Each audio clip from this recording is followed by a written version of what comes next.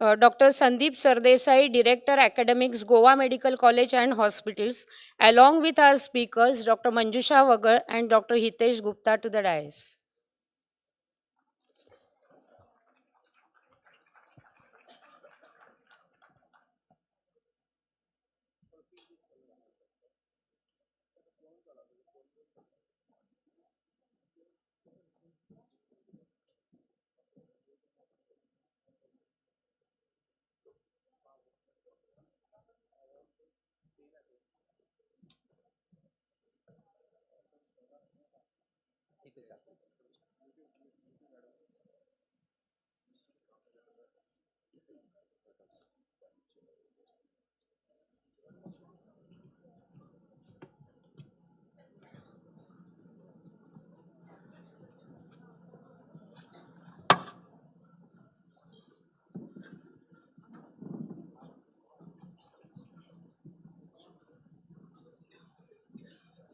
I now request our President, Dr. Pankaj Bajpai, sir, to welcome our chief guest for the day, Dr. Samantha Shan, with the floral bouquet.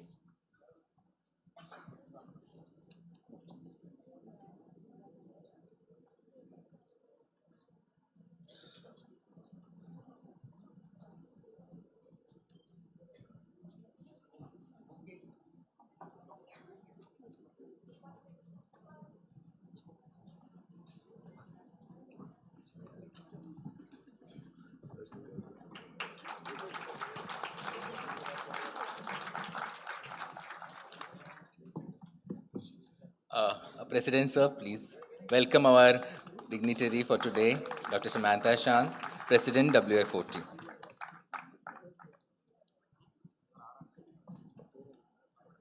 I now request our Dean, Dean ACOT, Dr. Jyotika Bijlani ma'am, to welcome Director Academics, Goa Medical College and Hospitals for today's pre-conference Kote inauguration.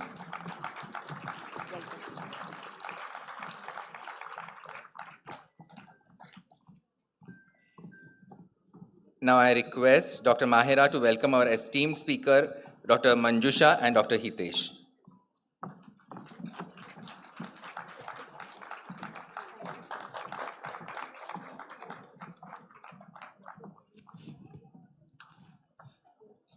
I, Dr. Hitesh Gupta.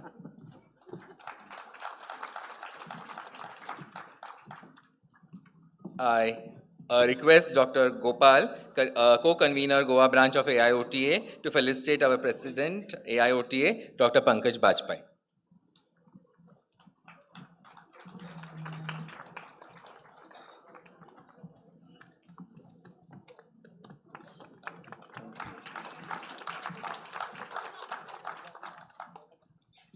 I now request Dr. Parag Adsue, EC member of Goa branch of AIOTA and faculty of Goa Medical College and Hospital, to felicitate Dean ACOT, Dr. Jyotika Bijlani.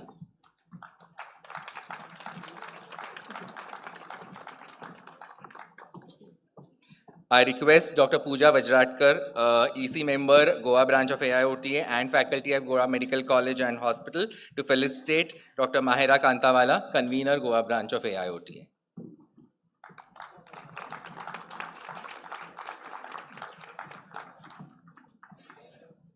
As a customary of an Indian tradition, to light a lamp and evoke blessings of Goddess Saraswati, I request all the dignitaries to come forward for lighting of lamp. I request students from Goa Medical College to recite the Saraswati Vandana.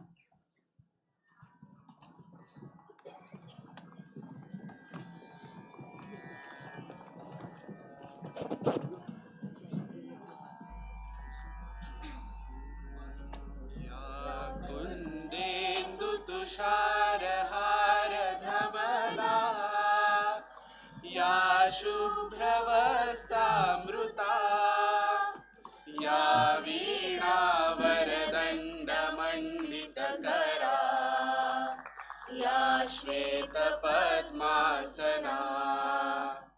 या ब्रह्माच्युतशङ्करप्रभृतिभिः देवै सदा वन्दिता सा मां ती भगवती निःशेष झाड्या पहा शुक्लां ब्रह्म विचार सार परमा आद्यां जगद्व्यापिनी वीणा पुस्तकधारिणी अभयदा जाड्यान्धकारा पहा हस्ते स्फाटिकमालिकां विदधती पद्मासने संस्थिता वन्दे तां परमेश्वरी Bhagwati बुद्धिप्रदां Sharda बुद्धिप्रदां Sharda बुद्धिप्रदां Sharda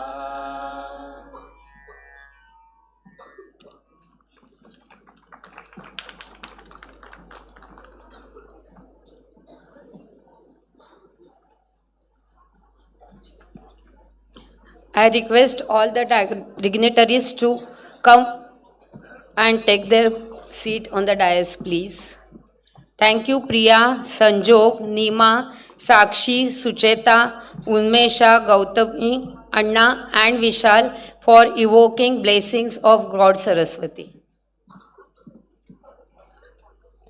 I now request Dr. Pankaj Bajpai Sir, President AIOTA, to deliver the welcome address of pre-conference Kote.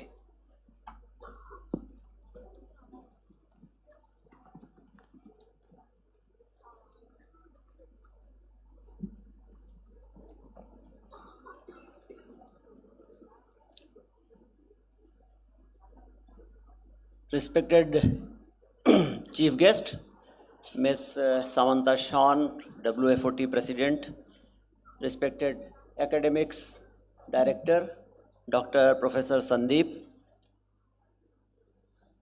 our Kote resource persons, Dr. Manjusha and Dr. Hitesh Gupta, Dr. Manjusha from Tata Memorial Center, Mumbai, and Dr. Hitesh from BLK Max Hospital, New Delhi.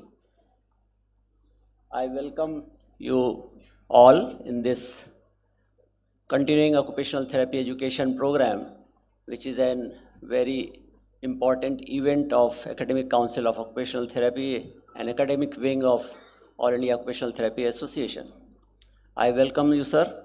I welcome other dignitaries and especially Dean Accord also for conducting such a beautiful program. I welcome organizing secretary of this conference, our scientific committee chairperson, Dr. Ganpati. I welcome also all the delegates here, my EC members, all the students who are also there. So I welcome everyone. This is a very important program. Just to within 2 hours you are basically made curious to delve deep into the topic. That is the main purpose of this continuing occupational therapy education program during conference. And the topic you can see in your schedule, which is related with onco rehabilitation of head, face and neck.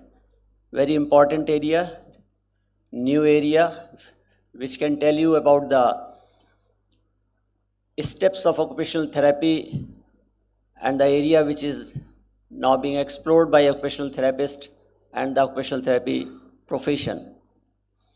I hope that their talk of Dr. Manjusha and Dr. Hitesh Gupta, both will enrich you and give some information, knowledge also, and instigate you to go more deep into this. And if you develop interest, you can also go into the field of onco rehabilitation.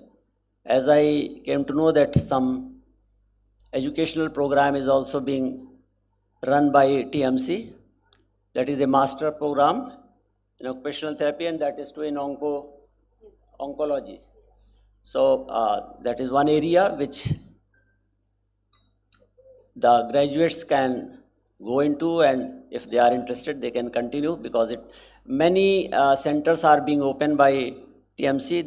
That is also in my knowledge, in all over India, and it is in, I think, 4 or 5 places at present in India, TMC center, and new centers are many more centers are there. So working opportunity, job opportunities are also there. So enjoy this program, learn from this, and I again welcome everyone. Thank you. Thank you, sir, for that welcome gathering and address. Now I request President WFOT to confer upon the Fellow of Academic Council of Occupational Therapy a ECOT award on our respected President, Dr. Pankaj Bajpai, sir.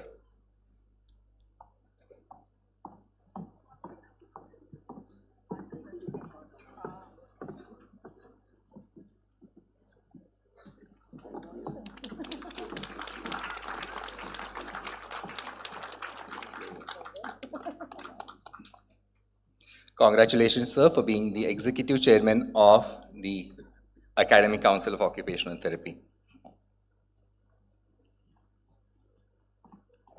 Now I request Dean ECOT, Dr. Jyotika Bijlani Madam, to give introduction about today's continuing occupational therapy education program, Kote for today.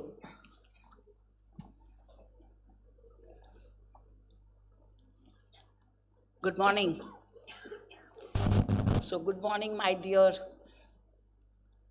our chief guest, Samantha, and our guest of honor, Dr. Sir Desai, and our dear President, Sir, of IOTA, and most important people of the day and of the conference, Dr. Manjusha and Dr. Hitesh.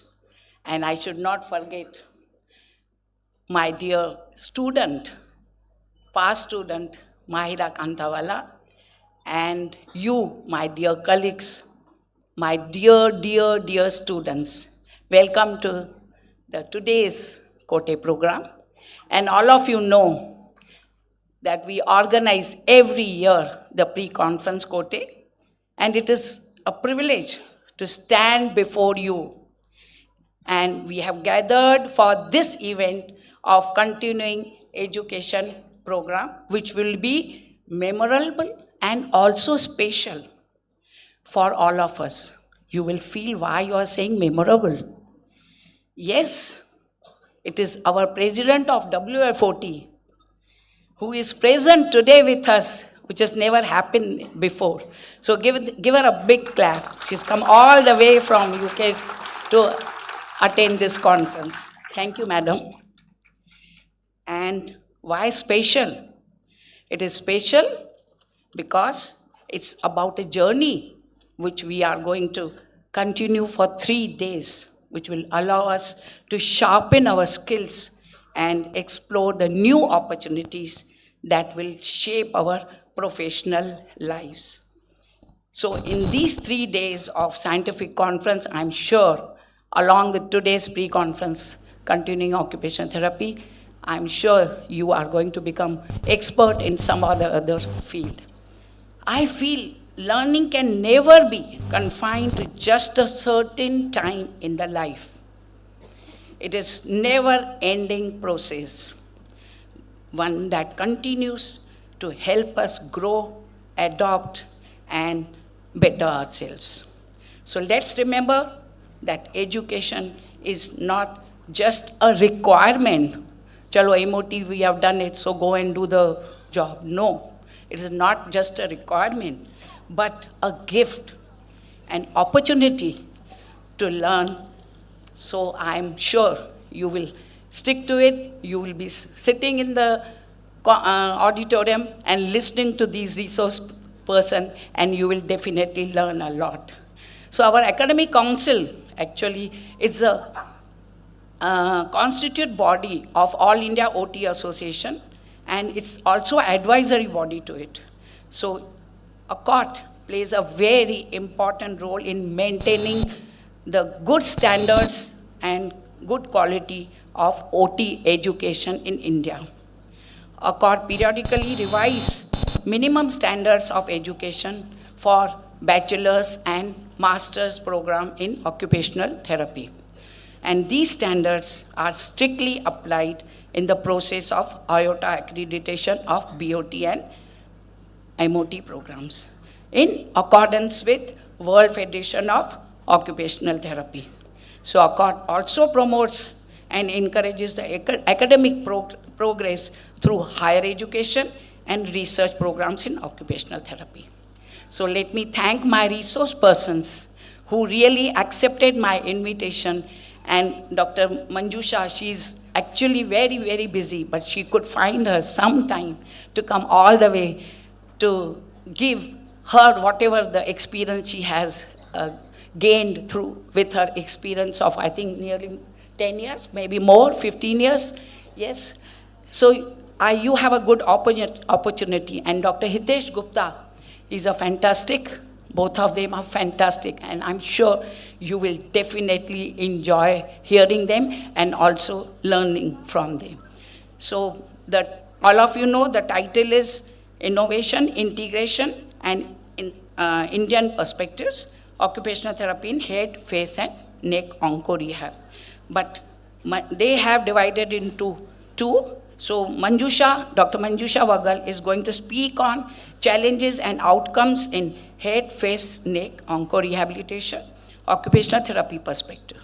While Dr. Hitesh Gupta is going to talk on optimizing functions through innovations and outcomes in head, face, and neck, onco rehabilitation. So thank you very much and happy learning. Thank you.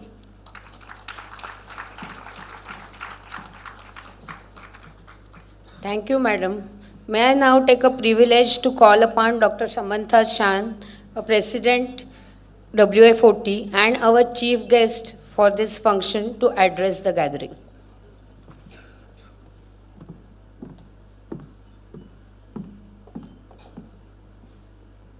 Good morning. Thank you, Mr. President of AOTA, and to the Dean, to our distinguished guests, to all of the speakers, to the academics, to the occupational therapists, and all of the students. Thank you and good morning. It is a real pleasure for me to be here with you today in person. I'm very excited to be back in India, and it's my first time to be in the state of Goa, which I'm enjoying very much. I bring you greetings from the World Federation of Occupational Therapists and our executive board. So let's consider why we are here for this pre-conference programme and the importance of continuing occupational therapy education around innovation and better practice for all. Our undergraduate education teaches us knowledge, skills, and attitudes that enable us to be good occupational therapists. But the WFOT minimum standards for the education of occupational therapists also emphasise the importance of continuing education and lifelong learning. And I congratulate the Association and the Council on such an innovative programme today. We need to see and learn about advancements on new areas of practice for education and research. As occupational therapists, we must always remember our core occupational therapy skills and what we can add to them, how we can continue to do better for ourselves and for the people, clients, and patients that we work with. Many of us have gone on and done further education from our undergraduates, masters, PhDs, doctorates. But continuing professional education, specific occupational therapy continued education, is important. It's about advancing our knowledge, skills, and attitudes, and how we will relate those day to day in our practice. I still practice as an occupational therapist, and I'm looking forward to this morning, but also our journey over the next 3 days of how we continue to improve those skills and perform better outcomes. So thank you to the Scientific Committee and to the Academic Council for this strong, exciting and innovative programme. I look forward to hearing from the speakers and I look forward to us all learning together. Thank you.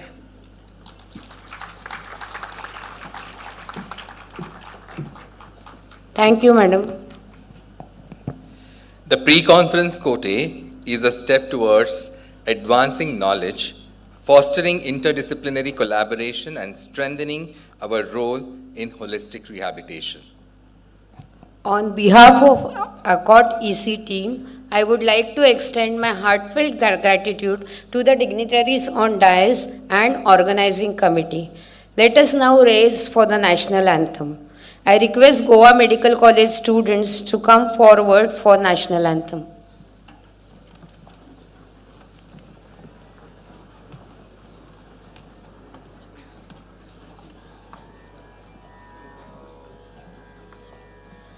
जनगणमनाधिनायक जय हे भारत भाग्य विधाता पंजाब सिंध गुजरात मराठा द्राविड उत्कल बंगा विंध्य हिमाचल यमुना गंगा उच्चल जलधि तरंगा तव शुभ नामे जागे तव शुभ आशीष मागे गाहे तव जय गाथा जनगण मंगलदायक जय हे भारत भाग्य विधाता जय हे जय हे जय हे जय जय जय जय हे.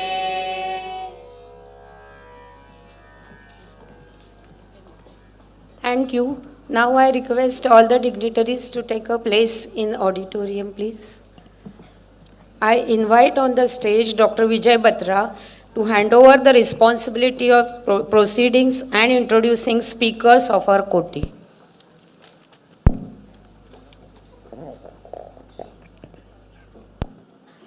Thank you, madam.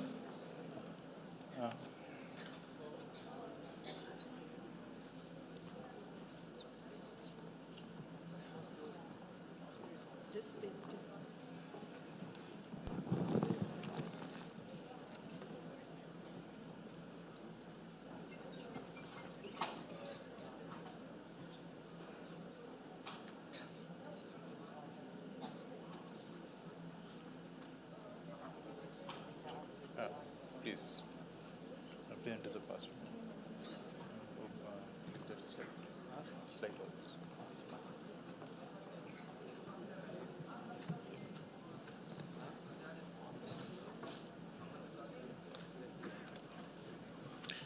A very good morning to all of you.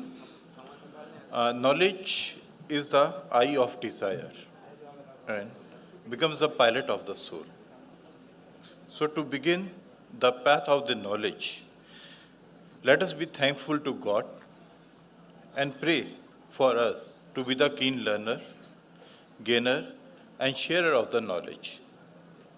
Firstly, I, Dr. Vijay Batra, on behalf of Academic Council of Occupational Therapy, welcome you all eminent professional delegate and students on this occasion of 62nd National Aorta Conference at Goa. This is the second conference of AIOTA at Goa. And today being the first day of the conference, which is going to be ignited with the power of knowledge sharing by our esteemed speakers of the pre-conference Kote program. The theme of the Kote is Innovation, Integration and Indian Perspective, Occupational Therapy in Head, Face and Neck Onco Rehabilitation. The innovation and integration is a current trend across the globe towards advancement in patient care as well as management and providing the services to the stakeholders. The innovation and integration in occupational therapy refers to the process of incorporating new and innovative and revised technology, approaches and methodologies into our daily clinical practice for more effective intervention in terms of patient outcome and to enhance their rehabilitation. Considering the advent of technology and methodology, we need to match and pace up with the global trends. Hence, the current session is geared towards meeting this objective within Indian context. Now, I would like to introduce our first speaker of today's program, Dr. Manjusha Vagal.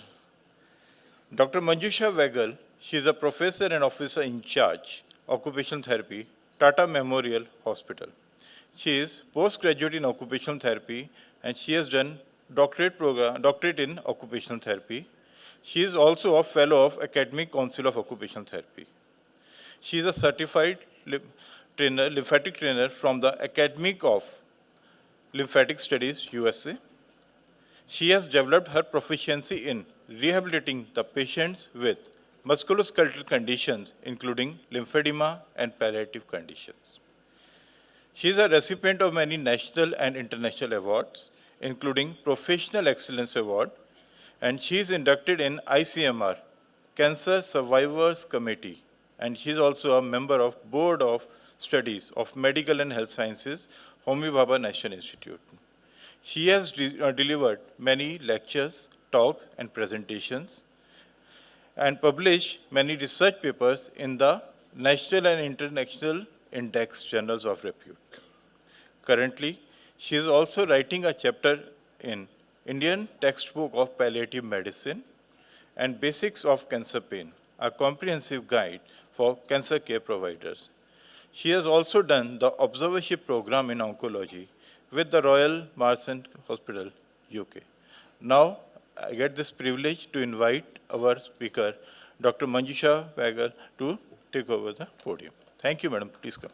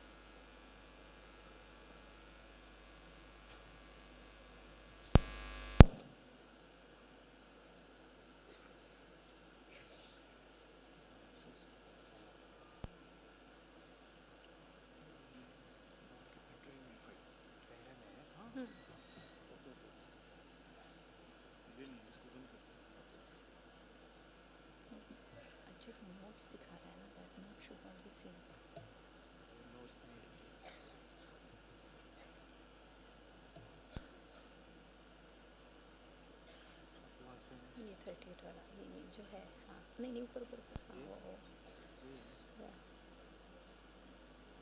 Notes दिखना नहीं चाहिए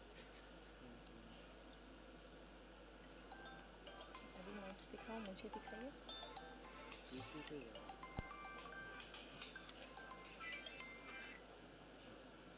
नहीं, पर मुझे दिखना चाहिए। वो क्या है ना, वो लैपटॉप क्या है ना, एक्सटेंड पे नहीं कर रहा है। एक्सटेंड पे जाएगा तो आपको दोनों भी दिख रहा है ना, तो नहीं, डुप्लीकेट पर मुझे चाहिए। I want notes. It's not able to connect. Our sincere apologies due to delay in the start of this session due to technical glitch.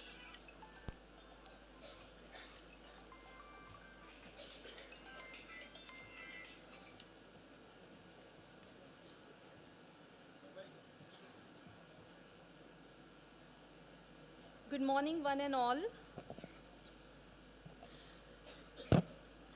It's an absolute honor and privilege to stand on this platform today and to present the occupational therapy practices in head neck oncology from the Asia's premier center for cancer treatment, research and education, the Tata Memorial Hospital. Before I begin with my presentation, I wish to express my sincere gratitude to the Dean Accord, AOTA, Dr. Jyotika Bijlani Madam, and the President of All India Occupational Therapist Association, Dr. Pankaj Bajpai Sir, for giving me the opportunity to present in the COTE 2025.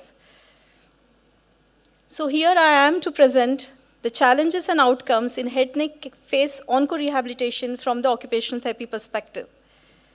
The disclaimer. This presentation includes our clinical experiences of successfully attending to the head neck cancer patients for the disease and its treatment-related side effects. Currently, there is very little evidence-based research on what are the best rehabilitation methods for head neck cancer patients.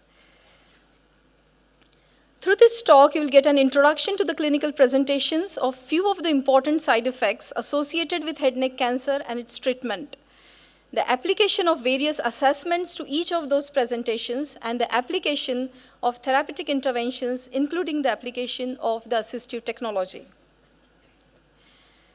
So let's begin with a brief introduction of head neck cancers, its treatment, and the side effects. So head neck cancer remains a major public health concern worldwide. It is the 7th most common cancer in the world, and in India, it approximately constitutes to 30% of all the malignancies. Its incidence is high in lower socioeconomic groups. More males are affected than females, and its usual presentation is in 5th to the 7th decade of life. 90% of these head neck cancers are mucosal squamous cell carcinomas, and they are further classified based upon the areas of the head neck region from where they begin.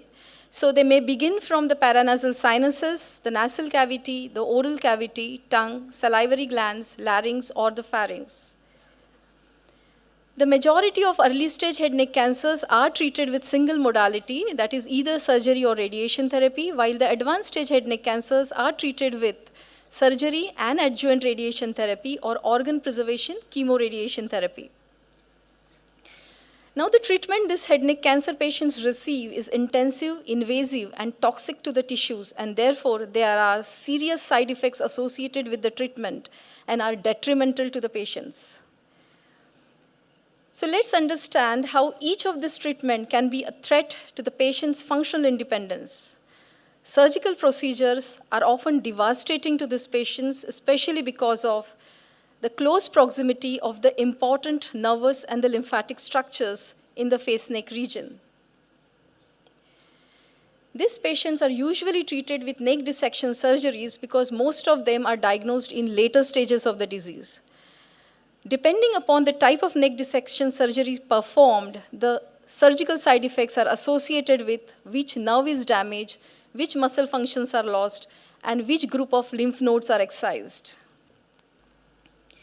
Radiation therapy is an important mode of treatment. Around 80% of head neck cancer patients undergo radiation therapy at least once during the course of their illness, either as a primary or as an adjuvant mode of treatment. Now, radiation therapy is toxic to the nervous tissue, and there is abundance of nervous tissue in face neck region. And therefore, these patients are at risk of developing cranial neuropathies and brachial plexopathies.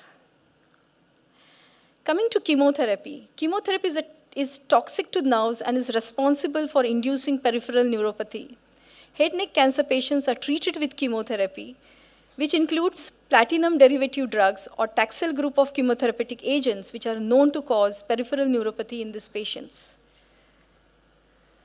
There's a major side effects associated with head neck cancer treatment, which pose functional challenges for these patients and rehab challenges for the occupational therapist includes shoulder neck dysfunction, external face neck lymphedema, trismus, pain, cranial neuropathy, brachial plexopathy, peripheral neuropathy, fatigue, insomnia, and sexual and intimacy issues.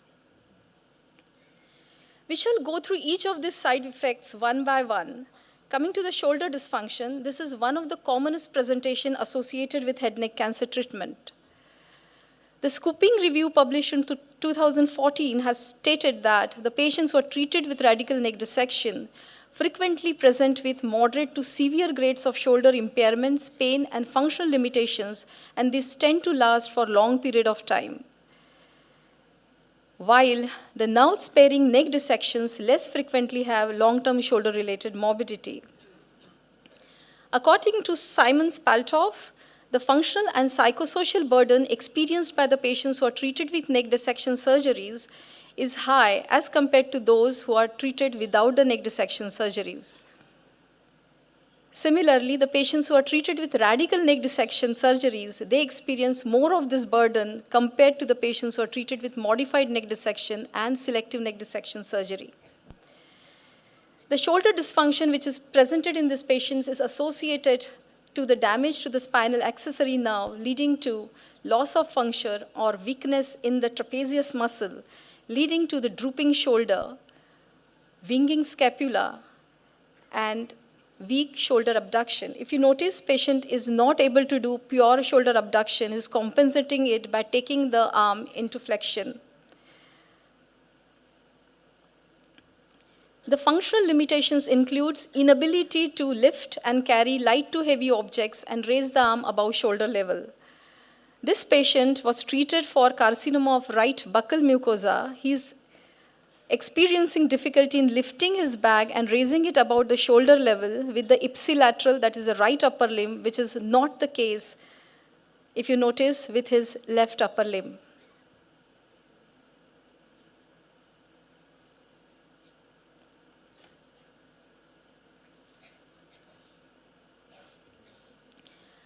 The other commonly injured nerve is the facial nerve, and this can cause various functional and psychosocial implications. Coming to the external face neck lymphedema, this is another common presentation which is associated with head neck cancer treatment. To describe lymphedema, it is the accumulation of excess lymph fluid in the interstitial spaces due to the disruption of the normal lymphatic transport.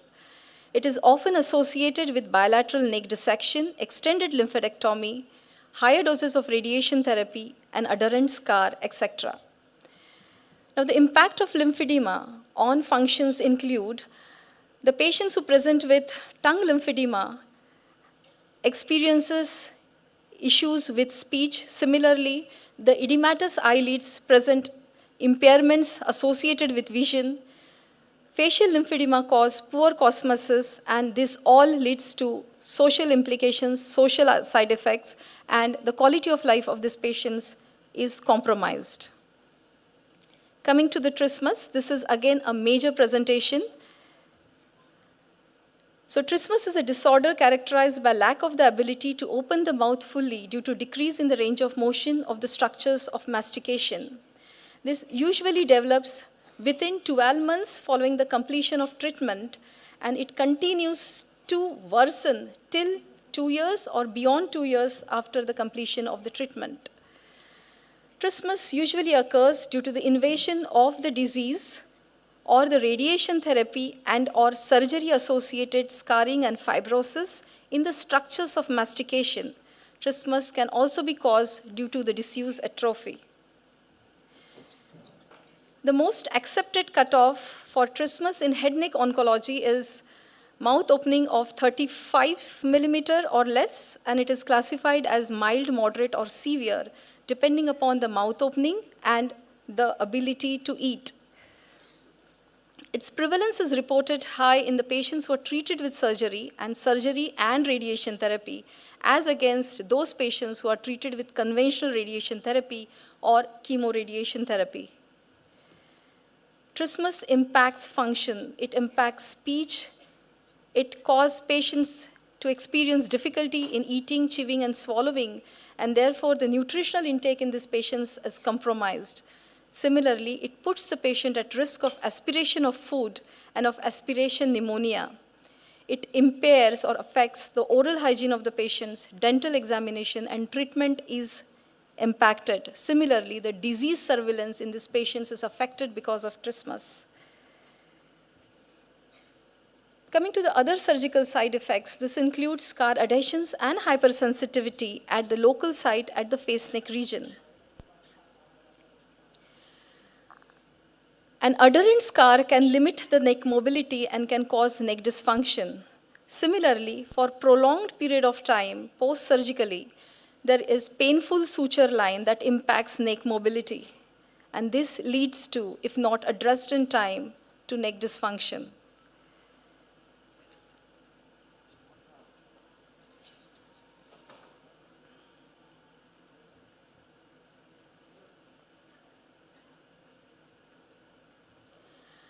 Even the reconstructive surgeries using pectoralis major myocutaneous flap can restrict the neck mobility and can cause neck dysfunction. Now, the complications associated with reconstructive surgeries at the donor site, from where the flaps of tissues are removed for reconstruction purposes, can become adherent and hypersensitive, limiting the joint range of motion, causing disuse atrophy, and can lead to dysfunction. There is also an associated risk of nerve damage, which can be temporary or permanent. If you notice, the patient is not able to curl the toes of his right foot, which is probably because of the damage to the posterior tibial nerve during the free fibular osteocutaneous flap surgery. And in the adjacent picture, you will see this clawing of the toes presented in the patient after 7 years of surgery. I mean, he got it immediately after surgery, presented to us after 7 years. So this is specifically to make you understand that it can be permanent nerve damage. The bulky myocutaneous flap can cause disfigurement and impact the psychosocial functions of these patients. The radiation-induced brachial plexopathy is often reported as a late complication. In this particular patient, he reported after 10 years of completion of his treatment, and he presented to us with ipsilateral upper limb tingling feeling that was present throughout his upper limb, and the motor weakness, which is more evident in the proximal group of his shoulder muscles.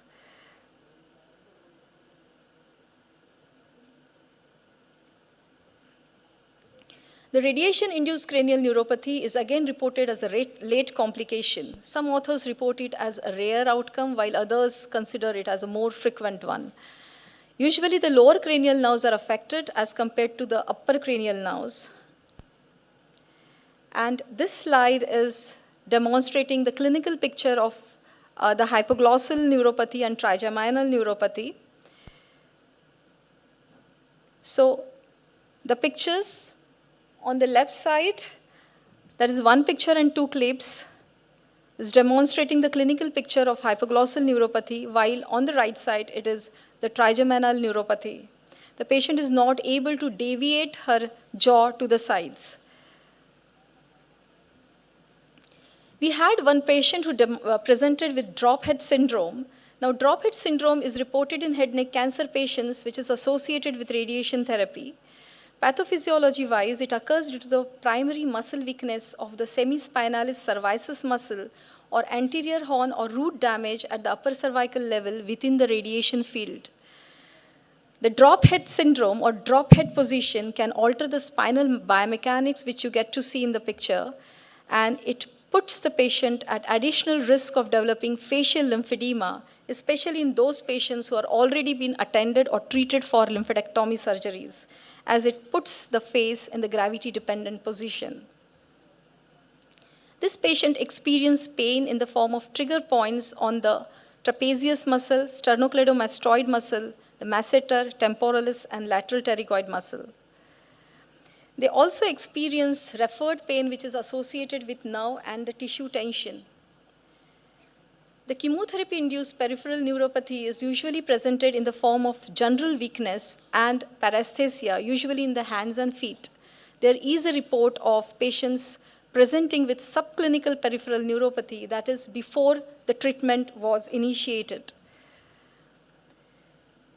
We shall go for assessment and management for each of this dysfunction one by one. So coming to the assessment and management for the shoulder and neck dysfunction. This particular chapter by Priscilla Park and Mahjabin Hashmi, this provides a comprehensive information about the role of occupational therapy in head neck cancer patients. It emphasizes the application of prehabilitation in these patients as it is helpful in carrying out baseline evaluation of their functional status, assessing their needs, providing them with the education about the potential side effects associated with the treatment, providing them with helpful strategies upon diagnosis, during treatment and after treatment, setting realistic expectations, prioritizing their goals, and helping them with coping strategies for important daily functions. Regular goniometry is applicable for assessing the range of motion of the cervical spine and the shoulder. There are various shoulder function assessment measures which can be used in these patients. The neck dissection impairment index particularly, which is a 10-item self-report instrument, is more relevant to these patients, especially for those who are treated with neck dissection surgeries. Neck exercises are initiated on day 5 or after the stitches are removed, or it completely depends upon the operating surgeon. This slide is demonstrating that the patient is receiving shoulder rehab in the occupational therapy department on the OPD basis. And shoulder rehabilitation for this patient usually is initiated on day 2 post-surgery. There is a need to provide home program for these patients. Coming to the scapular rehab. Now there is a need for providing scapular rehab because of the weakness or loss of function of the trapezius muscle, which happens to be a strong scapular stabilizer. So we need to work on improving the strength of the other scapular stabilizers, namely the levator scapulae, rhomboidus, and serratus anterior, to diminish pain and improve the scapular stability. Additionally, these patients should be prescribed with home program using TheraBands or resistive tubing. Coming to the functional rehab for shoulder dysfunction. So functional rehab emphasizes on application of compensatory techniques, usually in the form of prescribing a reacher to the patient if there is lack of shoulder motion. And this shoulder positioning device, which is an indigenously designed one for our patients in our department, can be of use for those patients who present with proximal shoulder muscle weakness. We also suggest patients to use bilateral upper limb to lift objects to compensate for the shoulder weakness and pain. Similarly, we advise them to use back sack on both the shoulders to carry and lift heavy objects on their back. Energy conservation and work simplification techniques highly recommended in these patients. Coming to the assessment and management of external face and neck lymphedema. Now, the 2017 published community-based study by Andrew Sember highlights the importance of prehabilitation for head neck cancer patients who are at risk of developing external lymphedema. It highlights its importance in early detection and early intervention of complete decongestive therapy for external head neck lymphedema, and it has shown to improve the patient's outcomes and patient satisfaction. Lymphedema is a chronic disease. There is no cure for lymphedema, and it has to be addressed throughout the life. So it makes a lot of sense if we empower the patient in managing their lymphedema themselves, and therefore, with that purpose, we conduct lymphedema clinic for our patients in our department to teach them the complete decongestive therapy. This we conduct every day once, and it takes some 2.5 hours to 3 hours per session. In this clinic, we assess and manage the scar and the fibrosis which is presented and which is associated with lymphedema Similarly, we carry out assessment and management of lymphedema. Lymphedema is a complex management, and it includes various components like compression therapy, simple or self-lymphatic drainage, manual lymphatic drainage, exercises, positioning, and skin care. I shall be coming to each of those in the upcoming slides. Scar evaluation forms an important factor in addressing the lymphedema. So scar has to be evaluated for location and whether it is adherent or non-adherent. An adherent scar, if it is located across the neck, if you see, it is present almost in all pictures, it is located across the neckline. It blocks the lymphatic flow from the face and the neck region, and this can lead to development of lymphedema. The tape measurement is a technical tool of assessing lymphedema. This particular tape measurement chart is from close training from where I have done my certification.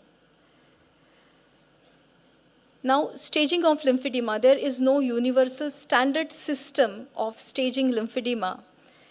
However, staging of lymphedema is important as it determines the line of management for these patients.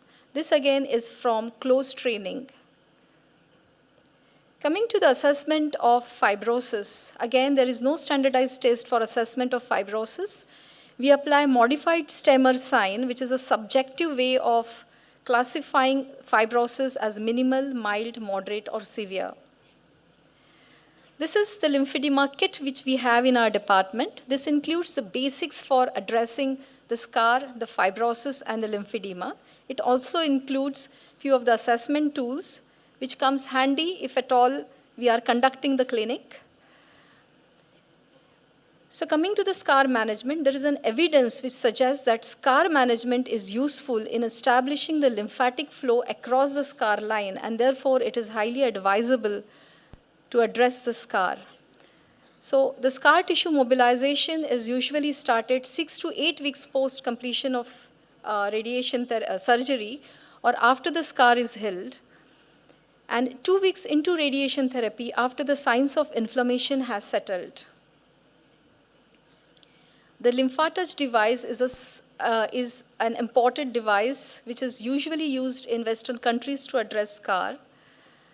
Coming to the management of the superficial adherent scars, so we usually treat it with silicone gel sheet or strip. Additionally, we put an insert on it and the compression garment to improve the scar pliability.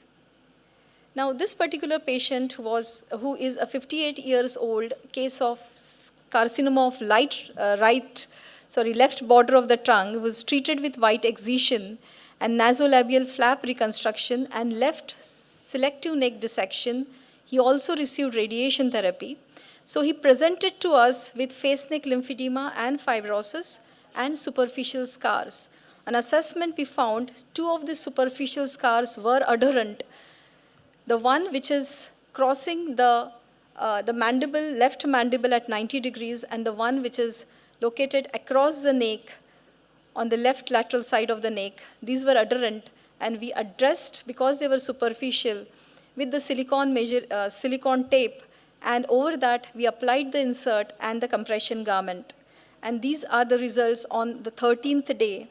You could notice the lymphedema is obviously decreased and the patient's jawline became evident. For the deep adherent scars, we use the elastomere mold. The beauty of the elastomere mold is it can fit into the gaps, it fill up the gaps and can address the deep adherent tissues. Similar to the management of superficial adherent scars, here also we apply the inserts over the elastomere mold followed by the application of the compression garment. And these are the results after 10 minutes of the application of the same, and this is 1 week of the management. There is obvious reduction, and if you notice there is induration which is there in the submandibular region. This is due to the insert, and that is why the inserts are applied. It helps in breaking the fibrosis. Now, this is the scar tissue pliability we achieved in 8 days.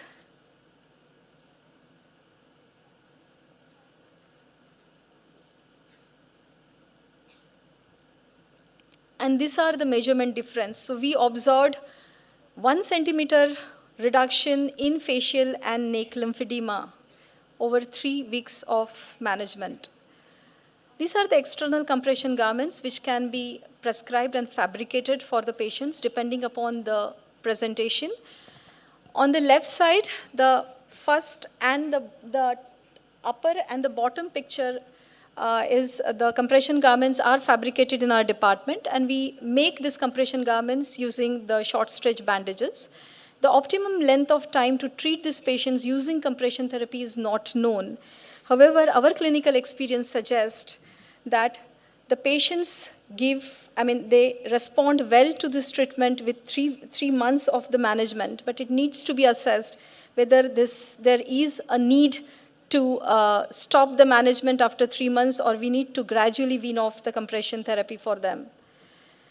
Coming to the manual lymphatic drainage or simple lymphatic drainage, the manual lymphatic drainage is the one which is administered by the therapist on the patient, and simple lymphatic drainage is the one which the patient does it for himself or herself.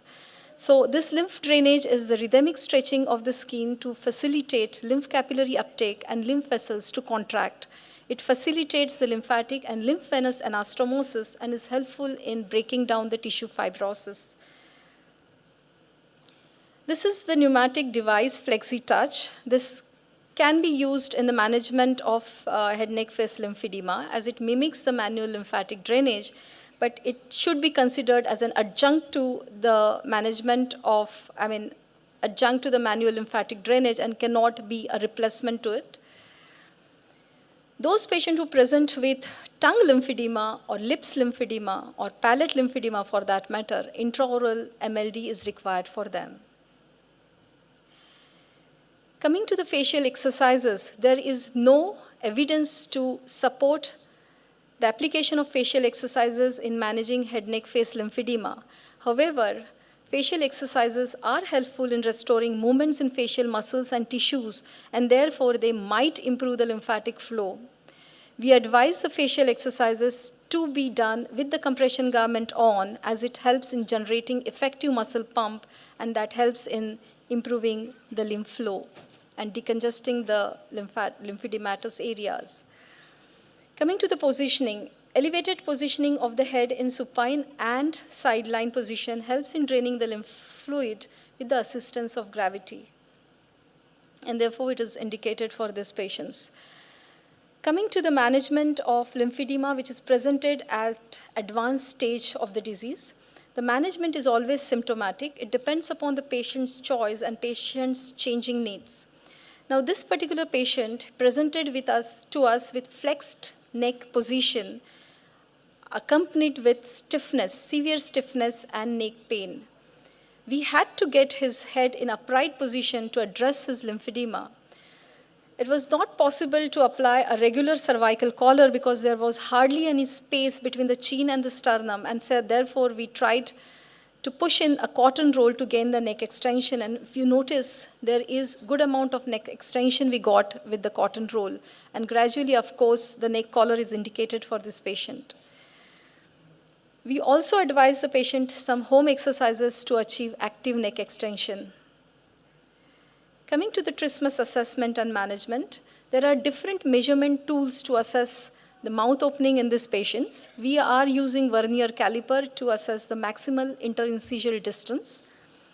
We assess their jaw limitations in their jaw functions, which is associated due to trismus with jaw function limitation scale.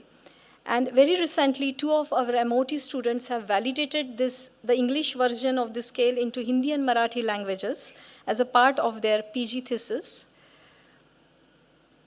The systemic reviews and the meta-analysis of randomized controlled trials published in 2017 and 2020 have specifically stated that there exists no specific exercise regime that can be considered superior to treat trismus. Additionally, it has suggested that to get good outcomes of trismus management protocol, a device has to be included in the exercise program. We conduct trismus clinic for our patients. We conduct it twice a day, every day. And we carry out assessments for trismus and jaw function limitations. And we educate the patients about the trismus and the trismus management protocol. And we emphasize on the importance of compliance to the management in the clinic. The indigenously designed jaw stretcher key and silicone mouth block forms the crucial component of trismus management protocol.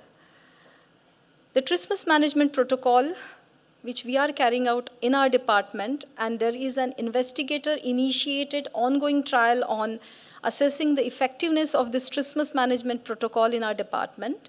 It basically includes jaw stretching exercises, which has to be done with audio-visual feedback, has to be repeated after every 2 hours, and in between, the patient is advised to apply silicone mouth block in the mouth to maintain the outcomes of jaw stretching exercises. And these are the outcomes. So this patient reported to us with mouth opening of 2.5 centimeters on the first day of the training program. On third day, it went up to 3.2. On 15th day, it became 3.6. And on 30th day, it became 4.1 centimeters mouth opening. The facial splint is indicated in them for lifting the drooping angle of the mouth. And these are the outcomes of 1 month of occupational therapy interventions which were given for addressing the orofacial weakness.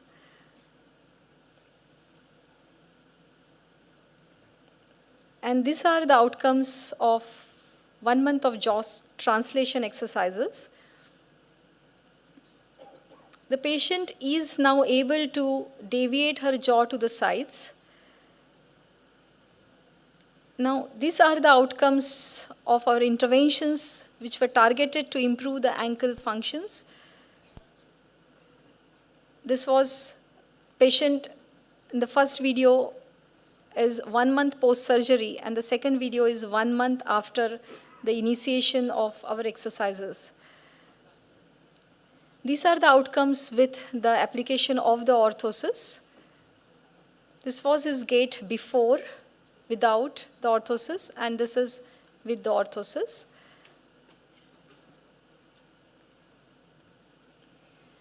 We achieved good amount of flap volume reduction with the compression therapy for this patient over the 6 months period. And these are the outcomes of our efforts in addressing the head drop which this patient presented to us. And we provided the patient with the cervical collar and a golfer's cap to get his head in upright position. It also helped the patient to correct his spinal alignment. This patient also had facial lymphedema, and he was receiving complete decongestive therapy. We feel, in addition to the CDT, the application of the neck collar and the golfer's cap, which helped him get the upright position of his head, helped to address his lymphedema to great extent. These are the typical occupational therapy interventions addressing the adherent scar at the donor site, improving the wrist range of motion, and improving the hand functions. The hypersensitive scars respond well to manual lymphatic drainage. Even the desensitization techniques which we regularly apply in our clinics, the pain responds well to it. The myofascial trigger points can be addressed with MFR techniques, and diversional activities and relaxation exercises are helpful to address the nerve-related pain. We manage neuropathy with desensitization techniques, relaxation therapy. We work on improving strength and maintain their motor skills for daily activities. And we provide compensatory techniques to prevent any injuries to the patient associated with sharp objects, extreme temperatures, etc. This particular picture is from the book Enable by late Dr. A.P. Tolle. And this is the feeding ball given to the patients for those who are treated with glossectomy surgeries, either complete or partial. And this is adjacent to it is a feeding spoon which is available on the net.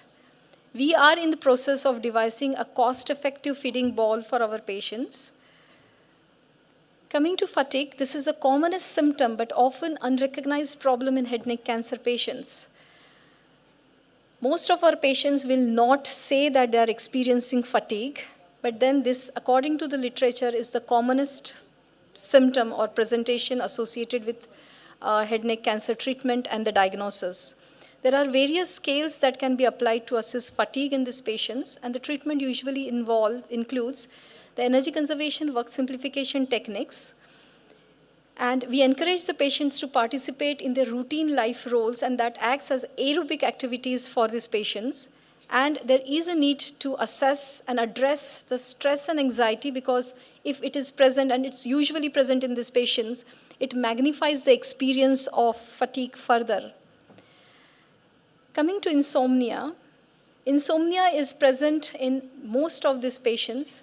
We recently had conducted a study to evaluate the importance of sleep hygiene or the effectiveness of sleep hygiene in addressing insomnia in head neck cancer patients. And this was again a part of PG thesis of our MOT student. And we found significant outcomes as assessed on Pittsburgh Sleep Quality of Life Index. The intimacy and sexual health, this is usually compromised, and there the literature reports about some barriers which needs to be assessed and addressed in these patients. The commonly listed barriers are lack of clear communication among the partners, depression and anxiety, and fatigue.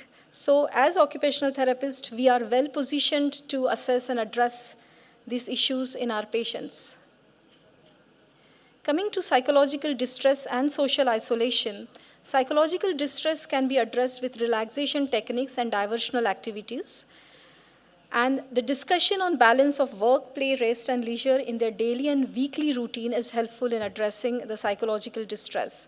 Coming to social isolation, a conversation with patient about their individual values and the objectives they have helps the therapist in prioritizing their goals and setting realistic goals for these patients. Now, the health-related quality of life questionnaires, these are the two which can be applied in this group of patients.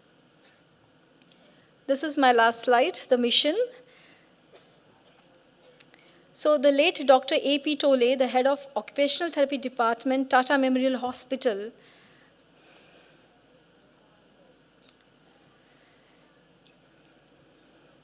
she laid the foundation of onco-rehabilitation in India, and on the same foundation, becomes a bit overwhelming when I speak about her. So we are trying to build on the same foundation the evidence for OT practice in oncology in order to make cancer patients live meaningful and dignified lives.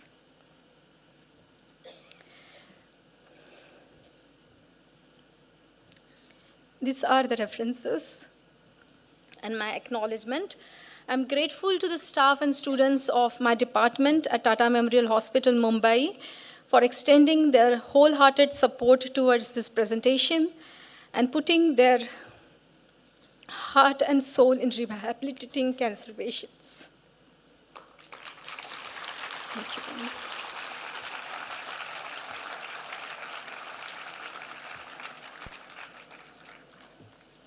Thank you, Dr. Machisha. Thank you. No, we can understand, madam. Even you reminded us of Tole ma'am, and she was a pioneer in the field of onco-rehabilitation from occupational therapy perspective. जब भी madam का नाम याद आता है cancer rehabilitation we always talk about the madam. So thank you, Dr. Machisha, for your wonderful insight into the complication and pre and post op management of patients with head, face and neck cancer and their rehabilitation from occupational therapy perspective. I wish this elaborative presentation of yours must be a learning experience to all the participants. Now, we have our next speaker, Dr. Hitesh Gupta. He's from Max Hospital, Delhi. And if we speak about Dr. Hitesh Gupta, he has done a wonderful job.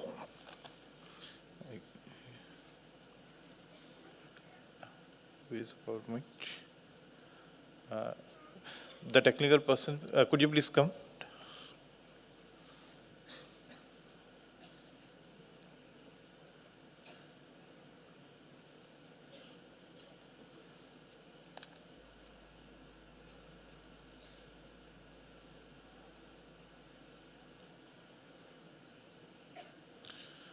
Where's that PowerPoint? PowerPoint. The quotation. Yeah. Yes.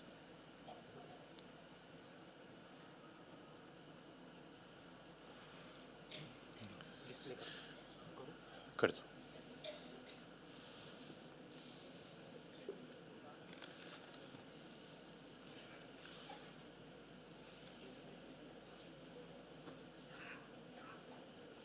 Thank you. Dr. Hitesh Gupta today is going to talk about the optimizing the function through innovations and outcomes in head, face and neck onco rehabilitation. He has done postgraduate in occupational therapy. Presently, he is in charge Dysphagia Clinic and Onco Rehabilitation Unit, Department of Surgical Oncology, BL Kapoor Max Super Specialty Hospital. He has done certification in the use of electrical stimulation therapy for the treatment of dysphagia from Thailand. He has also done an advanced course, trained the trainer from Spain, and is certified in the use of surface EMG and biofeedback for dysphagia from Singapore. During his tenure from 2017 to 19, he was a team leader for Neuro Rehab Unit for Medanta Hospital, Gurugram.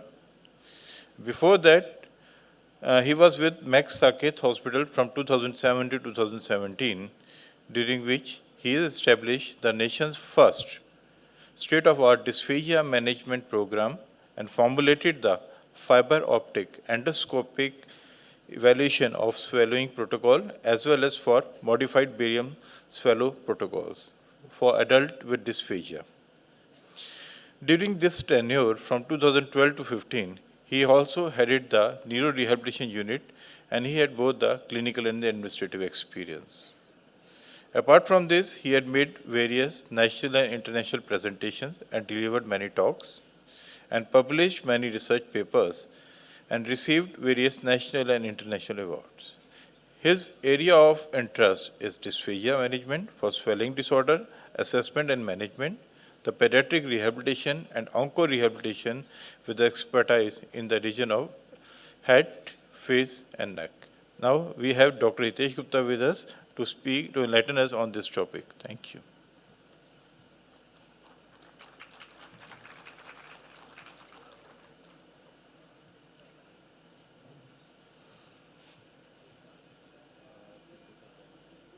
Put a pen drive. Excuse me.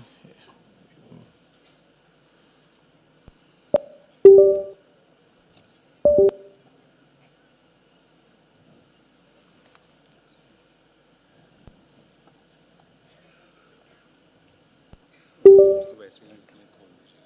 इसमें है. हाँ, ये pen drive में है.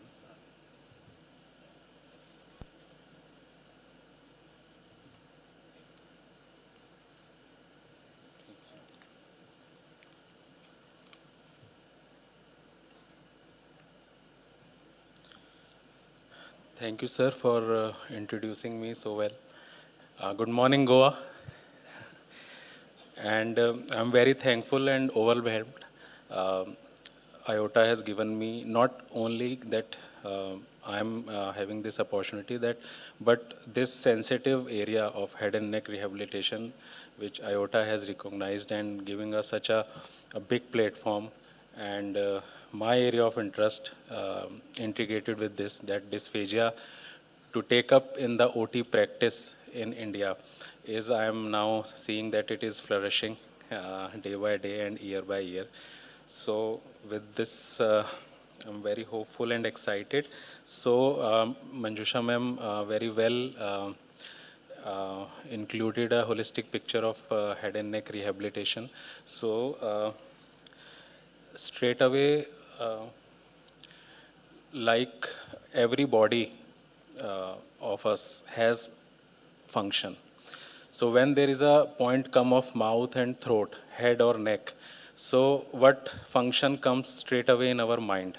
Can anybody tell in the audience, students? What is the function of mouth? Yes. So, as you can see, the general picture of our head and neck patients, there is a loss of structures, loss of tongue, loss of jaw, loss of lip. So, obviously, they will face issues in our basic function, which is eating, feeding, and swallowing. And eating, like we all are working for eating, and this is the basic pleasure of life, है ना? So after in the lunch, what is the specialty we will get from Goa, है ना? So it's in our mind. Last night I was very hungry when I reached. I had a pav bhaji of Goa. So the taste, eating, we live for. So assume that if any human being deprived of eating, like you can imagine that we have a fasting, like we have very rituals and fasting, and ladies have karwa chauths and all.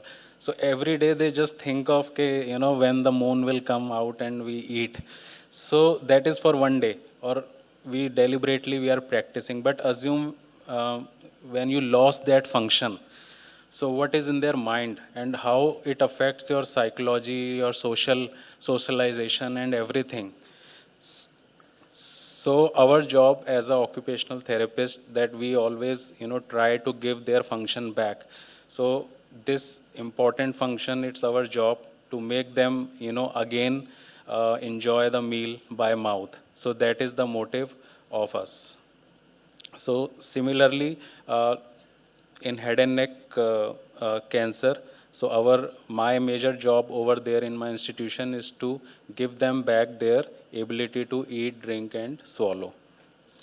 So dysphagia is a term for students, just to share that dys means dysfunction and phagia means swallowing. So any kind of dysfunction in swallowing we termed as dysphagia.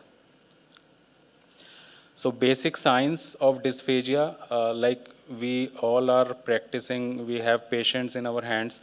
So if we see that any patient while eating, drinking is having these symptoms like coughing, choking, tearing from eyes, nose, that could be due to the dysphagia. Because of lack of awareness in many of the areas, when patient is having chest infection, coughing, they go to physician and they start antibiotics and they start management for cough and chest infection.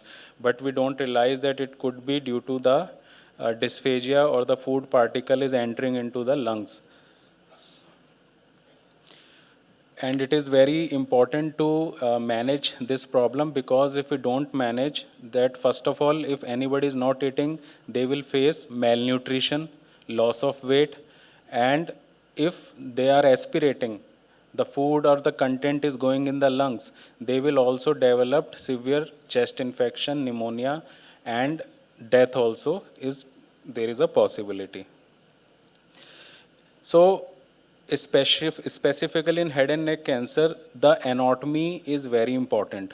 So anybody who is practicing dysphagia, one has to be very clear with the anatomy of mouth and throat, which constitutes of oral phase, pharyngeal phase, and esophagus. So just to the green color you can see on the screen is the food. So oral phase is the first phase of our process of eating, which comprises of your lips, jaw. We masticate, we prepare the bolus, and we transfer the food to the second phase, that is the pharyngeal phase, where we have soft palate, pharyngeal epiglottis, and beyond that, then we have a larynx also in the pharynx, which is important for aspiration prevention and for the voice. And when we do this process in a very well coordinated way, the food comfortably goes from mouth to the stomach. uh, nature has provided us a defensive mechanism that by chance, if anything enters in our lungs, we have to defend it. So we cough. For example, when we are talking or laughing while eating, drinking, we get sometimes incidental choking. So we cough to eject that particle outside. So that is called the airway protection mechanism. So for that we have three structures specifically which prevents us for aspiration, that is epiglottis. Please remember these structures because certain videos I will show you where we can relate this. So epiglottis is our first line of defense. Epiglottis is a cap. Uh, just see this animated video. Happens when this timing is off. Understand. This can happen to even someone healthy and young. This man is drinking soda, but oops, be careful. He ended up choking on it uncontrollably. This has probably happened to you too. This is called aspiration. The symptoms of dysphagia can include choking on food or liquid on a daily basis. Those who have dysphagia have a floppy epiglottis. The food broken down by teeth ends up in the trachea because the epiglottis does not close in time.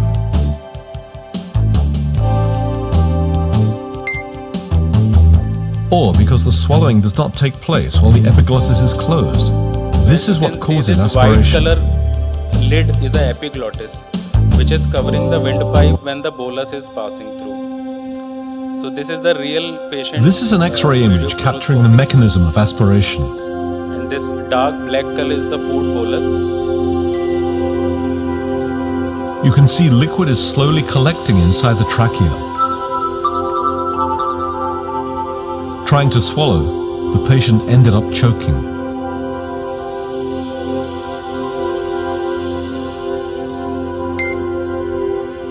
Food and saliva that enter the lungs by mistake actually contain many bacteria and can cause pneumonia if such foreign materials are not removed by coughing or in the form of sputum.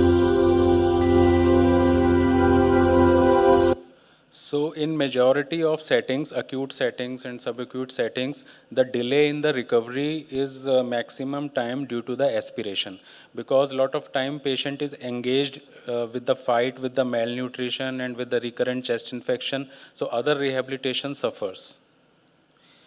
So as I said, in head and neck, it is dysphagia is totally depend on how much resection surgeon has done. For example, if there is total loss of tongue, so the problem will be more. If there is a half resection of tongue, problem will be less. So problem depends on location of tumor, where is the tumor, which part is resected, how much is the resected, and then further what treatment patient is getting. For example, after surgery, if patient is getting radiation, then it is kind of superimposed of other complications like shared fibrosis and other things will add on, which we have to deal with. So now just see the real picture of after surgery. As you can see, the distortion of the face, lips, and we can assume that how this patient will eat and drink. At present, she is not able to manage saliva also. This is after radiation.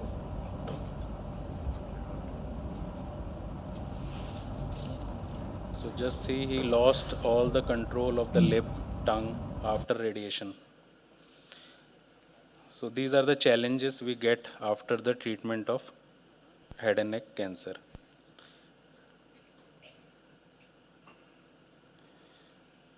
So our major challenge, first of all, to prevent aspiration, then to restore the efficient ability to swallow and optimum nutrition by mouth.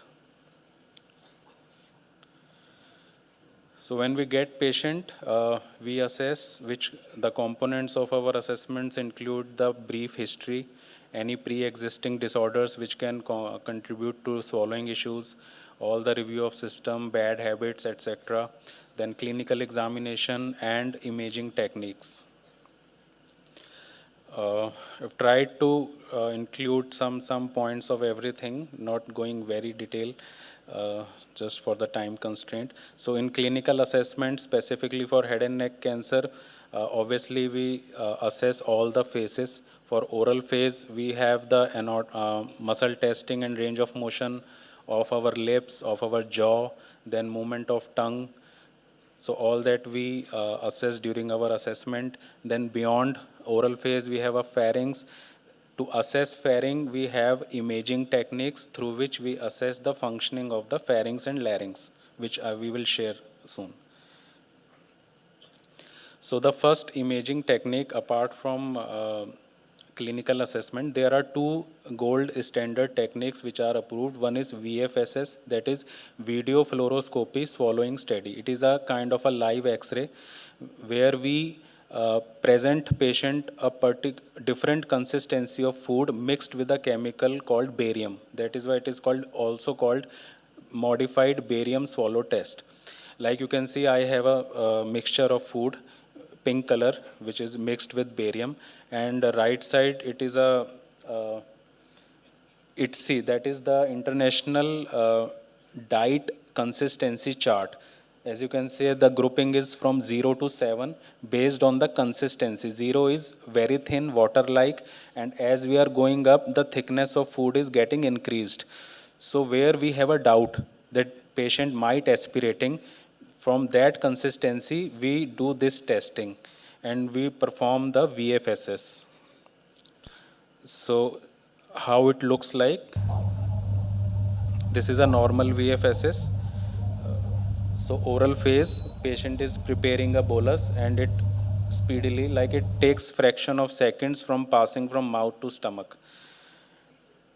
And when we have a problem, as you can see, this is the cancer esophagus. The esophagus is not opening. So you can see the white color, dark white color in the throat is the food. Patient is trying, but it is not passing through because there is a stricture after radiation in the esophagus which is not allowing. So in head and neck cancer, these imaging techniques are very important because clinically we cannot assess. If we are forcing patient, why you are not eating, but now we know that there is a stricture and patient is trying. So unless and until we open a stricture, food will not go. So this is the other presentation. As you can see, clearly the thin streak of food is entering into the trachea. Because there is also called term silent aspiration, where it is not sure that patient will cough while aspirating. So we have to, when there is a doubtful situation, then these tests are helpful for us. The another gold standard test is fiber optic endoscopic examination of swallowing. This is more practically applicable in head and neck cancer. VFSS is majorly we use in neuro population. In head and neck cancer, first of all, there is no radiation and less cost, and it's 5 minutes, minimal invasive. So in our settings and in maximum areas, surgeons or therapists, they prefer this test. So as you can see, in this test, we pass through a camera from the nose, and live we can see the pharynx and larynx. And when the camera is inserted, same time we present a food, so that lively we can see what is happening in the throat.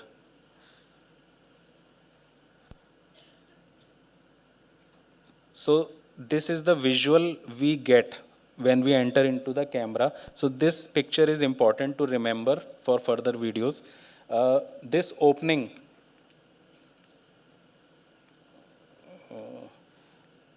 as you can see, the triangular opening is the entry of the trachea, and the sides are the vocal cords.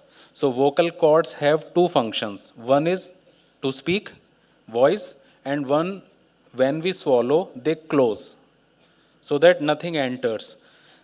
Remember the slide where I spoke about the three protective structures. One is epiglottis, this cap, lid, the labeled epiglottis, which covers the windpipe when we swallow. Second, vocal cords. And third structure is cough, is a reflex basically. So assume if there is no epiglottis, how we protect. So that is the story we will now see. So this is the live laryngoscopy, how we go in and we get.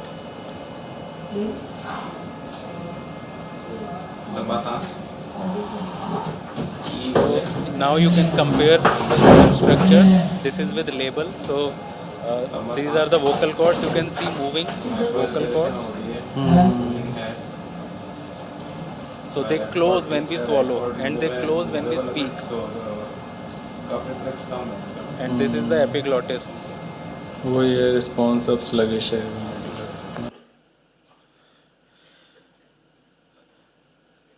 So the benefits, we can directly visualize what is happening inside the throat while swallowing and what are the condition of structures after the surgery or after the radiation. Mainly two outcome measures we use. One is PASS, penetration aspiration scale. Like if we score 1 or 2, that is safe, no chance of aspiration. But from 3 onwards, there is chance of aspiration. So we do not allow patient anything to eat or drink, or we don't allow patient to eat or drink the consistency which is unsafe. And we have to take help of feeding tubes to compensate the nutrition. And another subjective scale is the functional oral intake scale. Again, according to the score, if we reach beyond 4, we can remove the feeding tube. And till 1 to 4, we still need the feeding tube to support nutrition. So rehabilitation we have divided into phases. We start from the prehabilitation. Now we have trying to develop a system that when we diagnose a patient, a surgeon or a radiologist, they send to us before planning.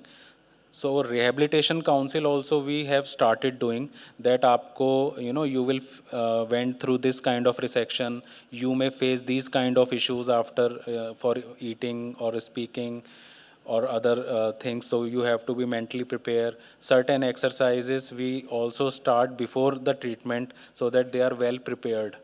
So we have started this prehabilitation also. Then post-surgery. So post-surgery, the acute phase, this is the prehabilitation counseling.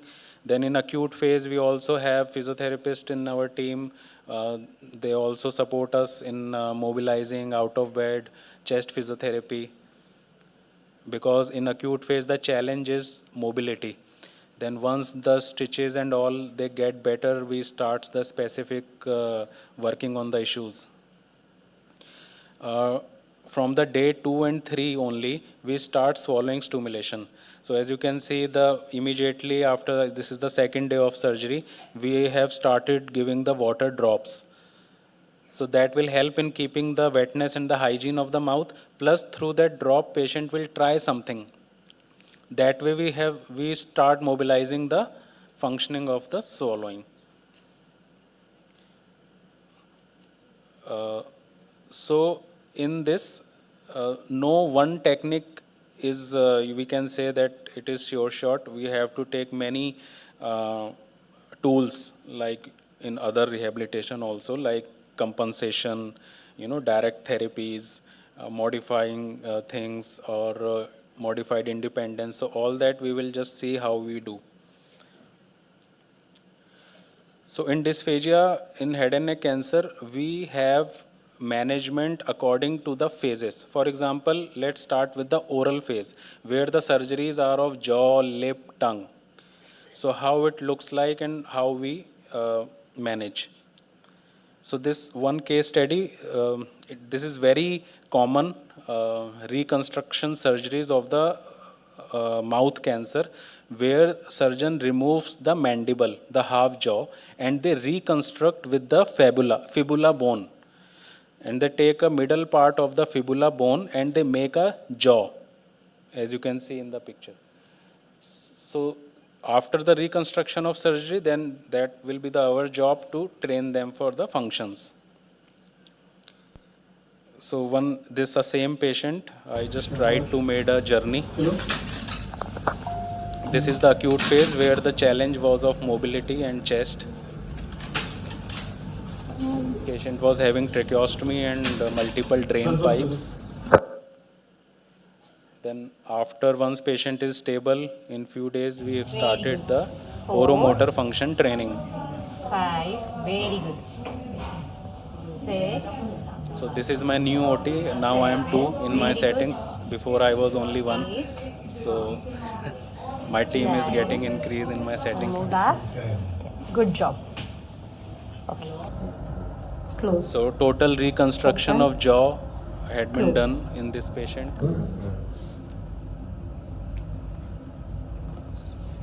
Okay. 3.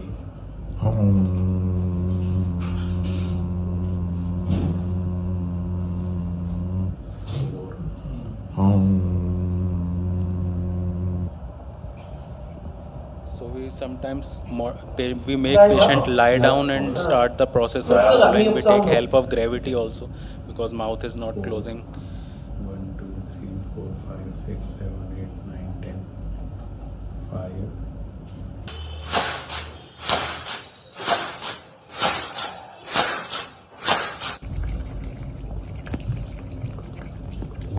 Week by week is getting the grip.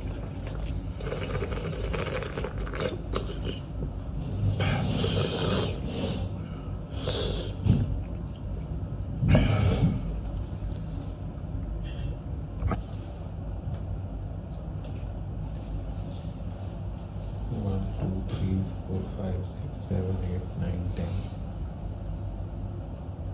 1, 2, 3, 4, 5, 6, 7, 8, 9, 10. 1, 2, 3, 5, 6, 7, 8, 9, 10. Left, right. 1, 2, 3, 4, 5, 6, 2, 3. This patient is still with us and we are working still on him, but at least now he has started drinking without spillage. And now he is able to close the mouth also.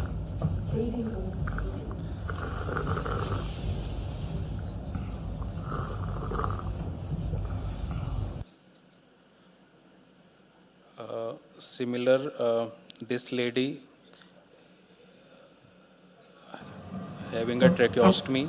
So tracheostomy management is also a challenge. So like tracheostomy also interferes our normal pattern of breathing and swallowing. So it is important to manage tracheostomy also. So we have multiple techniques like with tracheostomy, we start the process of normal breathing, putting a different type of orators over the tracheostomy and to develop the natural breathing pattern so that they can start the natural way of swallowing. Because nowadays most of the patients, they land up with tracheostomy in critical settings. This lady was having a multiple times of surgeries and 2-3 times of radiation. Still the spirit was high.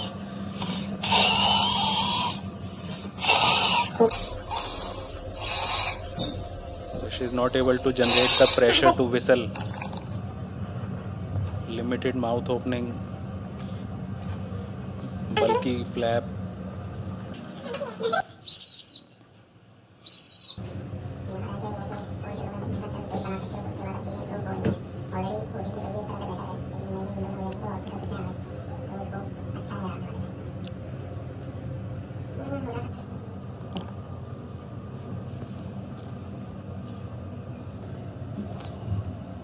See the type, maximum patient, they only drink in cancer, but we aim to present them or to make them able to have variety of food, not only liquid or blenderized food.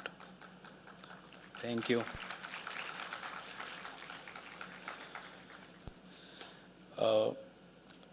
Patient where there is no tongue.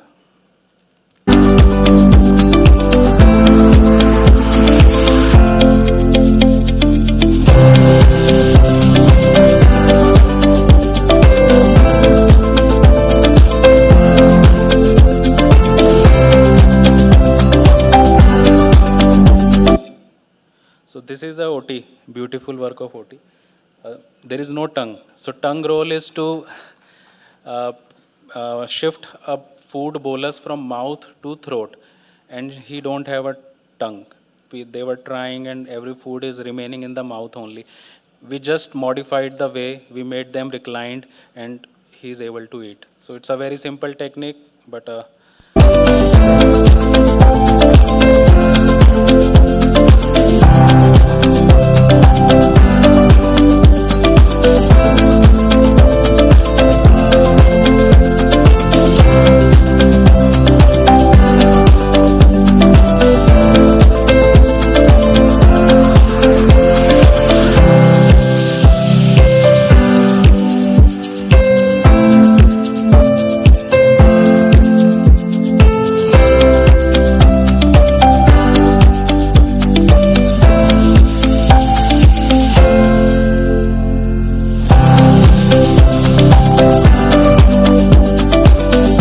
clear.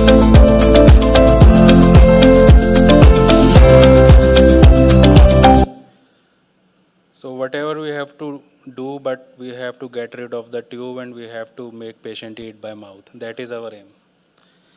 So now shift from mouth to the back throat, soft palate, tonsils. What happened when the surgeon resects those structures?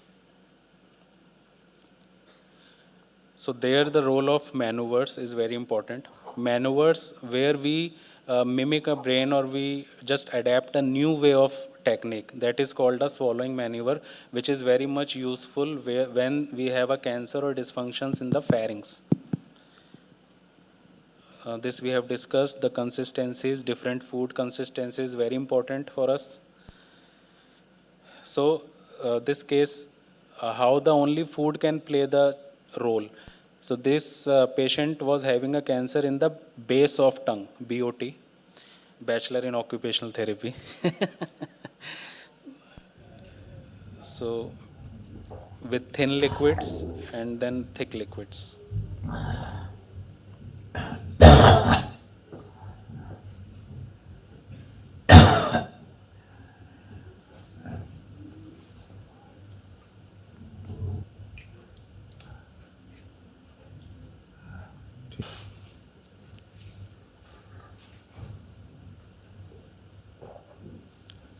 So the idea is to detect the safe consistency for a patient rather than to completely deprive a patient from a food.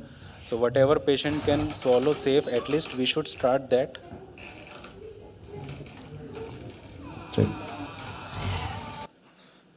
Tonsil, nasopharynx, where there is a soft palate dysfunction.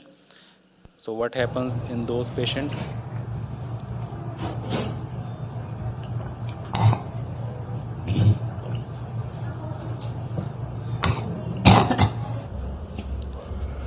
Nasal regurgitation is very common in soft palate patients. Everything comes from the nose. See, how must be they feeling? Like many family reported to me, their caregivers, that they have stopped eating because they didn't felt that your family member is not eating and on the same table they are eating different food. So it is a problem for a whole family because food connects. So same patient, how we are managing, just have a look with diet, with position.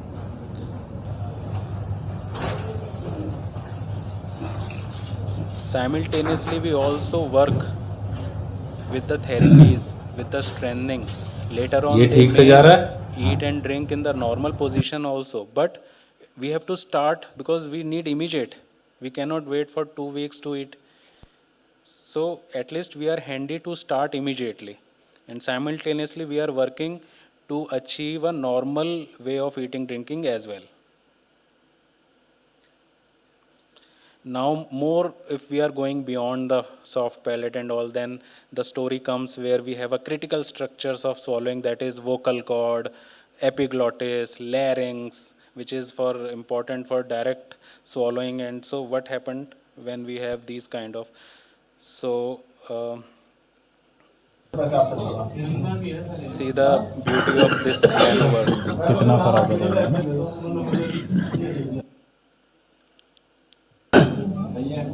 Now at the same time, with the maneuver, he is able to drink this water.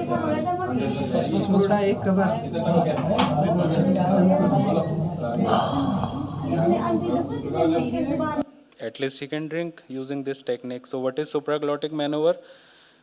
You can see this middle, there are the vocal cords. When patient is using the maneuver, vocal cords are closed. Here it is open. So during the maneuver, if you are drinking, nothing will go into the windpipe. So this maneuver, how we do, we take a breath, we hold our breath, and while holding our breath, we swallow.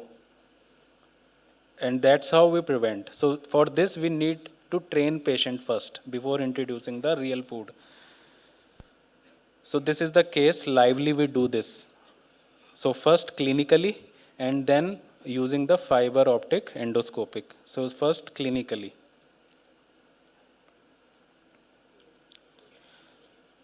So when initially we have to test a patient with all kind of consistencies because we don't know which consistency is safe for the patient. So very thin consistency first we tried.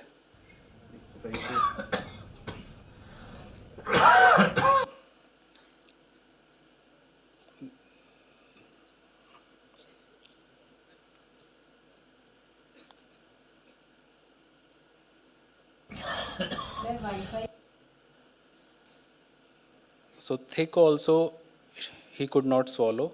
Then we tried with a maneuver.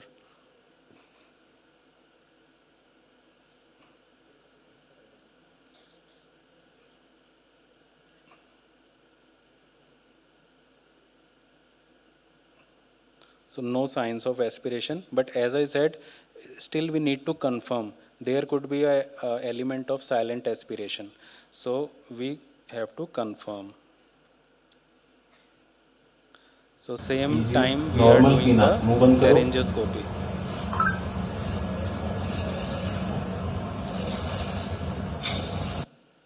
So just if the sound is okay, just try when I am saying that hold your breath, that time just see the movement of the cords, they are closing. And that time I will introduce the food.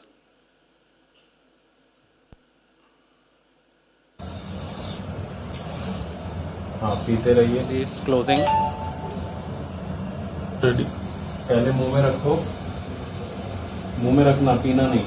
सांस लो और सांस रोक लो. अच्छे से रोको. छोड़ो नहीं सांस. पियो पियो. Because रुके रुके if you पीना notice, this patient do not have epiglottis. 2 बार 3 बार पीते रहो. See, there is no epiglottis. तब So the सांस first छोड़ना. line of defense mechanism is not there. So we have to take a help of second line of defense mechanism, that is vocal cord. पीने के बाद एक बार गला clear करना. So this is a white दोबारा पीना. buttermilk. As you can see, it is not entering into the windpipe. It is around and it is eventually goes into the food pipe but not going into the windpipe. See the clear, the throat is clear. Then we tried with the thick also. ठीक है, ये काफी गाढ़ी है, ये भी मुंह में रखना, फिर सांस पी लेना. See the cords are closing when he's holding a breath. swallow करो.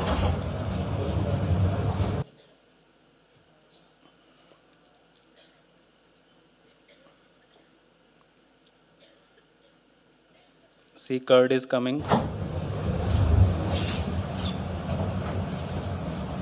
No element of curd gone into the, and also patient is not coughing also. So in his case, maneuver is working. So with this, we can take the story ahead. So that's how we have to see the safety also, as well as how we can initiate the process of or mechanism of swallowing. then the larynx, when the second structure is also resected, that is vocal cord. So we have two vocal cords. If one vocal cord is not working, then how to swallow? So then we have to have extra technique also we have to add. So this is the normal swallowing. P रहे थे एक एक घूंट So the extra is with the maneuver, you also have to have the positioning, chin tuck position for the double security. ठीक है So super supraglottic maneuver where head position also included while the breath holding. So this was the internally he was, his one vocal cord was not working, and you can see clearly how the saliva is entering into the windpipe. This white color is the saliva, and see slowly it is penetrating into the windpipe larynx. So this is called aspiration. And his one cord only moving, the right one is not moving. So in this kind of patient, we have to tilt the head to the affected side. So this is the normal drinking and आराम से black भी है ना आराम से बिल्कुल देखो ऐसे ऐसे नीचे अपने यहाँ देखो आराम से धीरे से जब जान दो so if you swallow with that affected side, you can prevent the aspiration.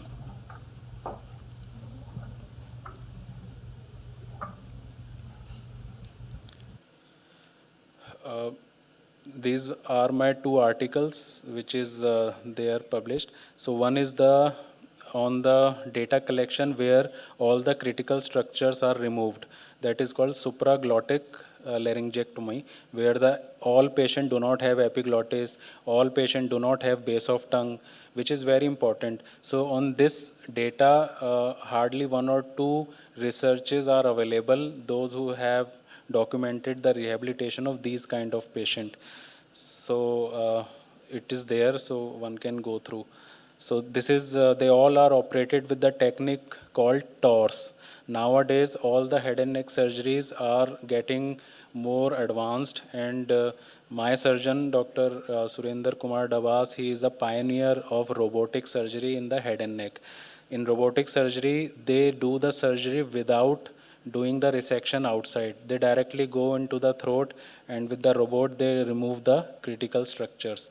So after these surgeries, the rehabilitation is not very well documented, mainly dysphagia. So this is my paper. And second is radiation therapy. So earlier, like it was published in 2014. So that time, radiation oncologist used to send me the patients after the radiation with the complications like neck, trismus, swallowing. So just came in my mind that if we start all these things prior to radiation, then it may be a helpful.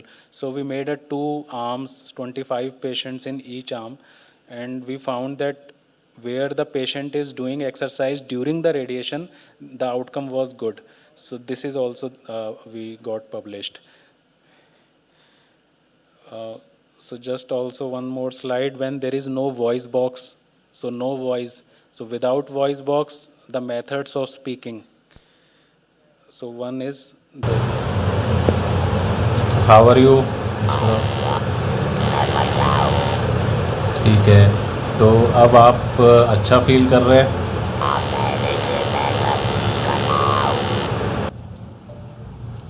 तो अपना नाम बताइए मेरा नाम राहुल ठाकुर है। ठीक है कहाँ रहते हैं मैं फरीदाबाद में रहता हूँ। ठीक है तो अभी आप So this is the another method where surgeon puts a prosthesis in the esophagus, and it connects the trachea and esophagus. So like we burp, that sound we have to use as a voice.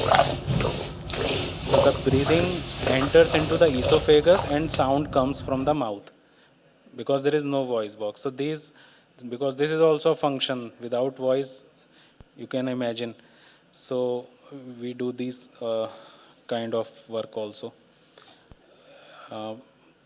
certain glimpse, like where all patient cannot do exercise, understand. So we teach them, okay, how you manage with a modified way. So like this old lady, everything is spilling. So just we taught her a head tilt and eat and drink. At least she's preventing the spillage. But at least managing independently. Same way, another technique. So these all are to give a immediate relief, because exercise outcomes will take some time. So if you're presenting with a glass, there is aspiration, spillage. Just we modified and we made him with a spoon. So he managed. So at least he had water, no aspiration, no coughing. So at least we can move on. So these are the techniques where some adaptive skills also we do, modified straws, plates, utensils, modified chairs, feeding chairs, all that also we use with time. Some fun exercise, mouth exercise, I'm not going in detail, chewing exercise. Trismus ma'am has already covered. Now some we also using, like surgeons using robots, so we are also using currents and biofeedbacks. So two things we are using, NMES, that is direct stimulation on the structures to improve the blood flow and contraction of muscles, but this we are not very much in use or not much evidence in the head and neck cancer. In neurological settings it is more evident. But in our settings, head and neck cancer, we are more using EMG, where there is no current, no invasive, but a feedback therapist and patient is getting that how much force or contraction I am generating. So we place electrodes on the digastric belly swallowing muscles, which is more affected or which we want to strengthen particularly. We place electrodes over there and we train patient for swallowing action, using all other maneuvers as well. So let's see through this video.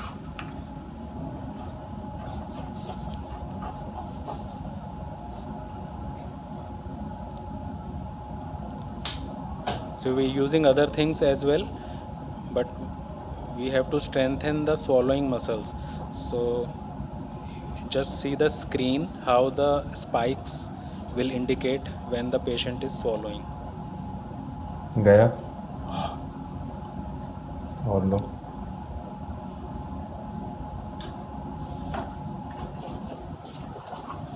So he's using the maneuver head tilt.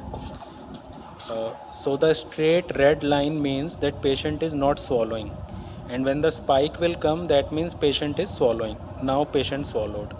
So this threshold we can set. गया That's how therapist and patient, we will both come to know that how much force we are generating and how much more we have to work on.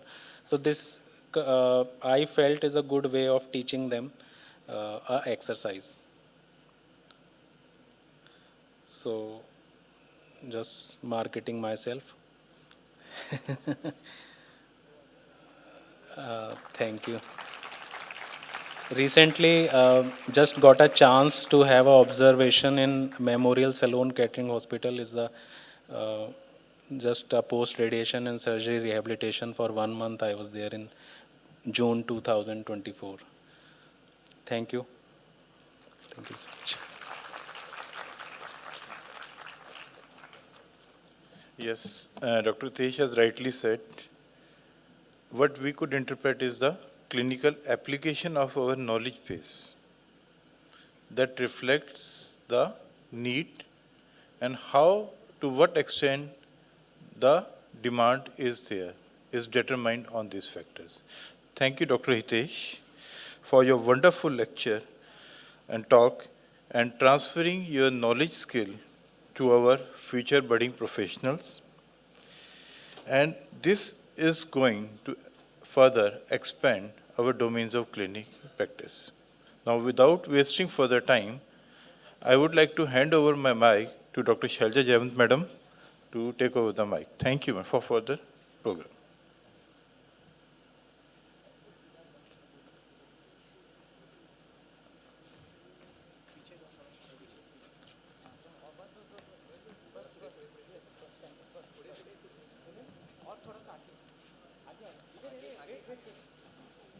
Now we are going for our panel discussion.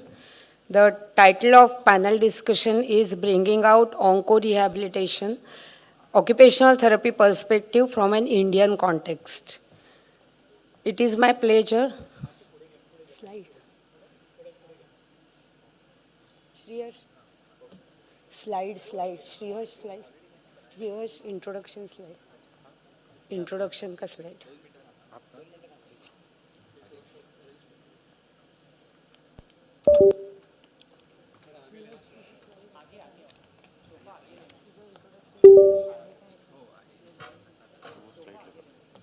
ये कौन सा वाला? जो अपने power point था इसमें, हाँ इसमें जो पावर पॉइंट था, इसमें जो आपने लगाया था ना, ये PowerPoint which we have सुबह में दिया था ना। हाँ इसमें कौन सी? इसमें पेन ड्राइव ये आपको पहले है ना?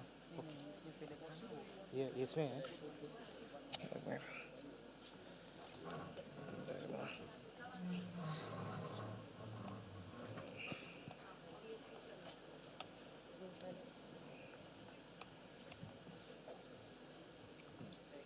ये ना ये क्लोज कर दो। नेक्स्ट ये क्लोज कर, ये भी क्लोज। नहीं क्लोज इट कर,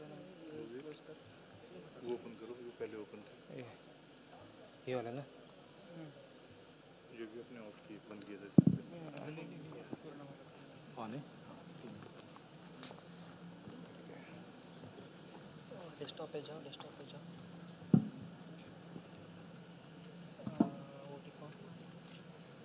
हाँ हाँ here.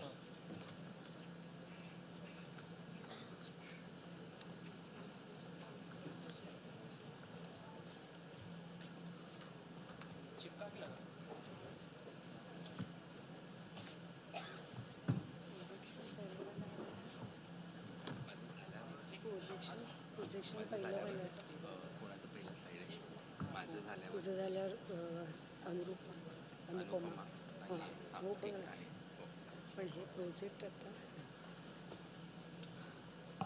करू करू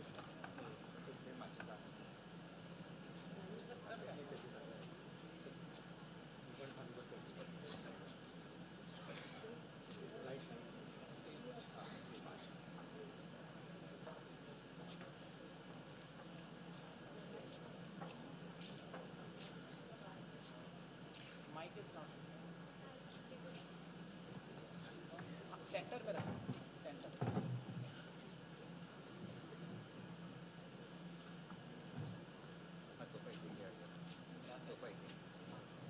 ये सोफा थोड़ा दोनों इस side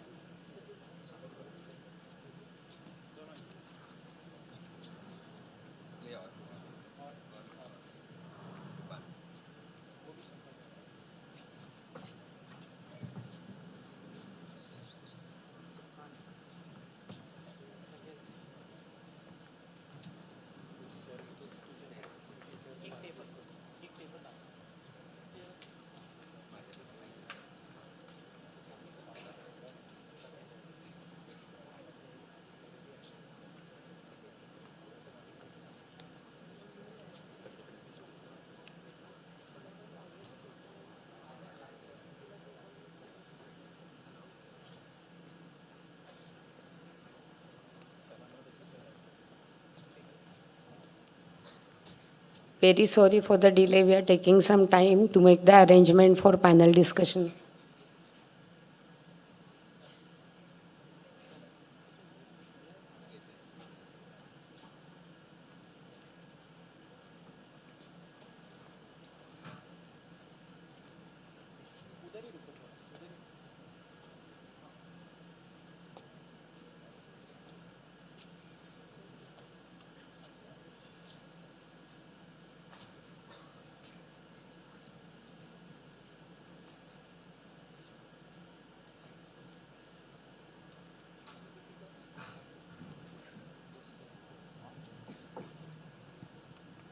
check.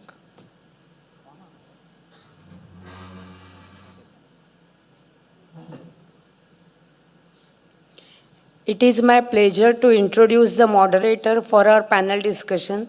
Our moderator for this panel discussion is Dr. Shreyash Jagirdar. He is working as an assistant professor in occupational therapy at TN Medical College, BYL Nair CH Hospital, Mumbai. He is MUHS recognized PG teacher in neurosciences and is executive committee member of Academic Council of AIOTA.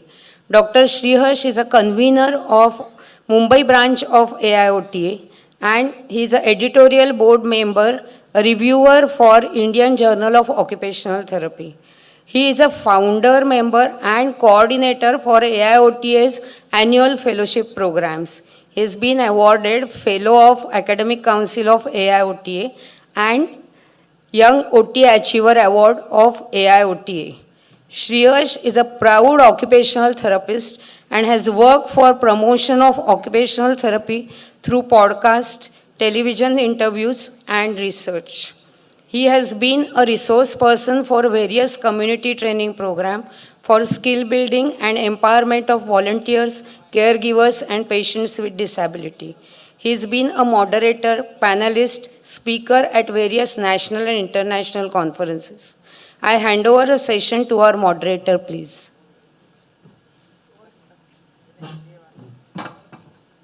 Thank you, ma'am, for that introduction. Now we go on to our panel discussion. And it's a great privilege for me to introduce our panelists for today. First, Dr. Anupama Borkar. Slide, please.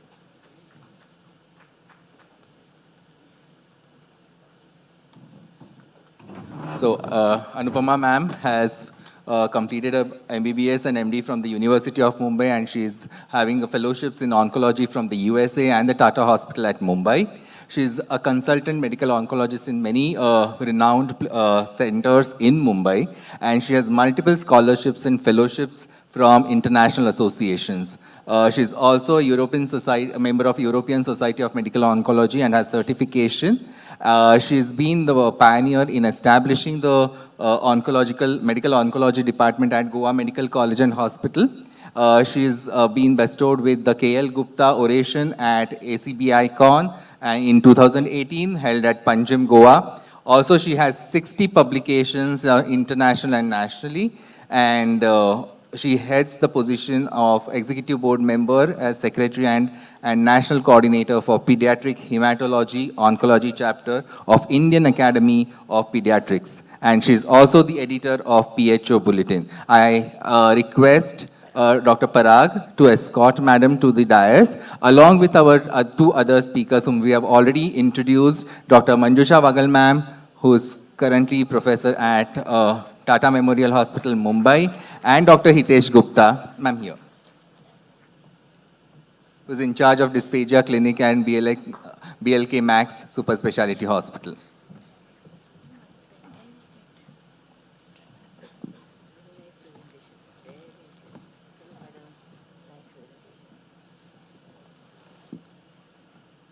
So we welcome you all for this panel discussion after the deliberations of Dr. Manjusha and Dr. Hitesh.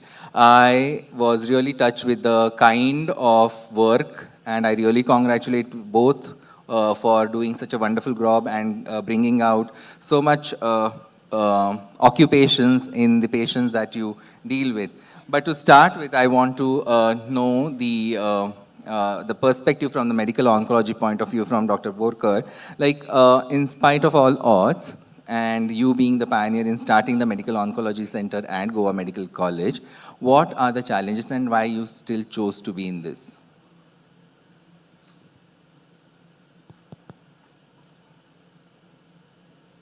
Mic check. It's okay.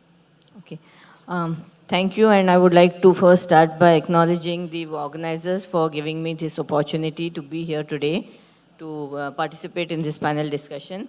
The two talks in the morning were very, very enlightening, and we as medical oncologists are so busy in just, managing the medical oncology part, the chemotherapy, the immunotherapy, the targeted therapy, that sometimes we tend to lose perspective and, take certain things for granted and don't realize that, once the surgery is done and the chemotherapy is done, patients still have to continue their life after that. And after certain major and supramajor surgeries involving the head neck region and the radiation, which takes its own toll, even a simple thing like swallowing and speaking one sentence clearly is a challenge. So thank you for those two wonderful lectures, which gave us a perspective of what good physiotherapy and occupational therapy can achieve and how much it can help the patient to, live a, I wouldn't say normal, but as near normal as life as possible after going through cancer therapy.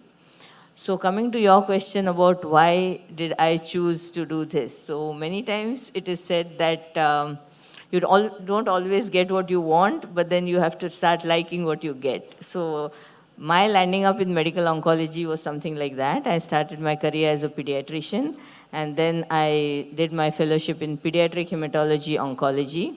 But when you look at the whole cancer spectrum, then pediatric cancer constitutes only about 3 to 4%.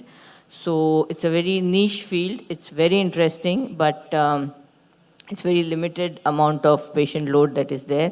And so that's why I diversified and I did medical oncology, and the rest is history. That's how I'm here. And last 6 years, we have running the Department of Medical Oncology at Goa Medical College. I want to ask, that's a great job that she's done. Starting an oncology center is at Government Medical College is a great deal. I want to ask Manjusha ma'am, I saw you getting really emotional at the end of it. And I mean, still why? Why do you and continue to do what you do?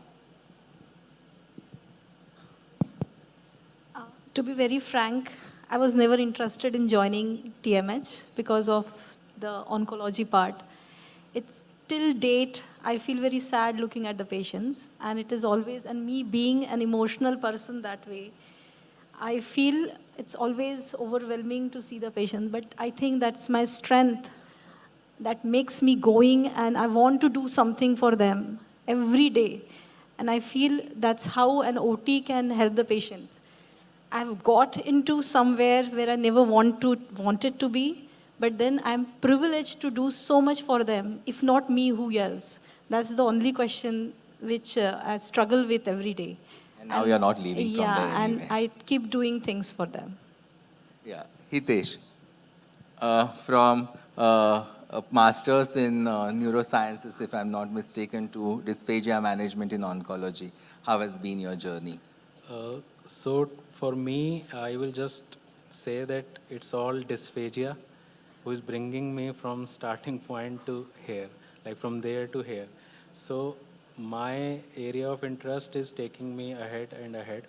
And starting from the journey, that time cancer was not that much, like in 2007, 8. So it was major challenge of neuro, stroke rehab and everything. So there also dysphagia is there and swallowing issues. So I was into that. So people know me in the healthcare sector. So then from 2011-12, we started observing that cancer is rising and rising. And then the new mindset of surgeons and all who are focused on the rehabilitation part as well. And then they started looking for the people who can manage the dysphagia. So in dysphagia, they found me working in the sector. So then they asked me to join our team. So like that, I introduced into the cancer sector, head and neck, because all head and neck, they face dysphagia. So the pattern or the way of managing is different from the neuro. But again, the interest was dysphagia and to make them eat, and again, whether it's neuro or cancer, so that drives me to keep going. And now it's 6 years totally on the cancer.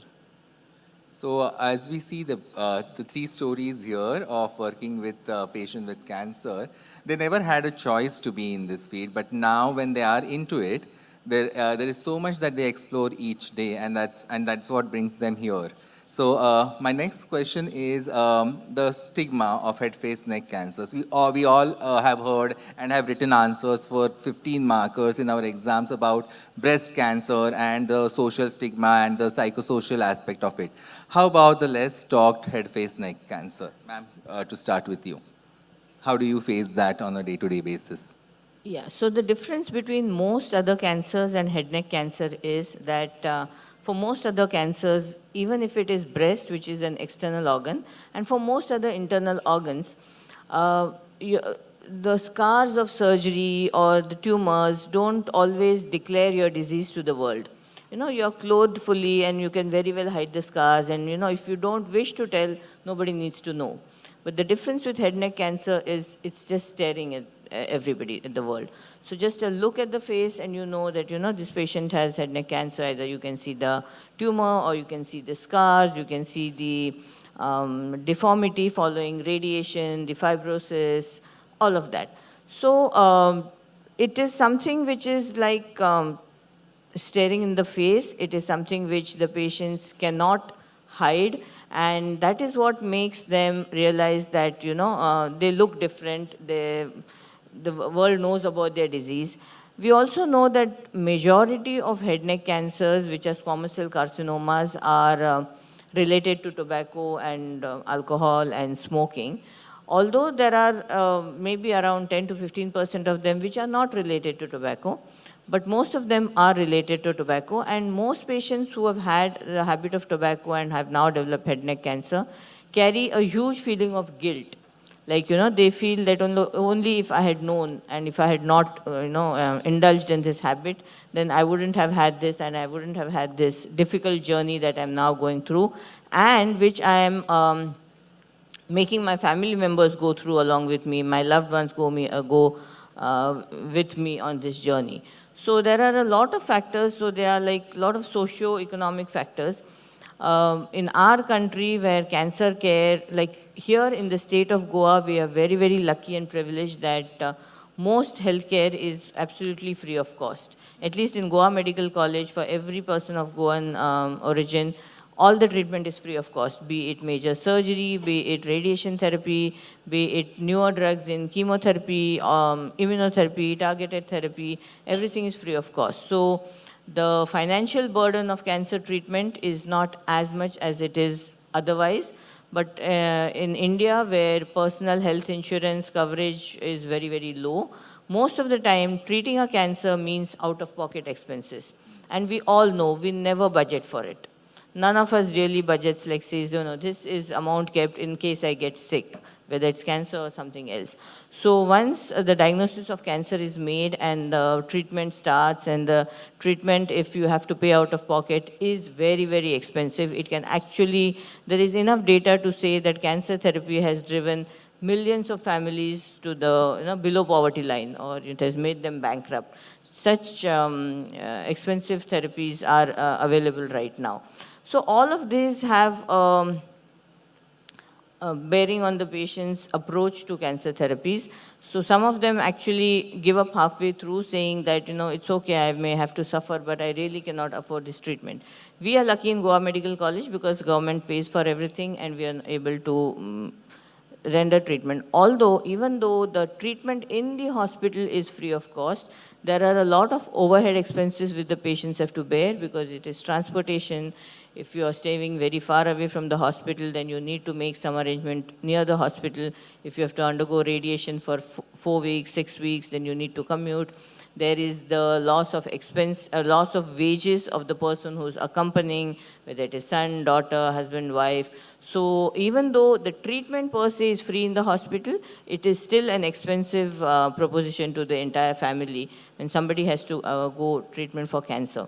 And when it is head neck cancer, which may be related to tobacco, with the guilt factor coming in. So the guilt factor is on, so there's a guilt factor in the patient's mind, and there is a blame factor in the family's mind. Like, if you had not done this, we would not have gone through all of this. So the medical treatment is one aspect of it, but the psychosocial impact that the disease has on the patient and the entire family is something that we should also take care of. So all our psychotherapists, the medical social worker, the counselors, they play a huge part in, making, trying to talk to patients, make them feel comfortable, give them some ray of hope, and try to help them to, gather that inner strength which is needed to go through this through journey. the entire process. So, like how both of their presentation talked about prehabilitation. Both of Manjusha ma'am and you belong to the tertiary care center of the public sector. Hitesh, you belong to the private sector, if I'm not mistaken. And how is the scenario different? How are your services? How do you support people with head face neck cancer and about these kind of guilt and blame that they carry along with the financial burden? What are your support systems in place there? Exactly. So, since 2007, I am into the private sector only. So, rehabilitation is costly. Okay. And everyday paying is not possible for everybody. So, same is here in now cancer unit also. So, I have a benefit that I am a part of onco surgery team. So the billing is under the name of surgeon in which all have to perform. So as such, whole solely I am not have a pressure of generating a revenue. So which is a good experiment. Team-wise work is now going up, like cardiac team. So cardiac surgeon will have a cardiac rehabilitation expert also with them. So this trend is upcoming in the healthcare sector that uh, only rehabilitation department, rather that all teams are having their own therapist in their team.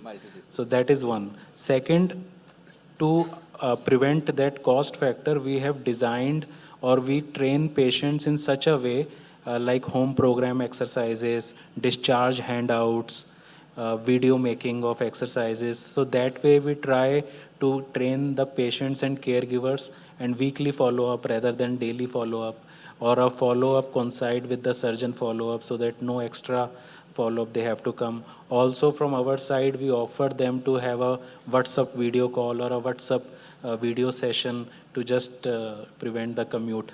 So that way we are trying to manage as much as possible. That's wonderful. And now, Manjusha ma'am, as you work in Tata Memorial Hospital, which is a cancer, one of its state-of-art cancer institutes in the country, how do you support as an occupational therapy? What are the programs that you run for reducing the stigma, supporting these head, face, neck? As ma'am said, there are so many people who actually fall out of treatment because of so much psychosocial as well as the financial burden that they go through.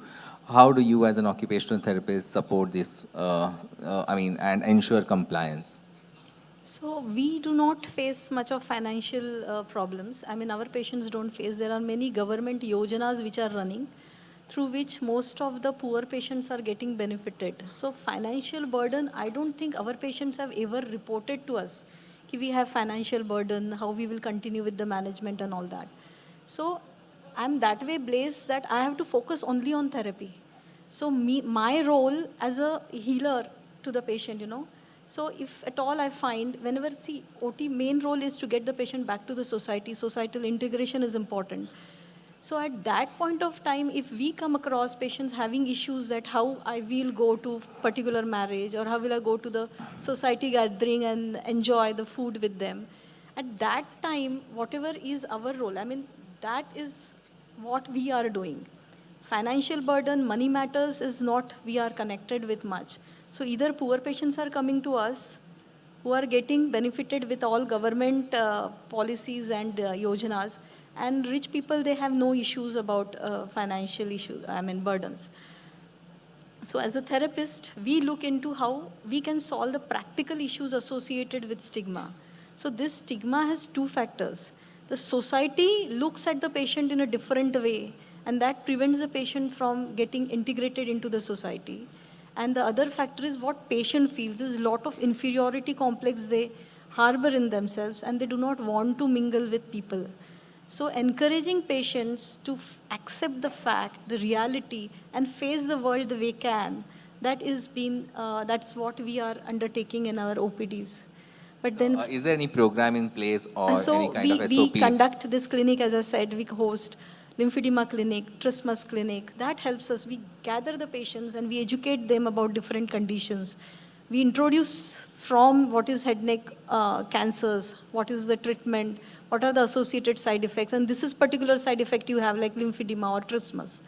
But then that makes us, that gets the patient the opportunity to interact with other patients. And that acts as a part, like a support group, So that makes them understand that they are not the only one who is experiencing this.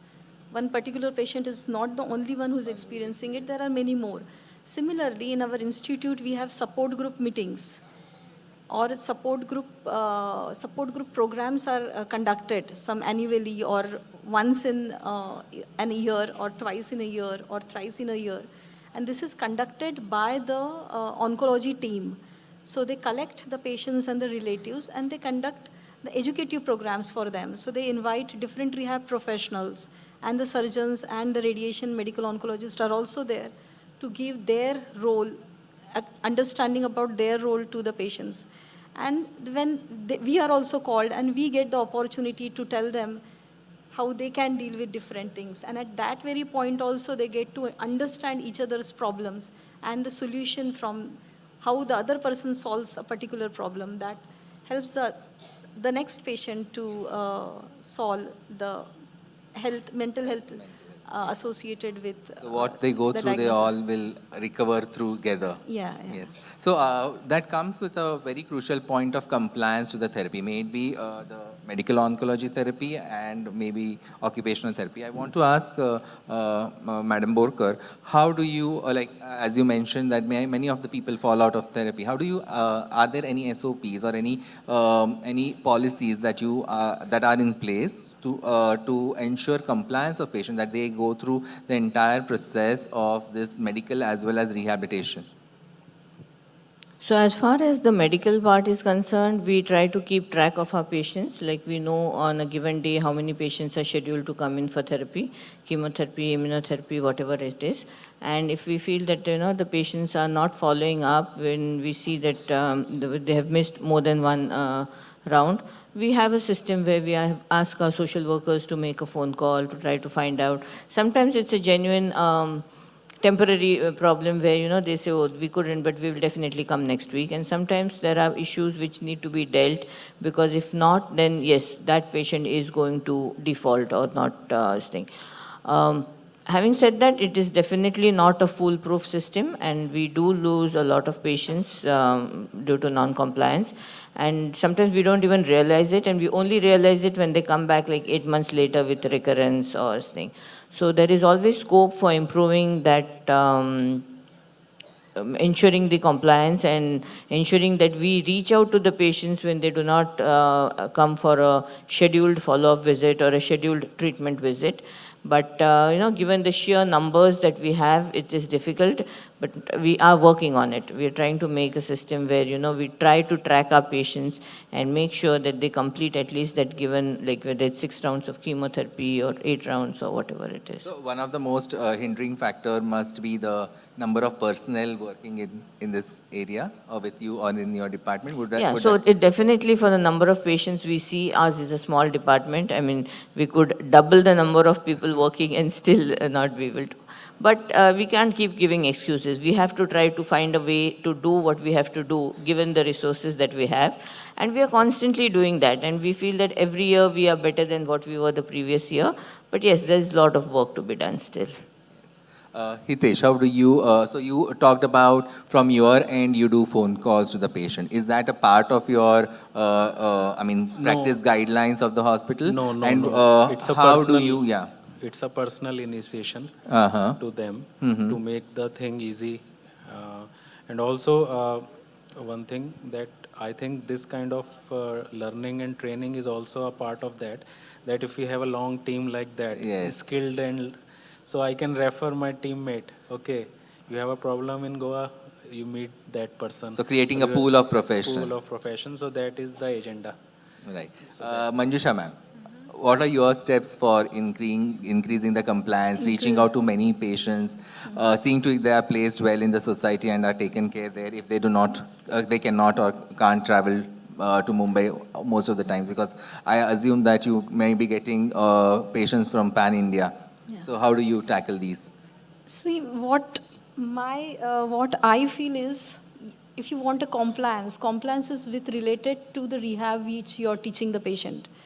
So if you want the compliance, you need to educate the person well about what the case what condition he's suffering with, why he has developed it, and how he can address it, and what are the repercussions if he doesn't address it.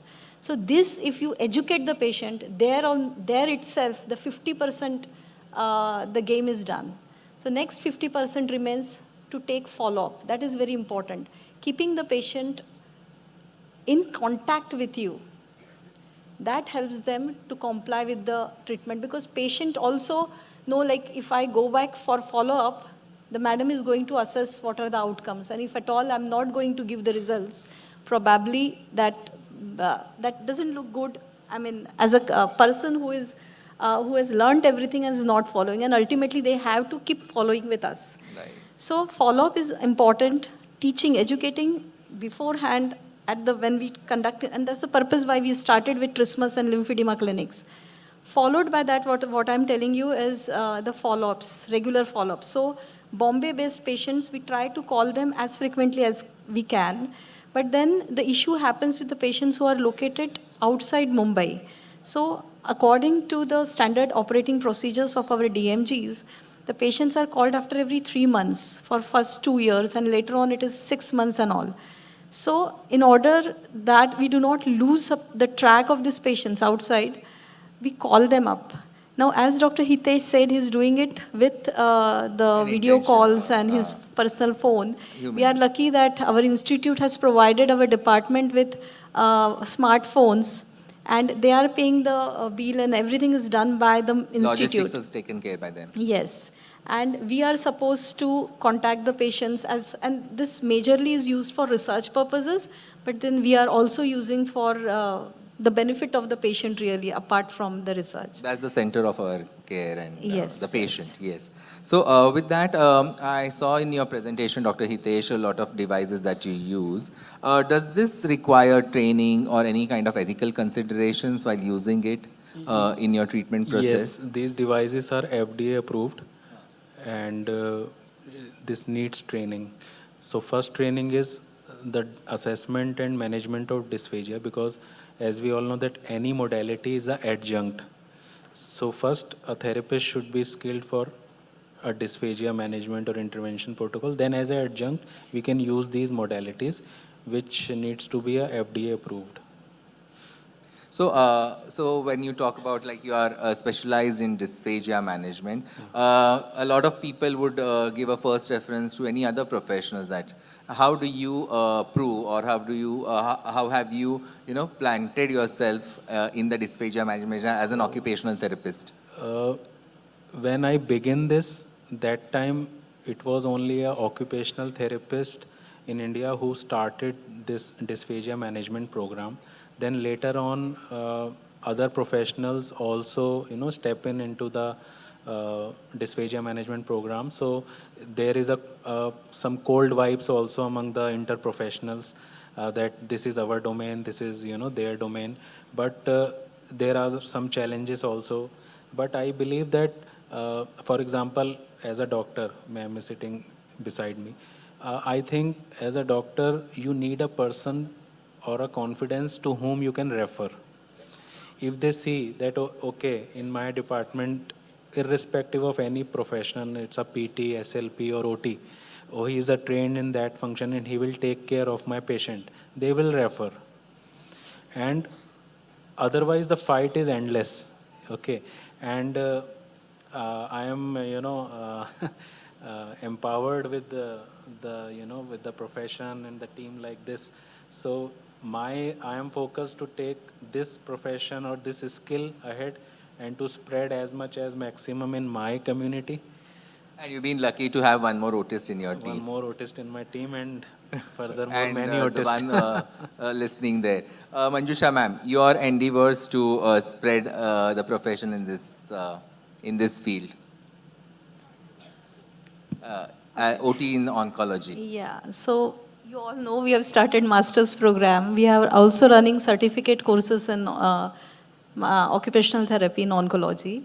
So that's, I think, getting students to learn and then sending them back to the society is the biggest tool. And that's what we are doing at present. So it's a two-way process. Like one, we increase our presence in these Yes. kind of So treatment students, process. getting students, there are a lot many benefits. You are not getting just the extra hands to work, Yeah. but then you are also able to carry out research. You are also able to create awareness. The more number of OTs are now roaming in the hospital, taking ward rounds, interacting with doctors, residents. So that creates a lot of awareness about OT interventions. And we are in the process of generating more referrals from the doctors.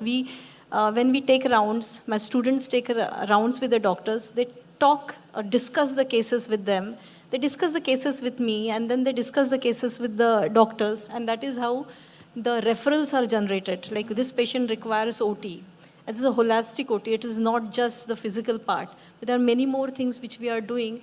Is the doctors are made aware of, and we generate the referrals, and that is how this is happening. And of course, research, because research becomes a part of their thesis. I mean, the MOT programs. So the moment research is coming in, the publications and more Awareness and more. So, on the at larger area, the awareness can be created. so I mean, three-pang process. Like first, treat patients, create resource people, and then publish the research so that you Yes, create yes. more. So it's very cyclical process. I want to ask Borkar Anupama ma'am, in your institute, how are the outcomes of occupational therapists aligning with your outcomes as a medical oncologist?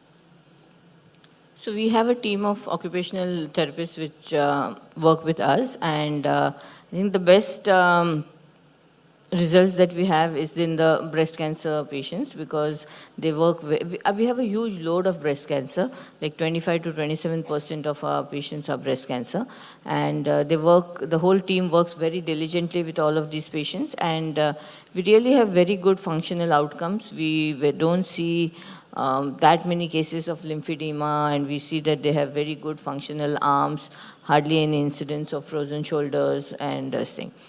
As far as head neck cancer is concerned, see, head neck cancer is a multi-discipline, and so is breast cancer. But in head neck cancer, surgery and radiation have a far bigger role in the management than medical oncology. So the patients come to us only when there is chemotherapy to be given, which may be either as concurrent, like which they have done surgery and now they're getting radiation, and along with the radiation they get weekly doses of chemotherapy. Or sometimes, of course, in the palliative setting, when they have come in the far too advanced stage and there's no role of surgery or radiation, and we give chemotherapy to basically relieve symptoms and, to decrease the tumor mass, to maintain their quality of life and decrease the pain. So I must say that today was a big learning experience for me when I heard these two lectures, and I realized how much more our occupational therapists can help these patients to have a better quality of life. And they are here in the audience. So guys, we need to go back and see how much better we can do for our patients with head neck cancer. Thank you so much for that appreciation, and I look forward for your collaboration with Occupational Therapy Department at Goa Medical College. Talking about this training of people and starting up of courses for oncology, what do you think is required in a novice therapist working in an oncologist? What are the attributes or attitudinal characteristics that you look for and are needed, especially in the head, neck, and face cancers? Okay. So basically, you need to have for general cancer, you have to have an aptitude for. So maybe the students who are joining us, they already have an interest in oncology, maybe because of some of the family members being treated or diagnosed and treated for cancer, and that's why they join us. And fortunately and luckily, the students till date whom I've got in my department, they're all, I mean, as I said, my last slide was they work with heart and soul. And if you look, you can anytime come to our department. Our department is open till 8, 8:30 and 9 also. The one reason for this could be because most of the students are hostelites and they have to wait for their bus. They have 5:30 bus, they can go definitely, but we cannot finish the work. There's so much of counseling and so many patients. Most of the patients are outstation. They are not from Mumbai. This being a premier center, the patients are coming from all over India and they come with their tickets in hand and we have to attend. So luckily and fortunately, my students have that feelings for the patients, and they don't allow the patient to go away just like that. So the department keeps working for longer hours of time. And that is one, I think, the aptitude and the interest and the feelings. With heart you have to work. That is the primary criteria. Be it any type of cancer, head, neck, gynae, whatever cancer, you name it. Hitesh, sir.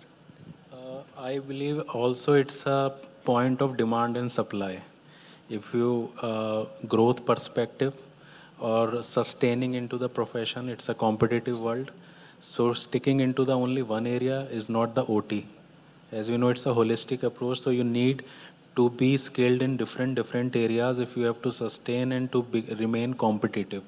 So we have to explore new areas. We have to have skills in different areas so that we can spread widely and we can have a actual holistic occupational therapy, because everyone needs growth.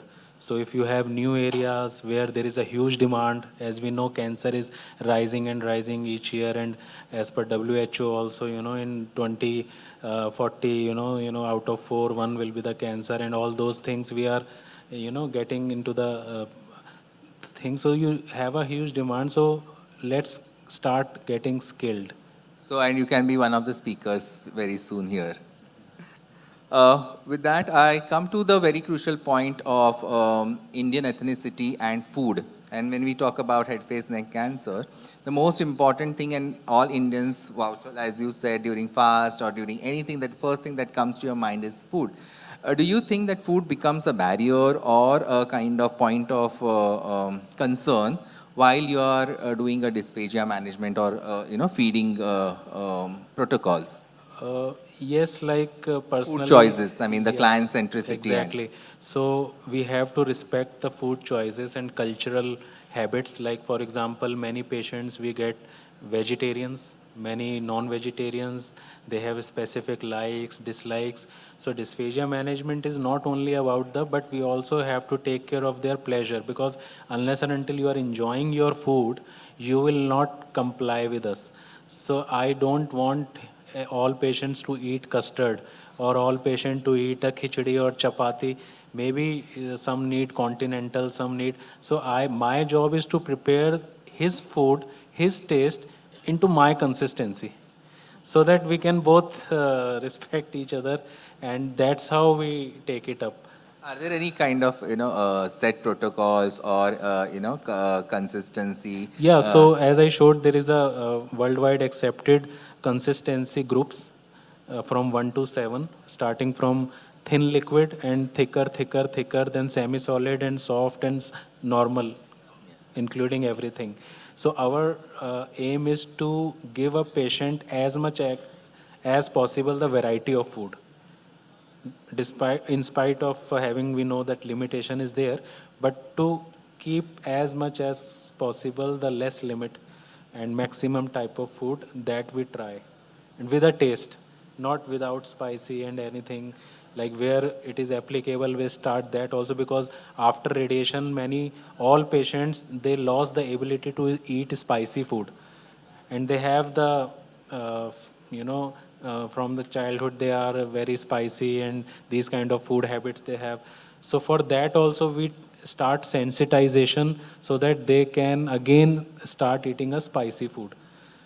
So again, a holistic approach we follow. Also in Manjusha ma'am's slides, I see a lot of custom-made pressure garments. And what is the role of creativity in an occupational therapist, and how tailor-made are these treatment programs for head, face, neck? Cancers. How you have to be really searching for the available evidences and the patient in mind. How do you bridge that gap? As I said in my presentation, there is very limited research at present available. But then whatever we practice, either we undergo some training, we understand what is being followed in the Western countries, because they are normally more advanced than we are. And it takes a lot of time for any advanced thing to come to India. So the best initiative is to undertake the training programs, learn, and to practice that. That is one thing. The other thing is, I'm sorry to interrupt, but is it that easy to, learn from there and implement in this kind of scenario in Indian context? yes. So for example, as I said, I've done my certification course for head neck lymphedema from close training. So the compression garment which we are now applying, that is from what I've learned from the training program only. So, and apart from this learning, many things like we are, as an OT, we are always very creative. And that creative skills help us to create many more things for the patient. So it depends upon what is the clinical presentation the patient is coming to.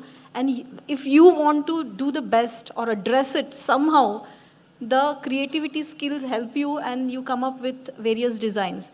And the same thing has happened with Dr. Tole. Whatever she has designed, because she was working with heart and soul, and she had lot of creativity in her, and she couldn't stand the patient is suffering. So she wanted to do something and she devised so many things. So the jaw stretcher key is her invention.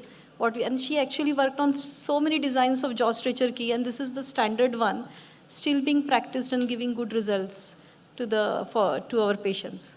So you need to be really foresighted and you need to be really creative in Yes. handling. You cannot Yes. say that there is no evidence, I'm sorry, I cannot help you. No.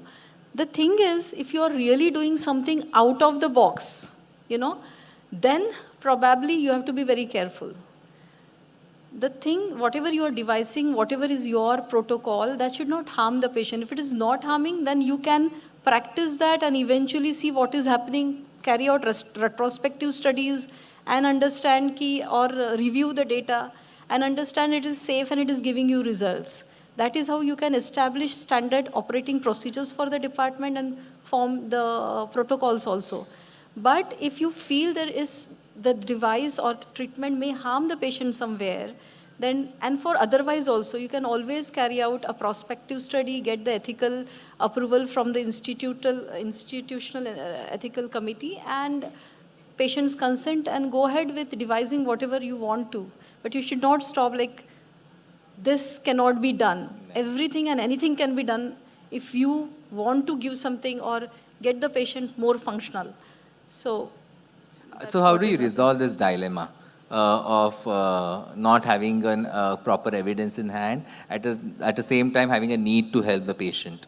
How do you resolve this dilemma while you are selecting the best treatment protocol? There is no dilemma.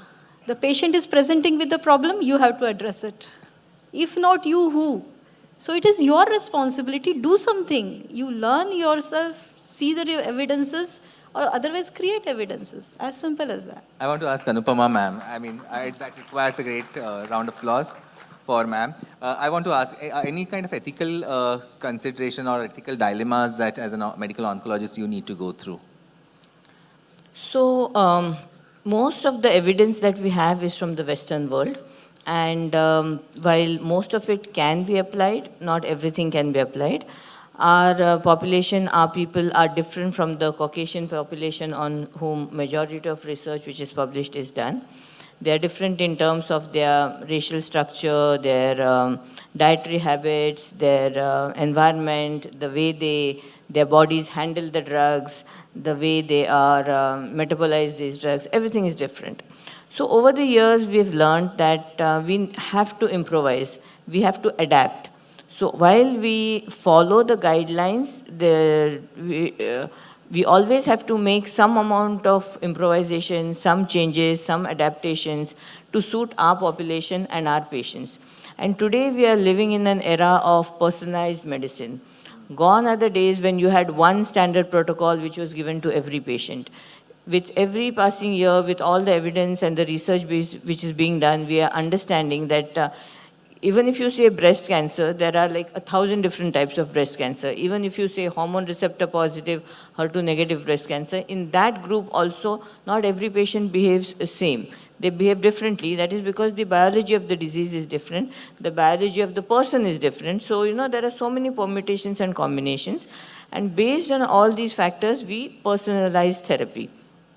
So, again, there can be sometimes certain issues where certain ethical dilemmas come in, like, when certain drugs are to be used for the first time in a particular indication, then we need to make sure that, as Madam said, first thing is do no harm. So you have to make sure that, by trying to use that drug in that particular indication, you're not going to harm the patient. But once you take care of that aspect, then I think it's always improvisation and adaptation. So, and if you're doing it in the best interest of the patient, I think you need not worry. Your heart should be in the right place. This kind of intuitive thinking or the reasoning that we talk about is really very essential, and I think that develops over a period of time, and the more you pour yourself into it. So I think I need to conclude this amazing discussion. I know that it can go for long, but having the constraints of the time, we have got insights from three wonderful speakers, and we actually experienced how passionate they are about what they are doing in the area which was less traveled before, and that their journey from that struggle to this podium is really amazing, and I think they all three deserve a huge round of applause for the work that they have done. To conclude the session, what I've gathered from their three discussions is that, no, though it is not a first choice, but it is really rewarding. One, though, you need to be really compassionate, you need to be really on your toes to make an apt clinical decision. The whole entire field of onco-rehabilitation, especially in head, face, neck, is driven by biopsychosocial aspects, and you need to be thorough about all the aspects of the treatment. You need to be well trained, and you need to seek training, as both of them have done their, all three of them have gone and sought their pertinent trainings to be in the place where they are. And you need to welcome the just right challenge in your career. With that, I conclude, and I really thank our president and the Dean Accord for actually foreseeing this importance of this topic for this panel discussion and COTE. And I really think that we have been successful in achieving this endeavor. Thank you. Thank you so much. Thank you.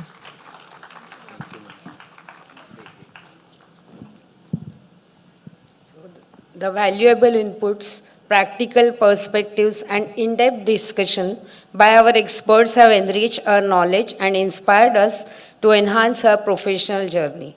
On behalf of Academic Council of Occupational Therapy, AIOTA India, we extend our deepest appreciation to all the panelists for your time, effort, and invaluable contribution to this COTE program. As a token of our gratitude, we would now like to felicitate Dr. Manjusha Vagal. May I invite Dr. Pankaj Bajpayee, sir, our President of All India Occupational Therapists Association, to kindly present Dr. Manjusha with a certificate and memento for appreciation.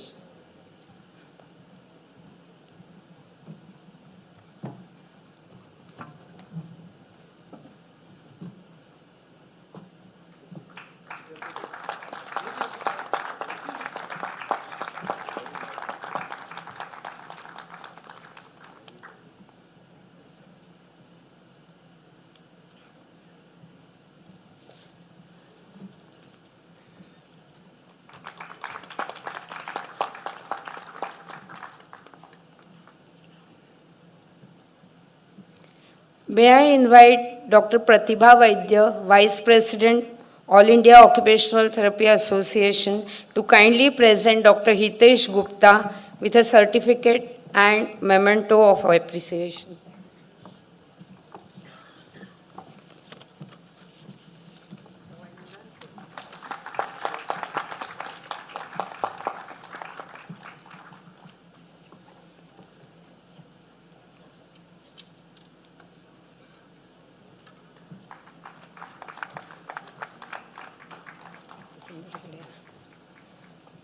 We also had a privilege to learn from Dr. Anupama Borkar during our panel discussion along with our esteemed speakers. May I invite Dr. Satish Maslekar, our Treasurer, All India Occupational Therapists Association, to felicitate her with a memento and certificate.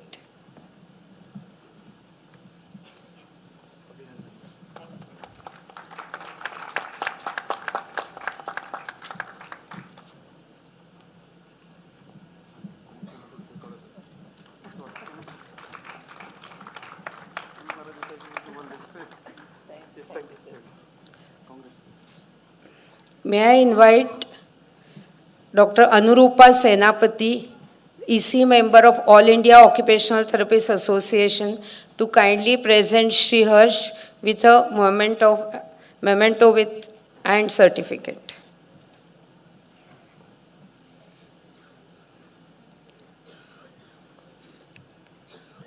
We truly appreciate your contribution and look forward for many more enlightening sessions in future.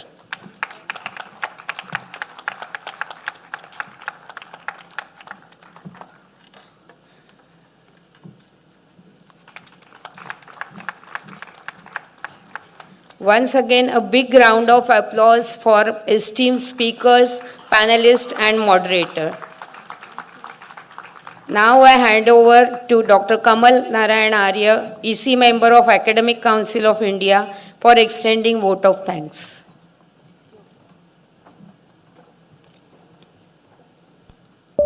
On the behalf of Academic Council of Occupational Therapy, it's my privilege to convey vote of thanks after the successful completion of this pre-conference continuing OT education program on innovations, integration, and Indian perspective, occupational therapy in head, face, and neck onco rehab.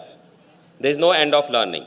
I hope that some of the objectives of this program would have been achieved during these sessions. First of all, we extend warm gratitude to our chief guest of COTE, Dr. Samantha Chan, President, World Federation of Occupational Therapy. We also extend our sincere thanks to Director and Academic Dean, Goa Medical College, the guest of honor of this program. Our special thanks to esteemed speakers, Dr. Manjusha Vagal, for her enlightening session on challenges and outcome in head, face, and neck onco rehab, OT perspective. Your expertise in addressing the complexities of rehabilitation and patient care added great value to the discussion. Dr. Hitesh Gupta, for his thought-provoking presentation on optimizing function through innovations and outcomes in head, face, and neck onco rehab. Your insights into innovative approaches and patient-centered solutions were truly inspiring. We are also deeply grateful to Dr. Anupama Borkar and the other panelists for their participation in the engaging discussion on bringing out onco rehab OT perspective from an Indian context. Your diverse experiences and perspectives have highlighted the growing significance of occupational therapy in oncology care and paved the path for further advancement in this field. Our sincere and heartfelt gratitude to the President, All India Occupational Therapists Association, cum Executive Chairman of ACOT, Dr. Pankaj Bajpai sir, for his guidance and cooperation under whose leadership we could execute this program. We also express our appreciation to the Dean, ACOT, Dr. Jyotika Bijlani, who enlightened our path at every occasion from proposal to execution of this COTE. We are also thankful to moderator Dr. Shri Harsh for wonderfully conducting this panel discussion. Most importantly, we express our appreciation to Organizing Secretary of OTCon 2025, Dr. Vivek, Co-Organizing Secretary Dr. Mahira, and their team for providing all the support to the conduction of this program. We also extend our gratitude to all the EC members of ACOT and IOTA for their cooperation, efforts, and motivation. Thanks to all the participants whose keen interest in onco rehab contributed to the success of this event. Your active involvement reaffirms the importance of continued learning, innovation, and collaboration in this specialized area of OT. This pre-conference event marks a significant step in strengthening onco rehab in India. Let's continue working together to enhance patient care, drive innovation, and make a lasting impact in the field of head, face, and neck onco rehab. Thank you once again, and we look forward to future discussion and collaboration.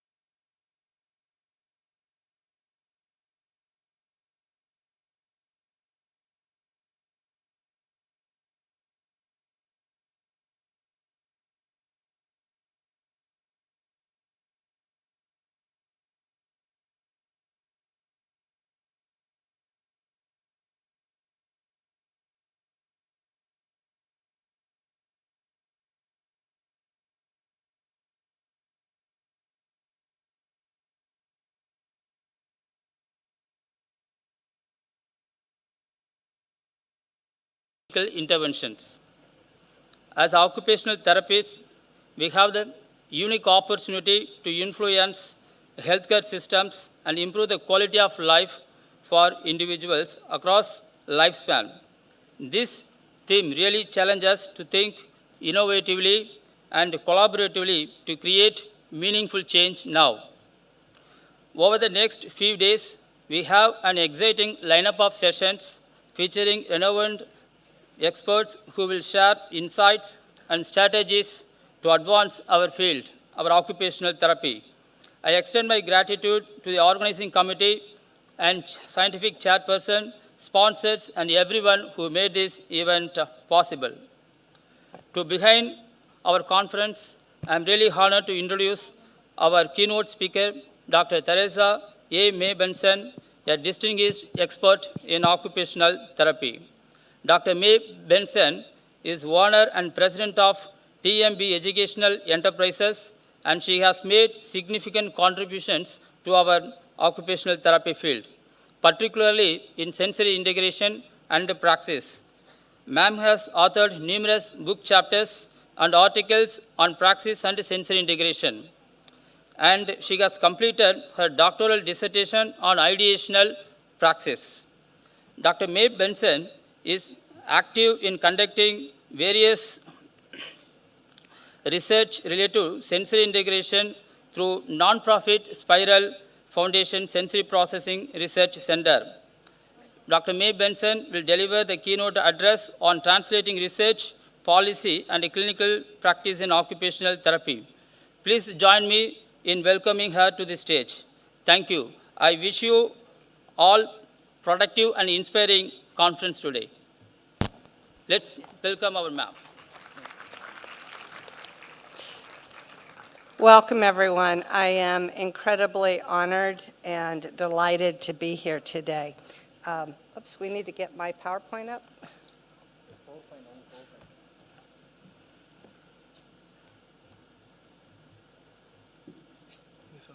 Okay. No. Slideshow, beginning. Okay. I do believe this is the largest group I've ever spoken to, so I'm really honored to be here. I was asked to talk to you today about translation of research to policy and praxis in occupational therapy. Oops, wait a minute, we have a problem.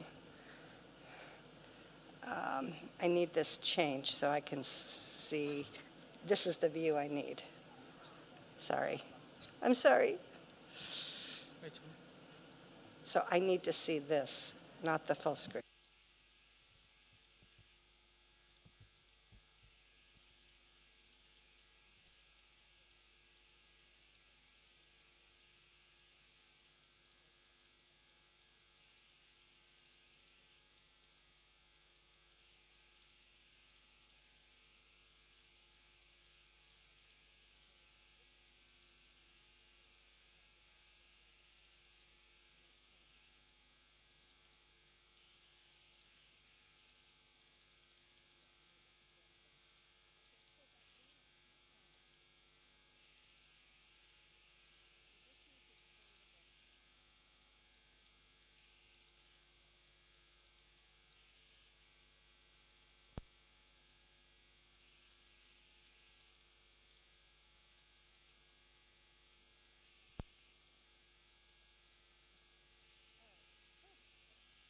Now we're back. I'm sorry. I've got to love technology, right?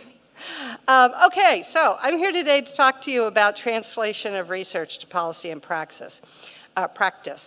I feel that, like, as a practitioner, a researcher, and an educator, I have a little bit of a unique view on this topic. And it's helpful because I wear many hats.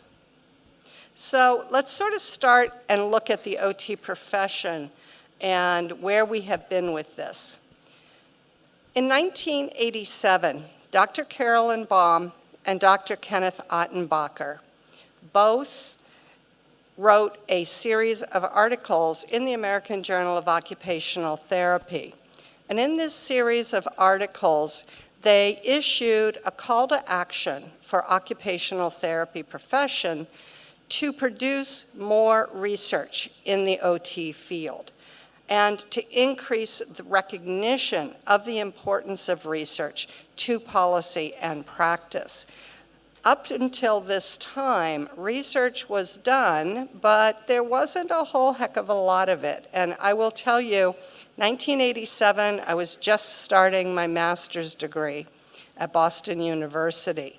So although there was research that was being done at the master's level, there were very few occupational therapists who had doctoral degrees.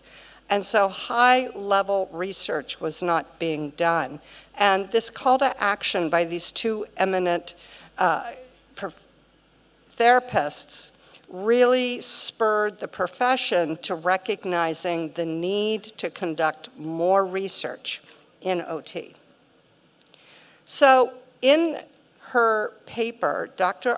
Bohm said, there's a relationship between science and research and an improved quality of life.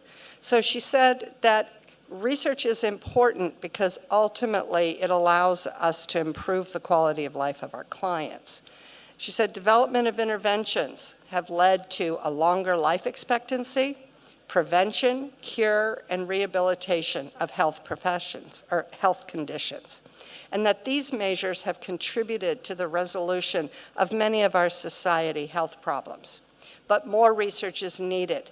And she specifically identified information about pathological conditions, their management, and recovery mechanisms. And so she laid out a beginning pathway for a research initiative in OT.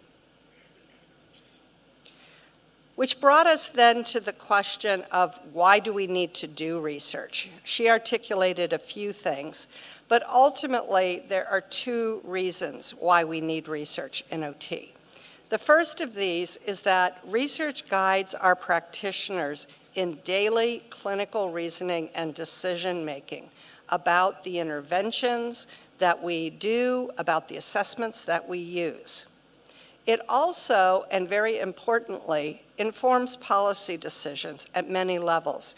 And this can include the institutional level, which may be your private practice, the hospital that you work at. It may be at the local level in terms of policies around your state, city, or territory areas, and at the national level in terms of overall health care.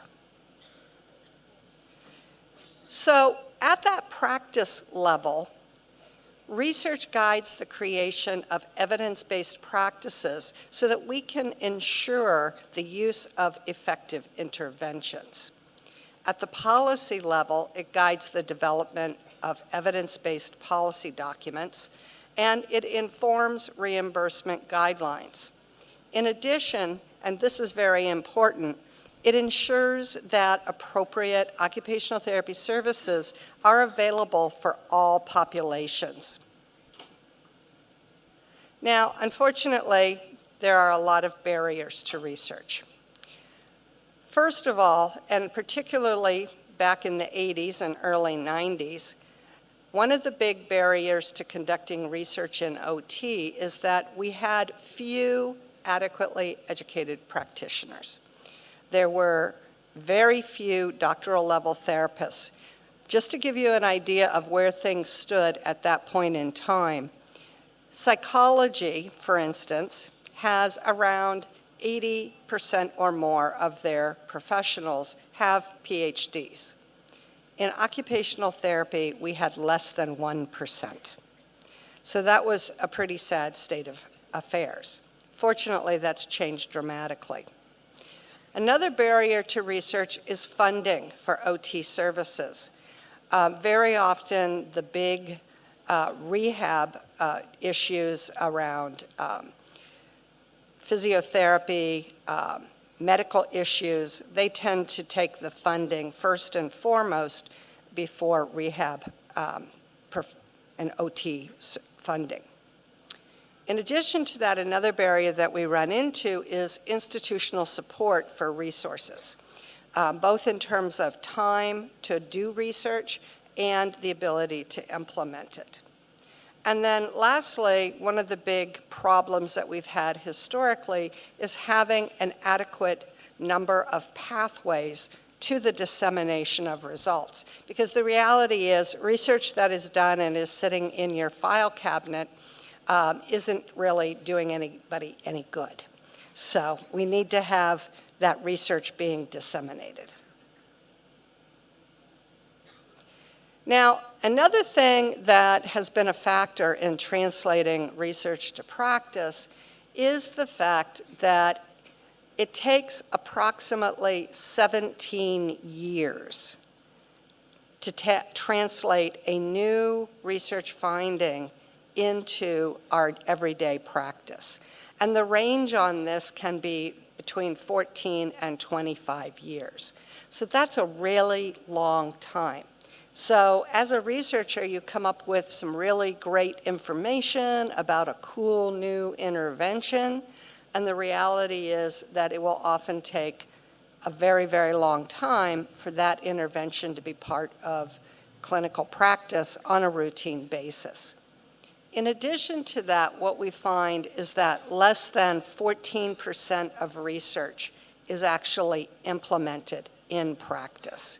So that's not very much. So that means that we need, 85% more research being conducted and disseminated in order to get 14% of that actually implemented into practice. So what do we do about this? Well, in 2005, Strauss and al. identified this thing that they called evidence-based practice. And they implemented guidelines initially for physicians on how they could translate the massive amounts of research that was being produced at that time into practice. And very shortly thereafter, occupational therapy jumped on the bandwagon and really started looking at evidence-based practice as a means for us as a profession to start doing this translation. So the first thing we want to look at is what is evidence-based practice? Well, it's defined as the integration of the best research evidence with our clinical expertise and our patients' unique values and circumstances. So this is a three-pronged factor. It involves all of that great research that we need to do and have been doing, but it also means that clinicians play an important role, because if you're a clinician who's been practicing for, like me, for close to 45 years, we've seen a lot of clients and we've done a lot of intervention, and we have some experience with interventions, and that clinical practical experience needs to be taken into account. And lastly, and very importantly, we need to consider our patient values and circumstances. And one of the things that I have found as an international speaker is that clearly what patients value, what their circumstances are, varies greatly around the world. And so as a profession, we need to be sensitive to the individual countries and cultures that we work with. So this idea of EBP, great idea, right? Start using the literature. And this idea of evidence-based practice was really initially geared towards the practitioner. It was a means to help the practitioner learn about the research and then use it in clinical practice. But we rapidly found that there were many barriers to implementing this process. First of all, practitioners perceived a lack of skill in retrieving and critically appraising the research.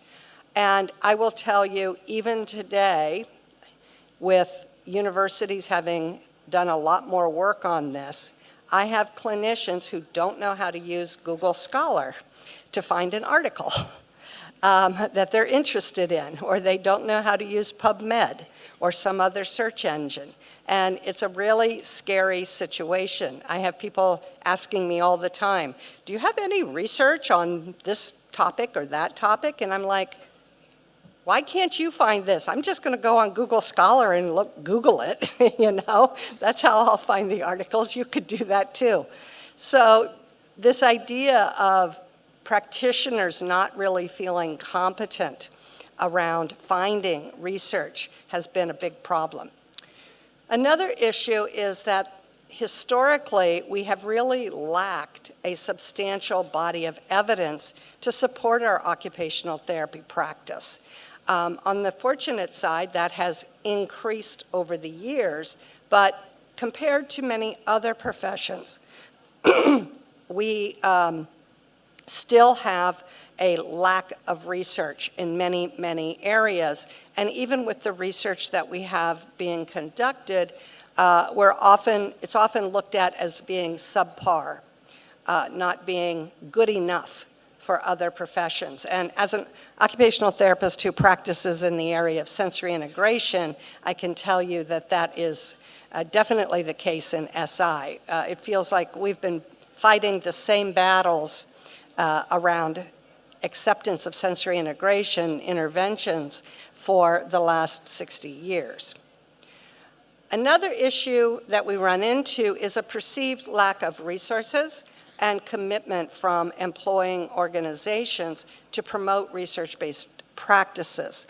So many employers do not give their clinicians time to do this research, to really think about the evidence for the interventions.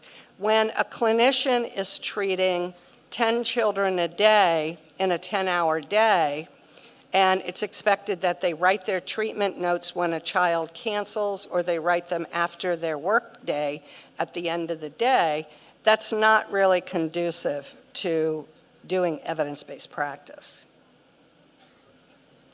So how can we address these barriers? What can we do about this? First of all, education. Universities need to teach students how to locate, interpret, and apply research in a practical way. And this means not just having them do those literature searches and, you know, write a paper on it. It means really taking that knowledge into clinical reasoning. You know, what are you going to do with that information, and how would it influence your decisions about treatment planning? Another thing that we can do is we can do more research. We need to have researchers conduct and disseminate research across areas of OT. And I really want to point out here, I'm a clinician researcher. I do not work for a university. I have taught at the university level at various points in time, but all of my research has been done through the private sector. And this is an important point because as a clinician, there are opportunities for you to do research or to engage in the research process. Those individuals at the university level who are conducting research need subjects, and clinicians can participate by helping with recruiting subjects. We can do case reports and case studies, all right? We can do small single case interventions, all right? In addition to that, we need to look at policy change. And we need to have organizations provide resources to their therapists for evidence-based practices. That means that the organizations need to see a value in providing time, providing access to journals. One of the big barriers for clinicians is accessing appropriate research. Today, with a lot of open access research journals, it's much easier to find articles. However, many top name journals are still behind paywalls. And frankly, to pay $60 for a single article that you're going to read once is insane. And it's really inexcusable. So we need to look at making these kinds of articles and research available to the practitioners. So evidence-based practice for clinicians, what does that look like? It means being consumers of research, using research to guide our decision-making regarding our clinical practice, and ultimately contributing to that generation of research. Now, what does consuming research for clinical practice look like? First of all, it means locating the best evidence to answer a clinical question. And what that means is you first of all have to identify what your question is. And is that question really answerable? Or is it too broad or too specific? When somebody comes to me and says, well, I need a paper showing that children with low-level autism can benefit from this obscure intervention, and that child is 2 years old, I'm going to look at them and say, well, that's not an answerable research question because it's far too specific. All right, your question really is, what interventions are appropriate for 2-year-old children with autism? Or do children with autism in general benefit from this intervention? That's much more answerable. The next thing that clinicians need to do is to critically appraise the evidence for validity, impact, and applicability to their clinical practice. And I think this is really important as well because what is applicable to my practice may not be applicable to your practice because of your particular circumstances. And I think this is an area that a lot of clinicians, especially older clinicians, are very intimidated by because it means looking at statistics and numbers. And we all know that that's very scary for many people. So we need to provide education to the average clinician to help them know how to appraise the evidence. And what benchmarks can they use to evaluate whether or not that evidence is valid? Does it have an impact? And what kinds of information is needed to know whether or not it's applicable or not? For instance, there may be a very fantastic randomized controlled trial about a particular intervention, but that randomized controlled trial actually didn't include clients exactly like the ones you have in your clinic. So that RCT may not be exceptionally useful. On the other hand, there might be a single case study or a case report on the specific type of child that you are working with. And that information may be far more clinically relevant. The last thing that we need to do is to integrate the research and that critical appraisal with our clinical expertise and with what the patients want and value. And sometimes this means that you may be hesitant about a particular intervention, but the client really, really wants that. Well, it probably means that we should try that intervention with the client, but we take data. We look at what is going on with the client and we trial that intervention. And that way we can go back to the parent and say, yeah, you know what? This intervention really worked with your kid. Good job.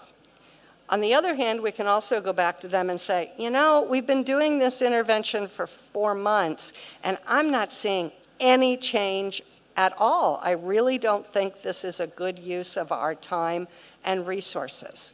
Let's try something different. Okay?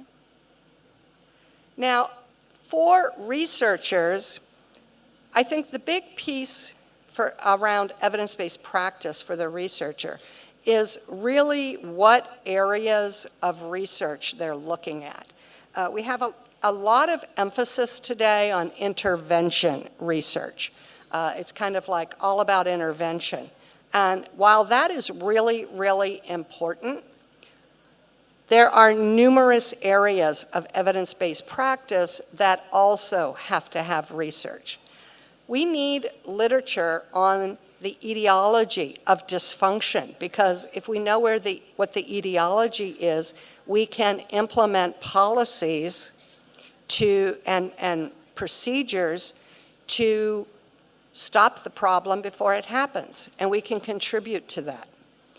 We must really look at the clinical manifestation of the dysfunction. There is sort of this plethora of diagnoses out there today. I think there's like way too many. And many of our children are, for me as an SI researcher, many of our children are coming into us with multiple diagnoses. It is not unusual for a child to come in for services and have 4 different diagnoses. So what does that really mean in terms of treatment? It means you don't really know what you're treating. And so really looking at how does the specific problem that we're interested in addressing manifest, and how is it different from other intervention or other diagnoses is really critical. So this idea of differential diagnosis is important as well.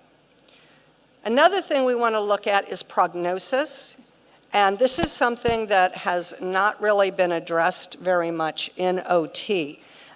We conducted a study recently in SI looking at the prognosis of sensory integration services with adults. So we followed up a group of children who had SI issues 25 years later and looked at what their sensory integration problems looked like today. And the good news is they looked a lot better. Intervention, we've talked about. Prevention. Prevention's another area that we're often not doing research on. And then the patient experience and meaning. We need to really do more research on what the patients want and need. So for policymakers, we have a little bit of guidance. In 2018, Amy Lamb wrote a paper talking about the promotion of the value of occupational therapy as a way to begin to inform policy change. And she talked about linking what occupational therapy accomplishes, as shown in the research and practice, to solutions to current pressing problems. In addition, she recommended that occupational therapy practitioners and leaders collaborate with researchers, practitioners, and others across disciplines to put the value of the OT profession forward and to implement true change. The upshot of this was identification of what they call the triple aim framework, which is a framework that promotes better pathways of providing health care while reducing growth in spending. So that brings us then to how do we promote change? How do we promote this translation? There are 3 things that we need to consider. First of all is comparative effectiveness research. And comparative effectiveness research is really looking at multiple interventions so that is this intervention better than that intervention? Not just does this intervention work? Next, we need to look at knowledge translation. And lastly, we need to define and implement our roles as OTs. So I want to talk about each of these areas. Okay. In terms of comparative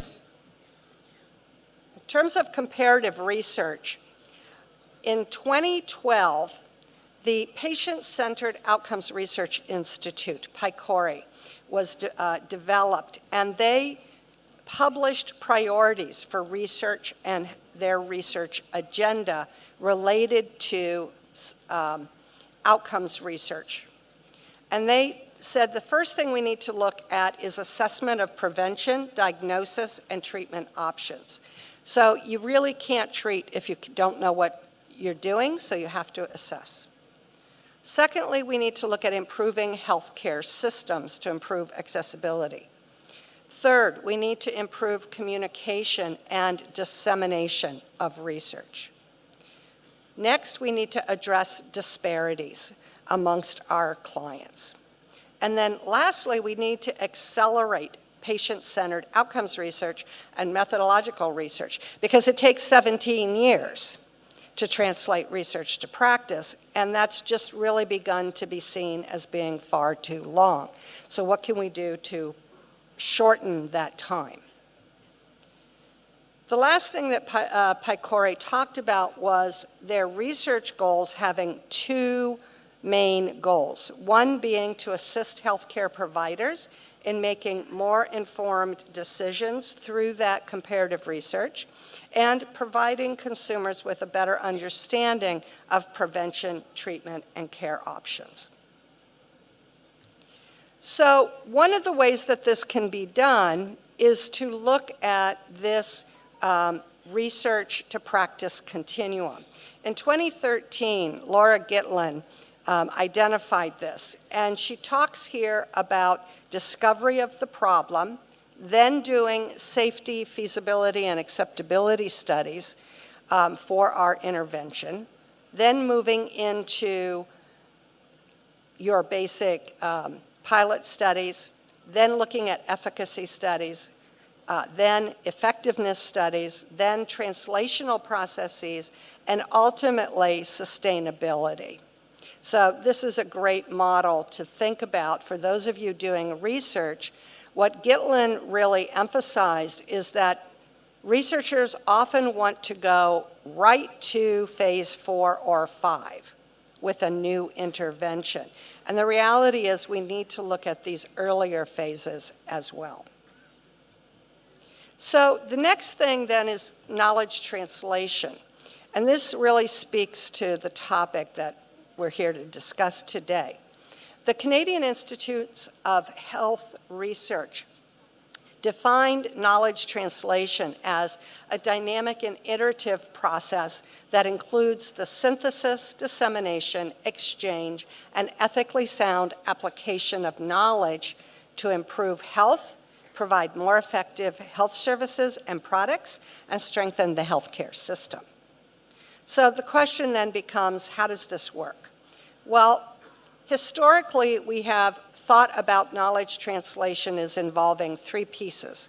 One is knowledge creation, which is conducting the primary research, then knowledge distillation, creating systematic reviews and guidelines, and then knowledge dissemination, getting that information out into journals and presentations. And while all of these steps are really critical, the general consensus is that these are not enough to translate knowledge into action. Oops. So the other thing that was identified here is that knowledge translation has challenges at multiple levels.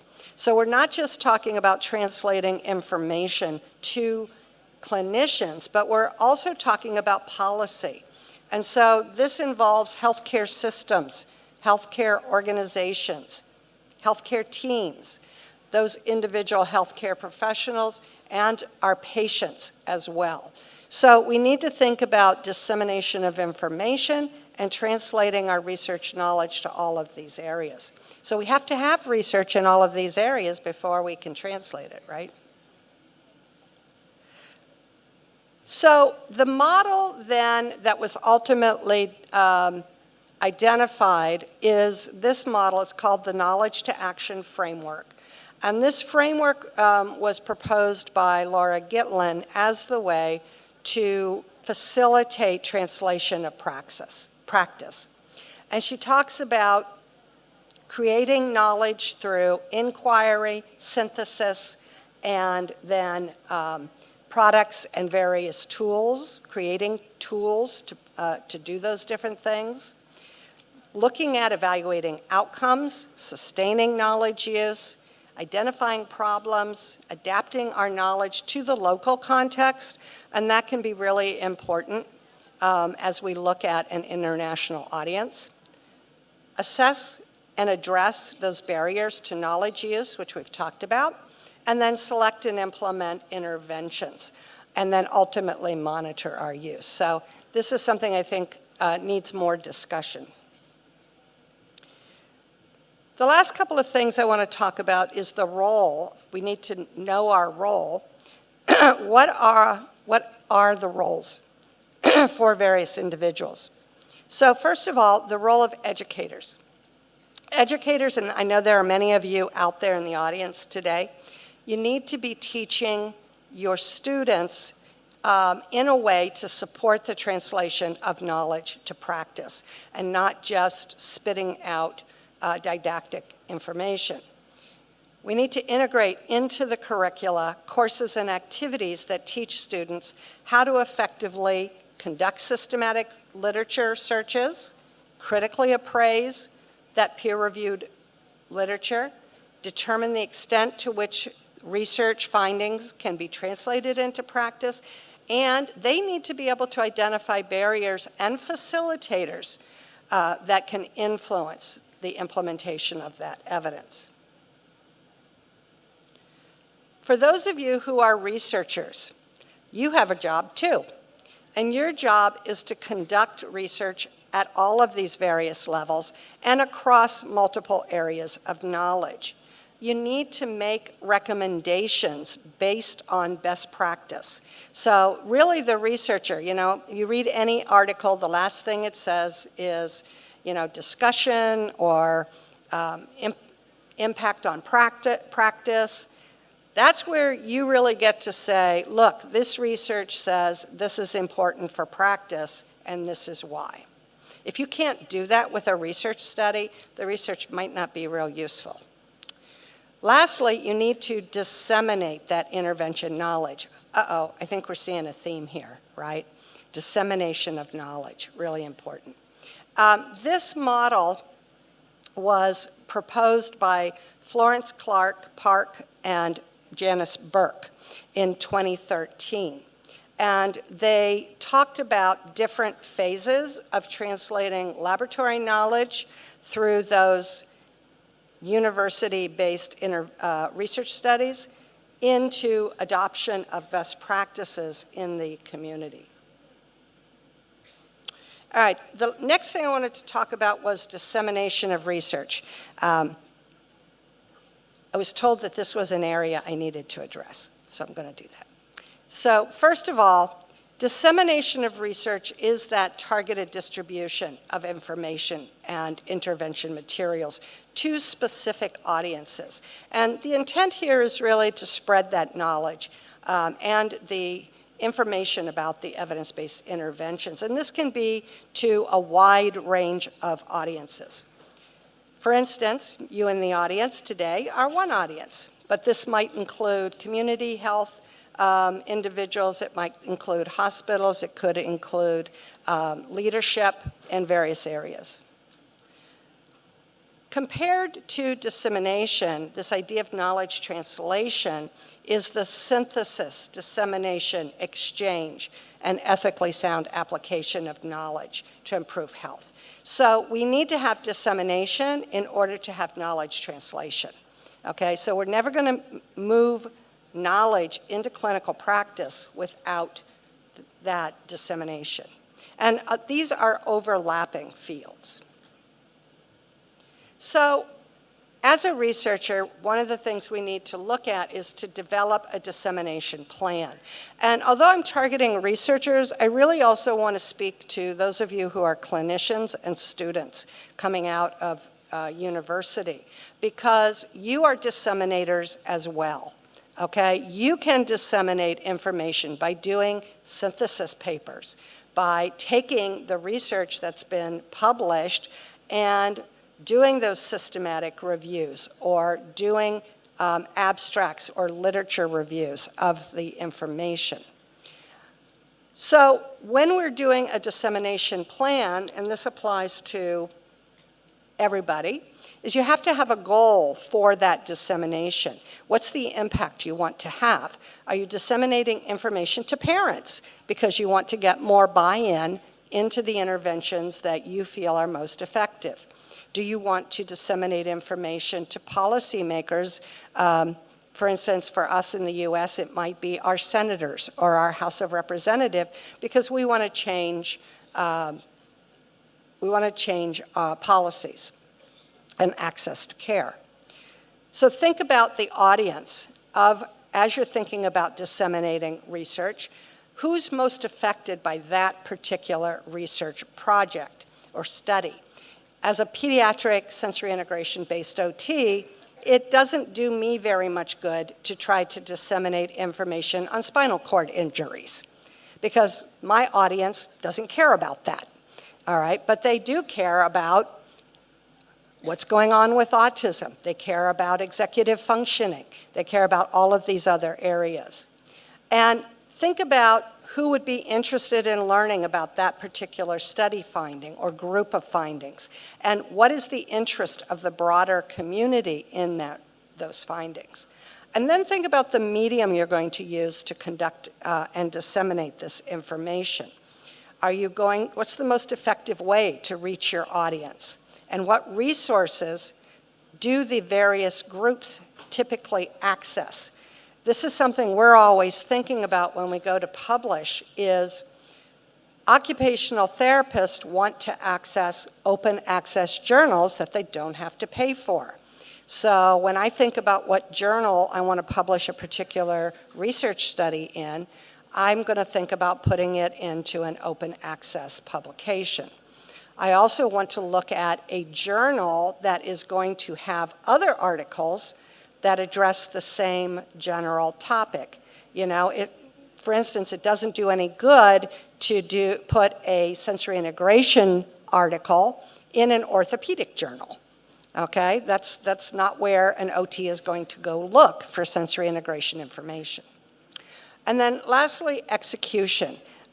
When should each aspect of that dissemination plan occur, and who's going to do it? And then I've given you a number of strategies for dissemination.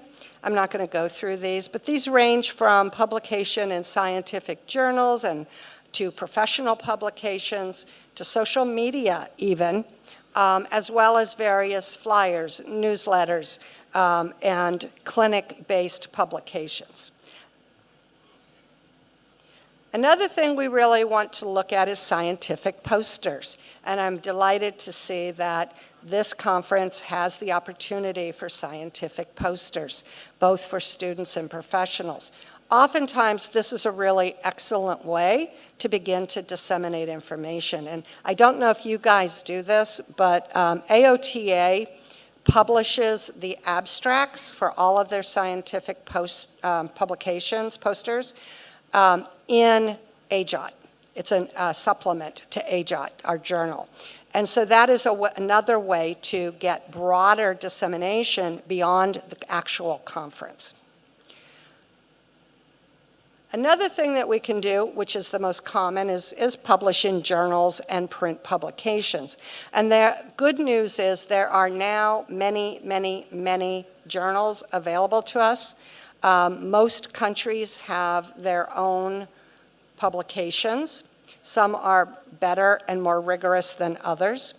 There are several publishers that I personally like. I like MDPI and Frontiers. They are open access, they're not cheap, but they have widespread readership and they have good impact factors. And I do feel like I'm what do they call it? An associate editor for Frontiers. And I feel like we really do try to do good peer review on our journals. I've given you this website. You might want to just take a quick screenshot if you're interested. This is a great little website that lists a wide range of occupational therapy specific journals. Another thing to look at is book chapters. These have long-term impact. They tend to be less accepted for research dissemination, but they're better for knowledge dissemination. I think that the average clinician is more likely to read a book or a chapter in a book than they are to go digging for a scientific paper. Another thing that can happen is that this can be a good venue for research that's too small for journal publications. So for instance, you might have the opportunity to write a chapter, and in that chapter you may include a series of case reports or case studies that you really can't get published in a peer-reviewed journal. And another really important thing about book chapters is they provide that opportunity to translate research into a clinical context. So it's a really great resource for translation of research into practice. The next thing then is professional conferences. Yes, right? That's why you're all here. Professional conferences are great for sort of breaking news. What's the newest and greatest research that's out there? As I mentioned, we can print abstracts of sessions in professional journals, all right? And also the posting of handouts for your posters and your presentations is helpful. And I will admit, I didn't get my handouts done in time for those to be posted, but I will give them to Dr. Sankar, and I'm sure they'll make those available to you in some way. The last thing then is to develop abstracts. And these abstracts can be things that you post on your own websites. They may, you may be able to write up a series of abstracts. There are certain journals that will publish these. It's a really nice way to synthesize conference poster publication information. Okay, there are challenges to dissemination.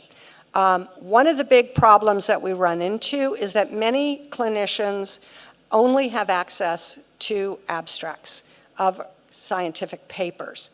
And you need to include the key details of the intervention and the research in the abstract. And too often, this is really not done well. And so the reader doesn't really know exactly what's going on. I can tell you there's been a lot of times from a title I thought I was going to find, yes, a really great article, and I go to read the abstract and I'm like, what the heck are they talking about? Where did this title even come from, right?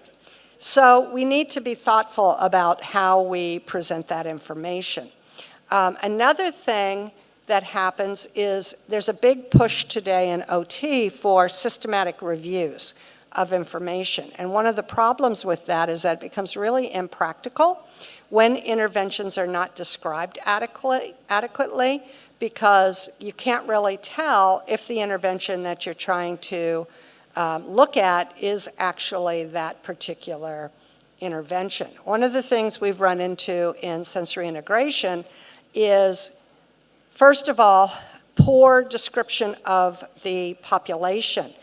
Much research that's been done in the past actually never noted or didn't do, we don't know because they didn't say one way or the other, whether or not they even evaluated the children for sensory integration problems before they did intervention with them. That's kind of a big problem, right? Another thing is, what kind of intervention did they actually do? Is it really sensory integration or is it something else? All right, then the role of the clinical practitioner in knowledge translation is to be informed about the current research.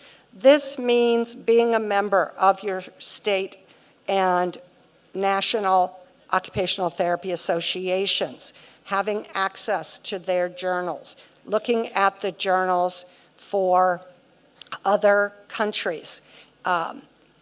You can set Google Scholar to send you an alert when research is done around specific topics. So right there in your inbox, you can get an update on the latest research. Know how to find research and how to synthesize it and then actually do it. And discuss the benefits of services with patients and other providers and regulators. The last thing I wanted to talk about then was promoting public healthcare policy. And there are ways that we all can work on this. This does not have to be researchers. We can implement health promotion campaigns. We can promote health cost effectiveness to reduce disparities by providing information to our legislators. Consider who the policymakers are at the specific level that you're interested in addressing. Is it your hospital? Is it your clinic? Or is it at that legislative level? And recognize that policies often require diffused decision-making. That means that it's rarely just one person who makes a decision about policy. It's usually a committee or a group of individuals, and you need to address all of those individuals. You also need to know and network with institutional hierarchies, because it might be the janitor who has the biggest say on whether or not you get a space to do a particular intervention in your clinic. Know and engage with individuals in policy networks. Understand what policy instruments need change. So are there laws, regulations, or guidelines that need updating? And then identify and provide solutions for funding that might be needed for this policy change. You can't just go to a stakeholder and say, change this policy, and it's going to cost you, $20,000 a year without coming up with some way to offset those costs. And engage with the policy advising agencies like the World Health Organization or WOOF it. So lastly then, I'm going to issue my own call to action now 38 years later. We need high quality studies that examine this full range of occupational therapy interventions, from adult rehabilitation practices to pediatric sensory integration. OTs, you must become not just clinicians, but dedicated researchers as well. And most OT research is produced by occupational therapists who practice in the academic world. This is great. They have the knowledge to do this.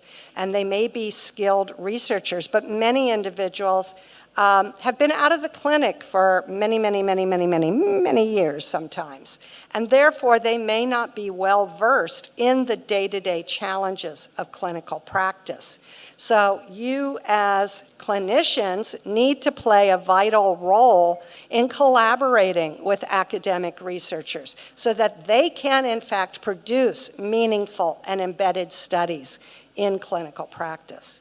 We also need research that reflects clinical practice, that can be instrumental in guiding policy decision-making at multiple levels, and we need research that reflects population-based studies that can benefit regional or national level policy decisions.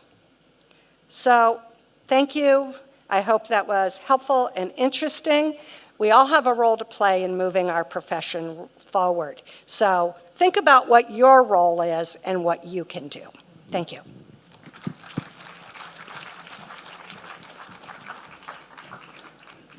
Thank you, ma'am. Now the floor is open for questioning sessions. Maximum 2 questions are permitted at this time.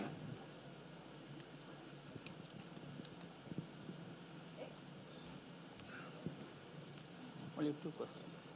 2 questions. 2 questions? Yes. Okay. Who has questions? There's somebody who has. No. Nobody has questions.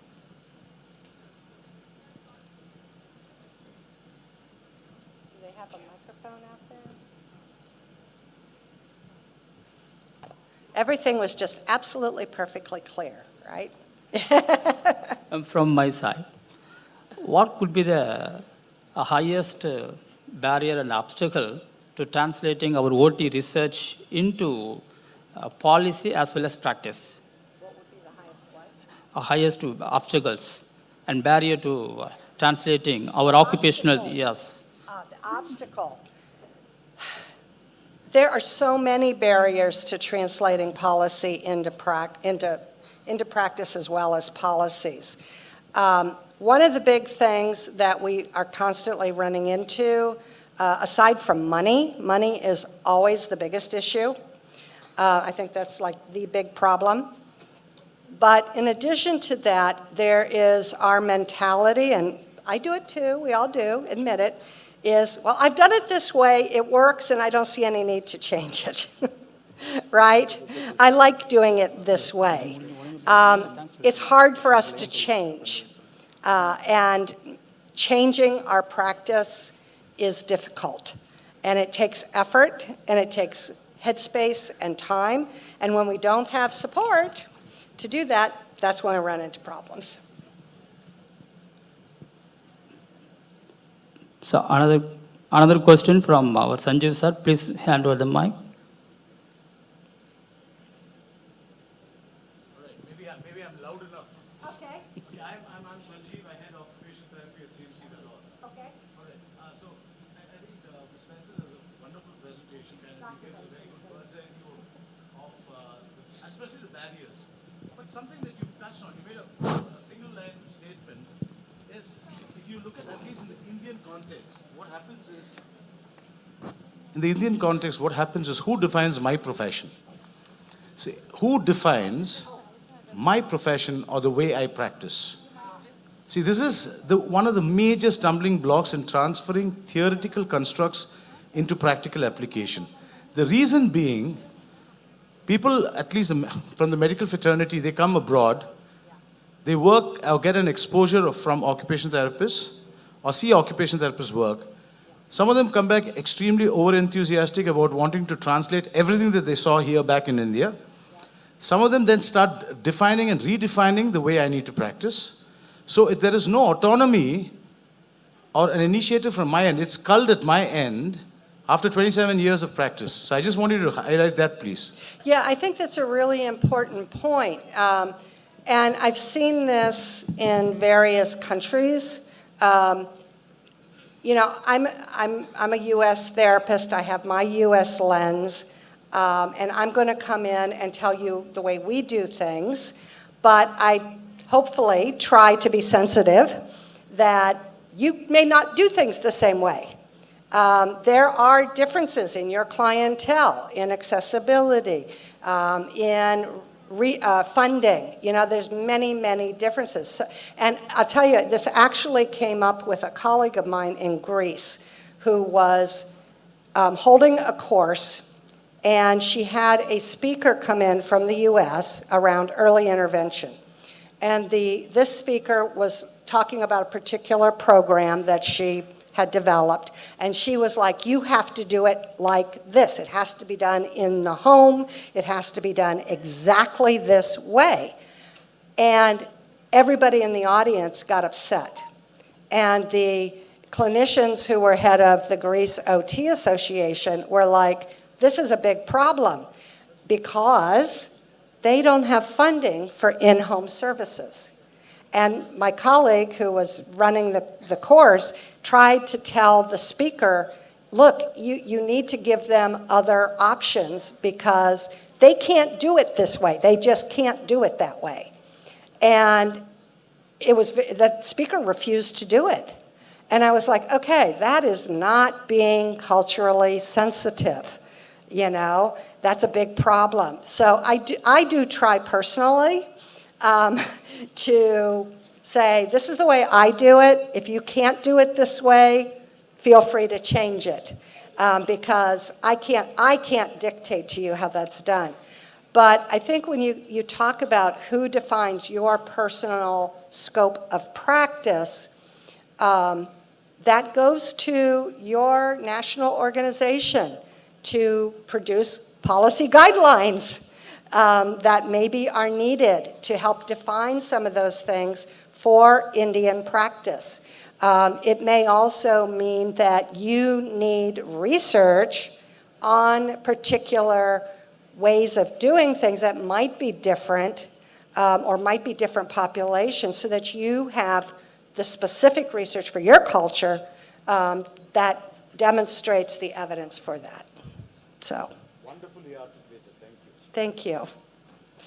Thank you, ma'am. Thank you for your valuable and insightful, thought-provoking sessions, especially translating OT research into practice as well as policy. It's a wonderful, ma'am. Thank you very much. And we are really grateful for your timing, knowledge, and expertise and everything. I now request our Honorable All India Occupational Therapists Association President, sir, to felicitate our Honorable Madam.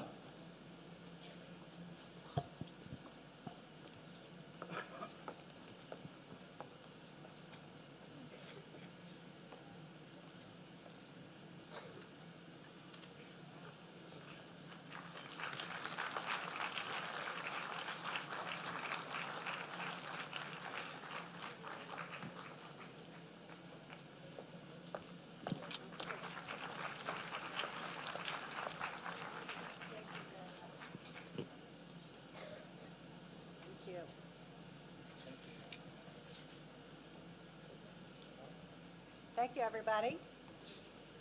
I'll just say one more thing. I'll just say thank you very much. I am very honored to be here as your keynote speaker, and I really look forward to seeing some of you in the future again. So take care.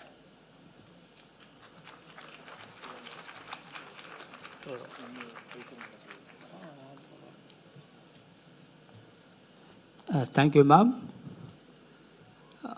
I now request everyone to stand and warmly welcome our National Commission Chairperson for Allied and Healthcare Professionals, for our Honorable Dr. Yagna Umesh Shukla, Madam, with a big round of applause.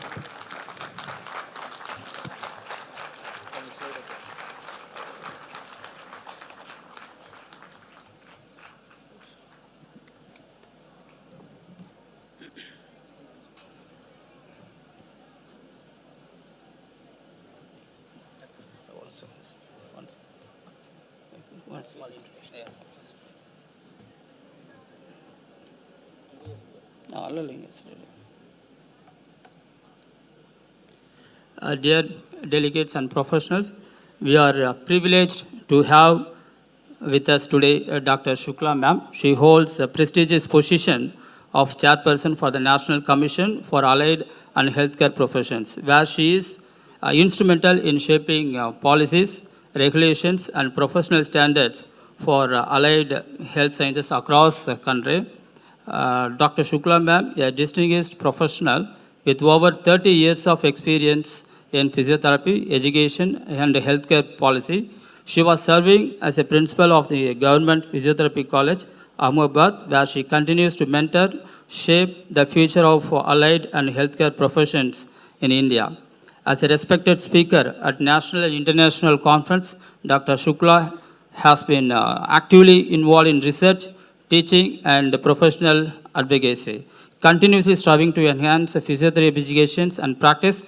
Today, ma'am will be sharing her insights and providing us valuable perspectives from both clinical and other aspects of NCHAP, overview of NCHAP. Welcome, ma'am. Thank you. Thank you, ma'am.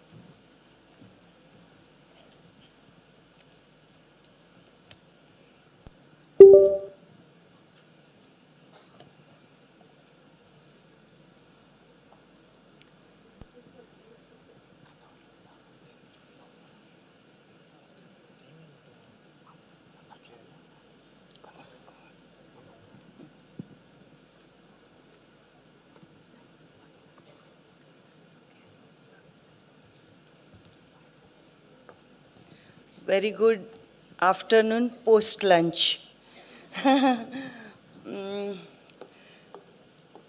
Thank you very much. I would like to specially thank organizing committee of 62nd Indian Occupational Therapy Association, this conference. It's really a great honor. This lecture, I wish and I insist that everyone must pay attention how many of you know about this NCAHP? Maybe from the frontline people, but this lecture is more for those who are sitting on the back side, because this is your regulatory body. This is what you have to now, you will be controlled by, I would say that. And I would request you, I would insist you to read at least once this act, which is easily available. But when you, understand this today's lecture, you will have better clarity, and then if you read it, then it will give still furthermore clarity, and you will come to know that this is a commission for which we all were waiting for years. This is a 60-second conference. It means since 62 years, even for IAP it was 62nd year, or both have been born together. So this commission was very important for us. Let me wish you all happy International Mother Language Day. Kem cho? So, this historical moment, this historical step towards regulations and standardization of allied and healthcare profession in India. The name is little longer, but it conveys many things. It has 57 professions, allied and healthcare. I will let you know about what do you mean by allied and what do you mean by healthcare. So, remember this. This is the strongest and largest regulatory healthcare body of India. This is a statutory body which is being passed in the parliament. And it is said, Sabka waqt aata hai, sarvesha samay agachati. And now our time has come. So on 28th of March 2021, this notification was out. This regulatory body, every time, why it was needed. All major policy decision of our own profession was being taken by another professionals, because they always argue that we don't have any regulatory body, there are no regulations, hence we will take your decision on your behalf, which was sometimes was not good also. So now it's time has come that those decisions will be taken by your own professionals. Remember this is your identity. This logo is identity of allied and healthcare professionals. There are 10 petals. This allied and healthcare professionals, it has a broad 57, so far 57. Why I am saying so far? In the Act, there is a provision that in future, many other professions might be added. So far 57 professions are there, but they are being broadly divided into 10 categories. I want these students also, please pay attention, this is your future. So these 10 petals, it is, under this 10, it conveys 10 broad categories. Then this is a logo of happiness, right? The body, it reflects happiness. And Swasyam Sarvartha Sadhanam. It is, the actual slok was Arogya Param, Arogya Param Bhagyam, means Good health is your great fortune. Swastham sarvartha sadhanam. Swastha is the key or is the way of happiness in the world. So that was the meaning of this swastham sarvartha sadhanam. So all these 57 professionals will lead to happiness. That was the only reason why this swastham sarvartha sadhanam was kept. As this act was passed in 2021, it's since 2021 is written there. Now, why this act was passed? What were the objectives of this act? So, the need of an hour, regulations and maintenance of standards of education and services by allied and healthcare professionals, assessment of institutions, maintenance of central and state register, creation of system to improve access, research and development, adoption of latest scientific advancement. So, main objective of this act was standardization of education and services of allied and healthcare professions enlisted under this act. So as I said, collectively it covers 57 professions, which is being broadly divided into 10 categories. So which are those 10 categories? Medical laboratory technology. See, always remember one thing.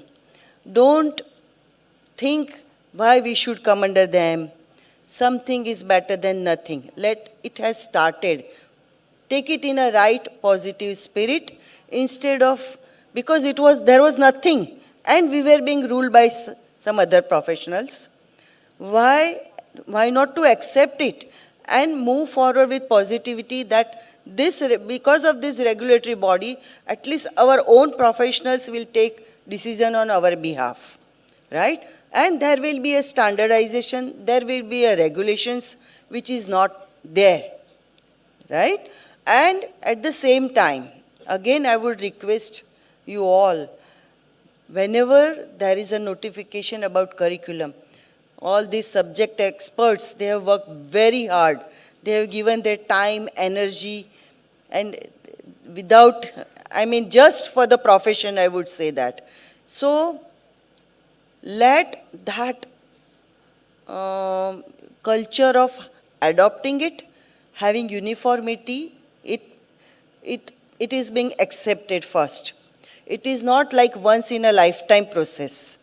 You can change it afterwards also. But instead of grumbling that why this is not there, that is not there, I request you just, for every curriculum, it is going to be happen like that. But broadly, if it is being accepted, then please have that kind of positivity that some changes which you can note it down and maybe in the next revision, you can put it forward and you can change it, right?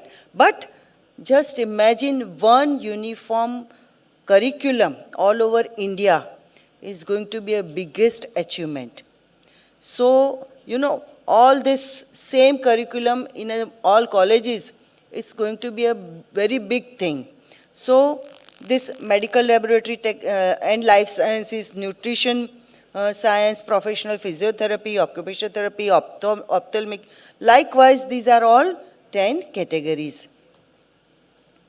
Now, as far as structure of this commission is concerned, maybe from the front side, they might be able to understand it and they might be knowing it.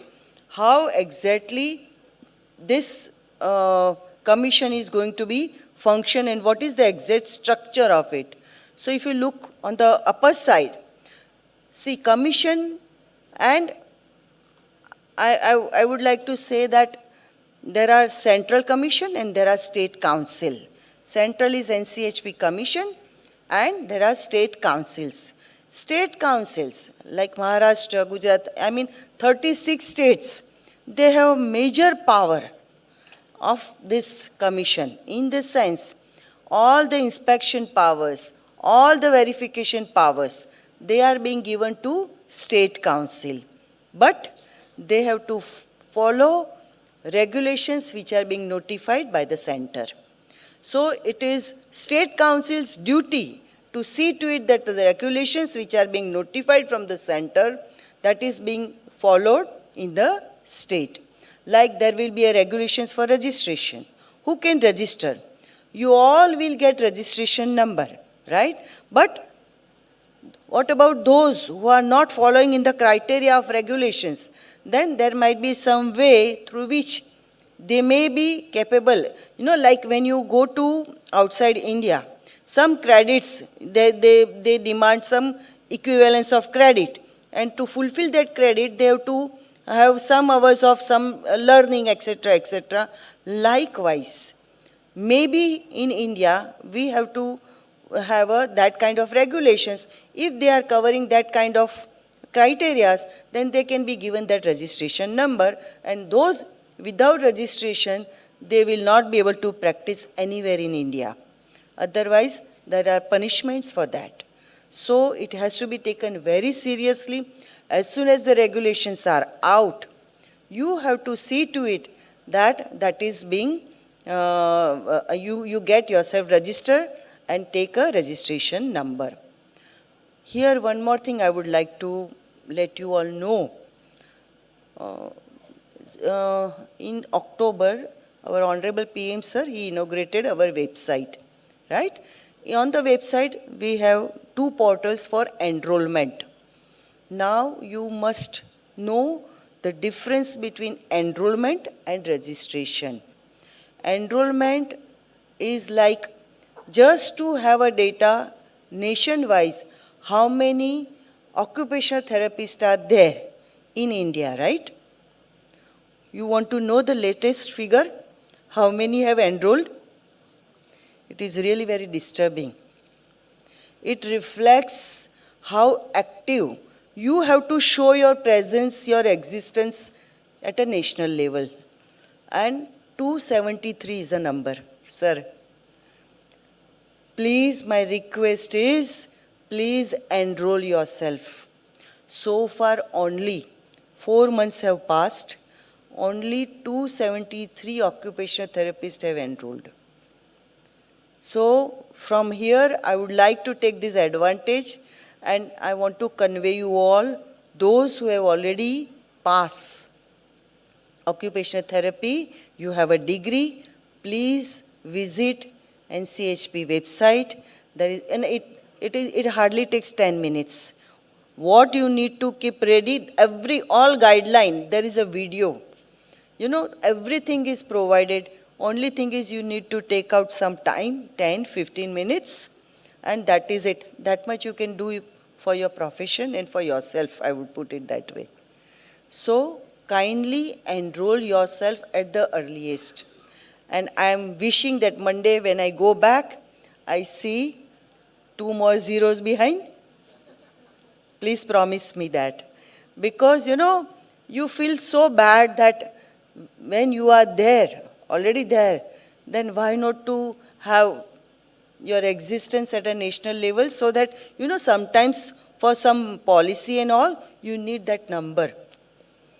And at that time, unfortunately, if it is not there, then it may indirectly harm that profession. So, and it is, in a way, it is good thing also. So please enroll yourself. So likewise, at a central level, we'll have a 47 members, right? And then at a state level, there are 30 members. We have at a state level, there are 4 autonomous board, which are very, very important. 4 pillars of the state council, and which is very, very important. There is a professional council at a central level, which will prepare regulations for your profession. 10 professional council for 10 categories. So for your occupational therapy profession, Occupational Therapy Professional Council will prepare regulations for whether it is for registration, whether it is for practice or for minimum standards, everything. And that is to be implemented, and that job is to be done by State Council. I hope I am clear about it. So it will function at central level, at state level, and at different, but all will have a very, very important job to do. So far, there is a chairperson and a secretary, 15 consultants. Vice chairman post, if you all are aware, it is advertised. And again, 15 consultant posts, that is also advertised. As I said, basically, it is like making a policy, regulations. But these will be such regulations which are mandatory to follow, right? So the standard, we keep on grumbling. You know, in 2 rooms they are opening college, they don't have teachers, they don't have infrastructure, they don't have clinical exposure, you know, so many times. But now, because of this, the action will be taken, and if it is not being rectified, then they will have to close it, right? And even I have made a proposal in a government that wherever in India there are medical colleges, in government medical colleges, kindly see to it that all allied and professional colleges are there in a government medical colleges, so that indirectly you have a base of patient exposure. And you know, even we need healthcare professionals also. Only few days back we had received a parliamentary question how to have a quality professional and quantity. And in that suggestion I have written this, that if you want a quality, and this, if the base is ready, you have nothing to do. Likewise, you know, you might be knowing that there is a government policy for nursing. It's a 60-40. Central will give 60%, state will give 40%. Likewise, they provide this nursing college for all government medical colleges. Same way, with the same structure, I mean, policy, basic on the principle, I ask them that you accept this and have same thing for all allied and healthcare professions. Let me clarify you what do you mean by allied and what do you mean by healthcare. If you read this act, initial pages, there is a clarity. Who can come under this? Those allied means those who have a 2 years of regular study. I am stressing on regular study, not distant learning. 2 years of regular study with minimum 2,000 hours. Up to 4,000, 3,600 of study and 4 years and more. So those who have a 4 years and more, so always correct if somebody is calling you paramedics, correct if somebody is calling you allied, you are a healthcare professionals. And it should be clear in your mind, and you make clear to others also. So whenever there is by chance, because they have a habit of calling paramedics allied, so better you correct them that no, we are a healthcare professionals. And one more thing, occupational therapists, they are allowed independent practice. Specifically, so I request you all to read and understand this act thoroughly, because it will help you a lot when somebody is misguiding someone, right?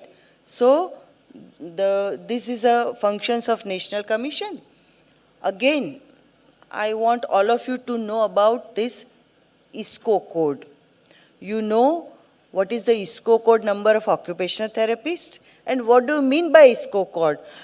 Maybe from the behind, if somebody can answer me, of course it is there.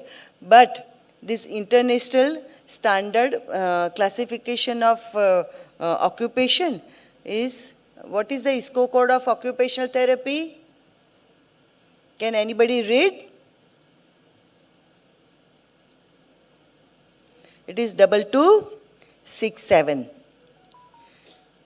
So it is very important. And who gave this ISCO code number? International Labour Organization. This International Labour Organization, on the basis of, according to task and duties undertaken, they have given this ISCO code number.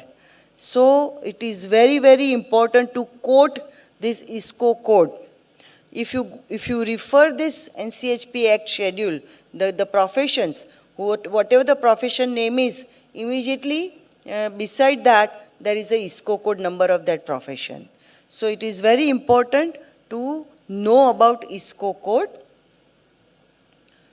This is the address at present. This is the office of NCHP. It is on a rental base. If you are aware about geography of Delhi, Bajpai sir he knows very well. He has visited also this office. Now, so far, it is very important. What if the center is notifying the regulations, but there are no state council? Then who will verify it? Who will implement those regulations? Right? So it is very important to have a state council. So how many states so far have this state council? Only 23 states have it out of 36. Again, it is not a bad number. But because in a clinical establishment meeting, when we told them that we have 23 state council, he said we are there since 2010, and so far hardly 7 to 8 clinical establishment they could make it in the state, and you have been notified in 2021, and now you have gone up to 23 states. That is really remarkable, but it is nothing to be that happy about it, in the sense, in some states, the members are not as per the act, which is not acceptable also. They have to amend those names, and then only it can be considered for state councils. As far as curriculum part is concerned, since 1 year this exercise was going on, interim commission, they have members, they have also tried. And one thing is to be happy about being a chairperson is, I being a stakeholder, I know what is the pain of not having regulatory body, what is the importance of time, because since ages we all were waiting. Now when it has come, we would not like to wait a single second. So, that pushing and strong follow-up makes all the difference. And so far, 7 curriculums are absolutely ready. 8, 9 is still in pipeline. I have forgotten to add 11 one. Even physician associates, that is also ready. So maybe in near future, all this curriculum will be notified. It has to be accepted. It has to be implemented. All this curriculum, there will be a uniformity of this professionals curriculum all over India, right? And we have tried our level best that some regulations are also being included in the curriculum, so that indirectly it conveys what it is supposed to convey. Now what is next? As per the Act Section 66, now it is a time to have a regulations. When and why it is not happening, that will be another question. We all are waiting to have at least minimum number to call a commission meeting. Out of 47, at least half of them has to be there. So now it is on the verge of, we have that 23 numbers we have received. That is to be notified by the ministry That final endorsement is likely to come in a maximum 1 week time. And then we'll call our first meeting. In the first meeting, all the important initial agenda will be passed, and then the professional council will be notified, and they will start functioning on regulations, right? So this is how, sometimes you feel that nothing is happening, even though it is being notified, we can't see anything, but slowly, steadily, things are, I have seen it, I have felt it, and it is going forward. I would again request everyone to please note down this website, kindly visit it, keep on visiting it, keep on updating yourself, and please see to it that you get as many information as possible. Try to get yourself involved also. There are so many updates which we are trying to do it as much as we can. So as I said, curriculum, regulations, and again regulations for the services also. As on the website, we have this. Even so many court matters are also, they have started coming up. So we have given advertisement for the empanelment of advocates for the commission. I believe dream is not that which you see while sleeping. It is something that does not let you sleep. Think globally, act locally. And my last sentence is, समय हर समय को बदल देता है, बस समय को थोड़ा समय चाहिए. Thank you very much.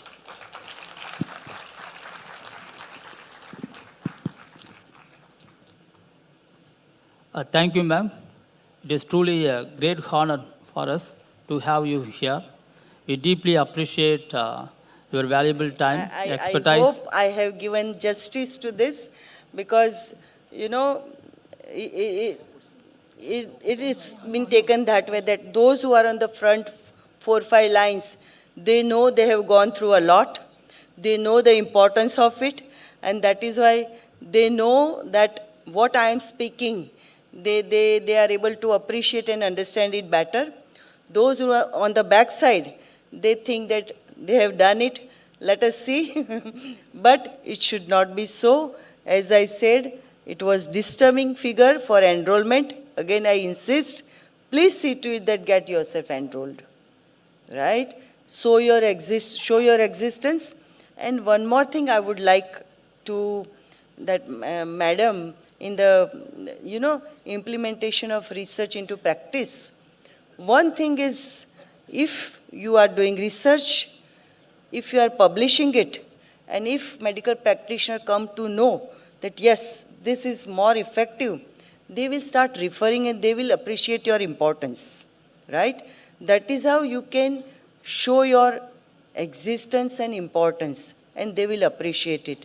What exactly happens, they do not study the exact subject. Sometimes they do not have any basic idea about it, and they simply refer with advising what therapy is supposed to be given. It is little unfortunate that we follow it thoroughly. We don't want to create conflict. So we just accept it and we just follow it. It is not like creating friction or conflict, but it is like you are master of your own subject, and that is to be shown and proved.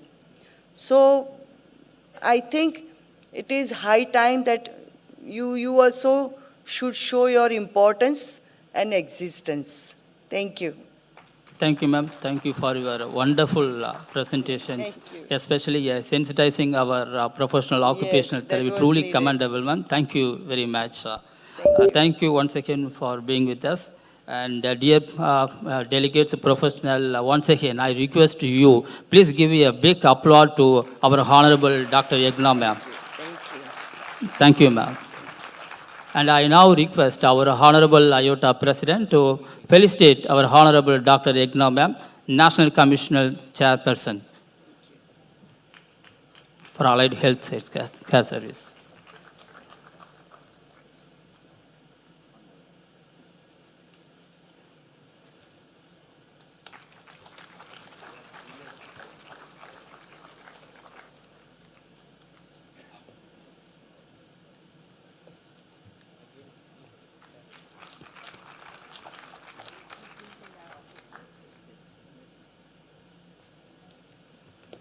Will carry.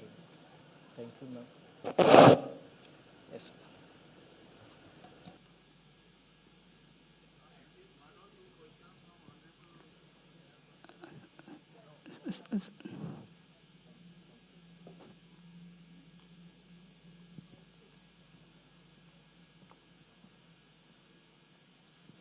So, dear delegates, we are moving to another talk presentations, faculty talk.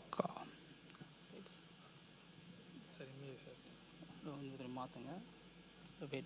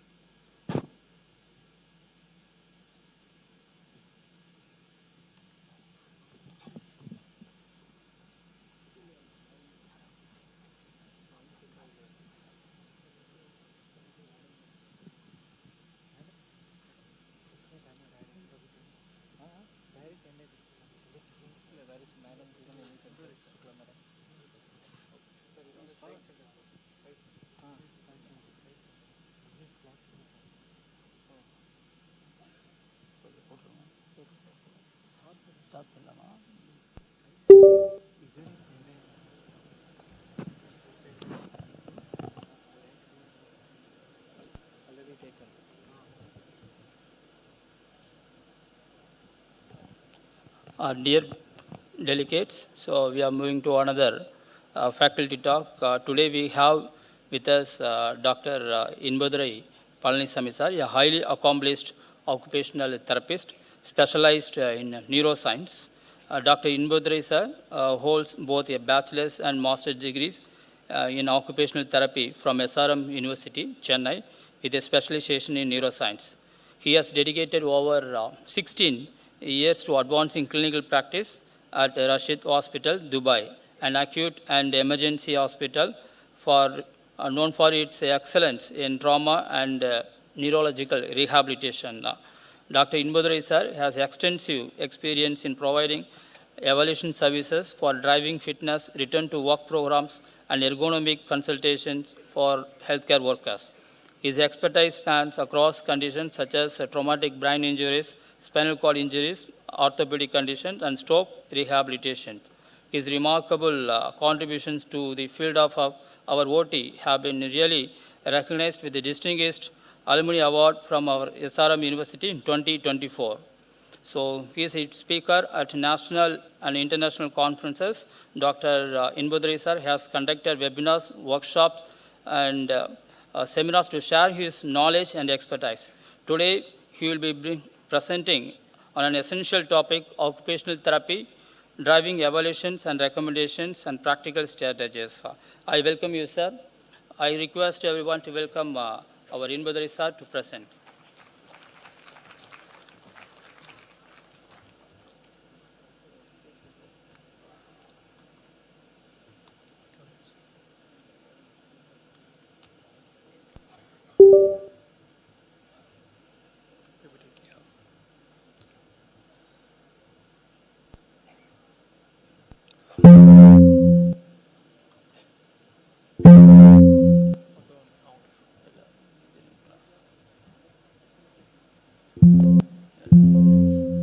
இது press ஆகுதா long press ஆகுதா இது எடுத்துகிட்டு போட்டோம்ல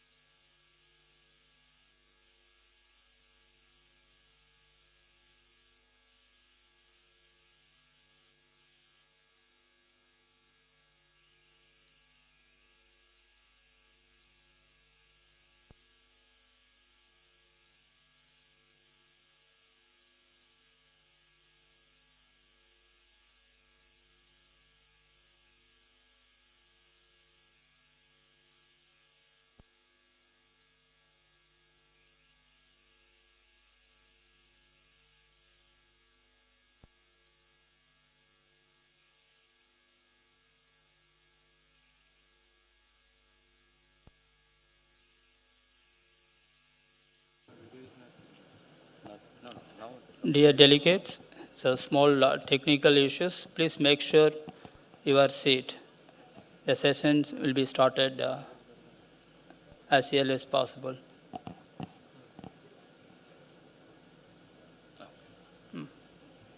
Okay.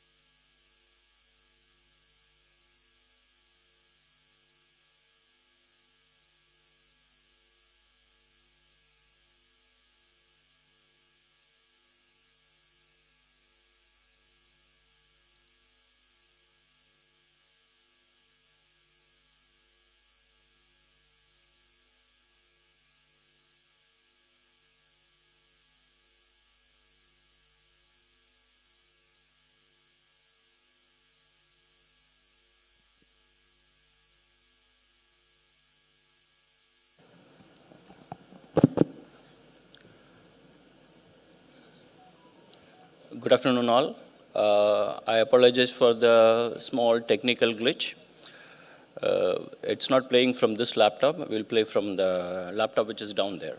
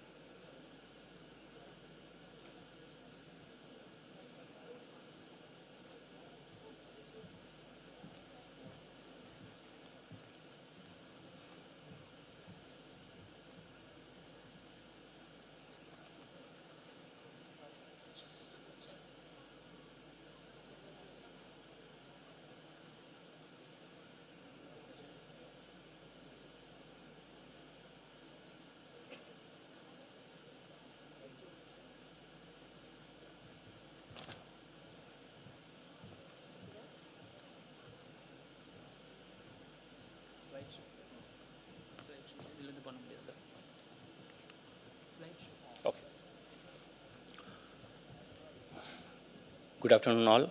My presentation is about occupational therapy, driving evaluation, recommendation, and practical strategies. The basic idea of this presentation is, in India, some parts of India, they are doing the driving evaluation for the people with the disability. But many places, I'm working in UAE, Dubai, many people from India, they work there. 80% of the people who are coming for driving evaluation are from the Asian countries, especially India. So they have a logistic issue. They have a difficulty in accessing the transport authority. Say they have so much of difficulty in getting a driving license.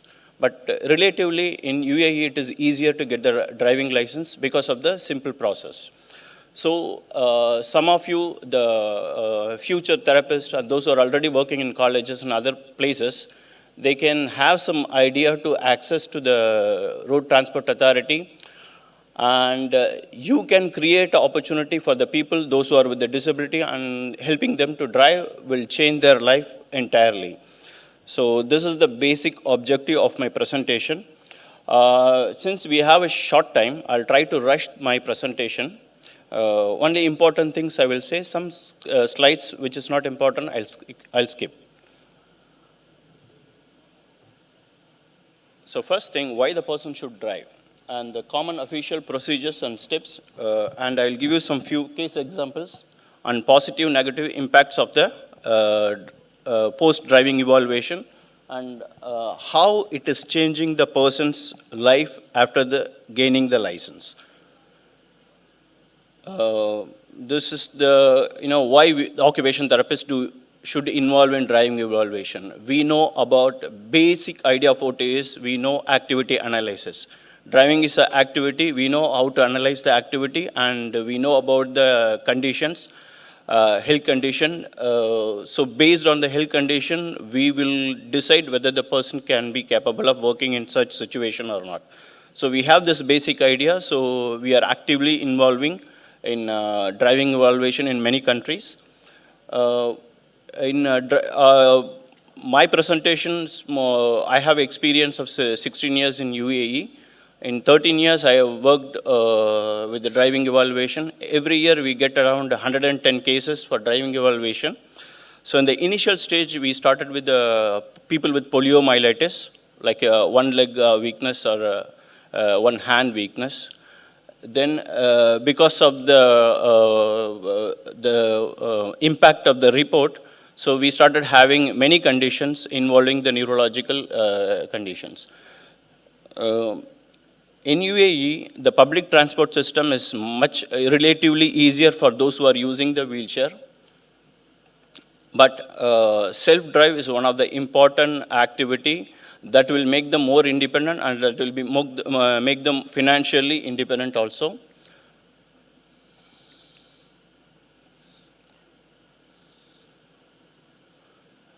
Before going for the driving evaluation, we need to know about the local laws and regulations, and local road conditions, local vehicles, different types of vehicles.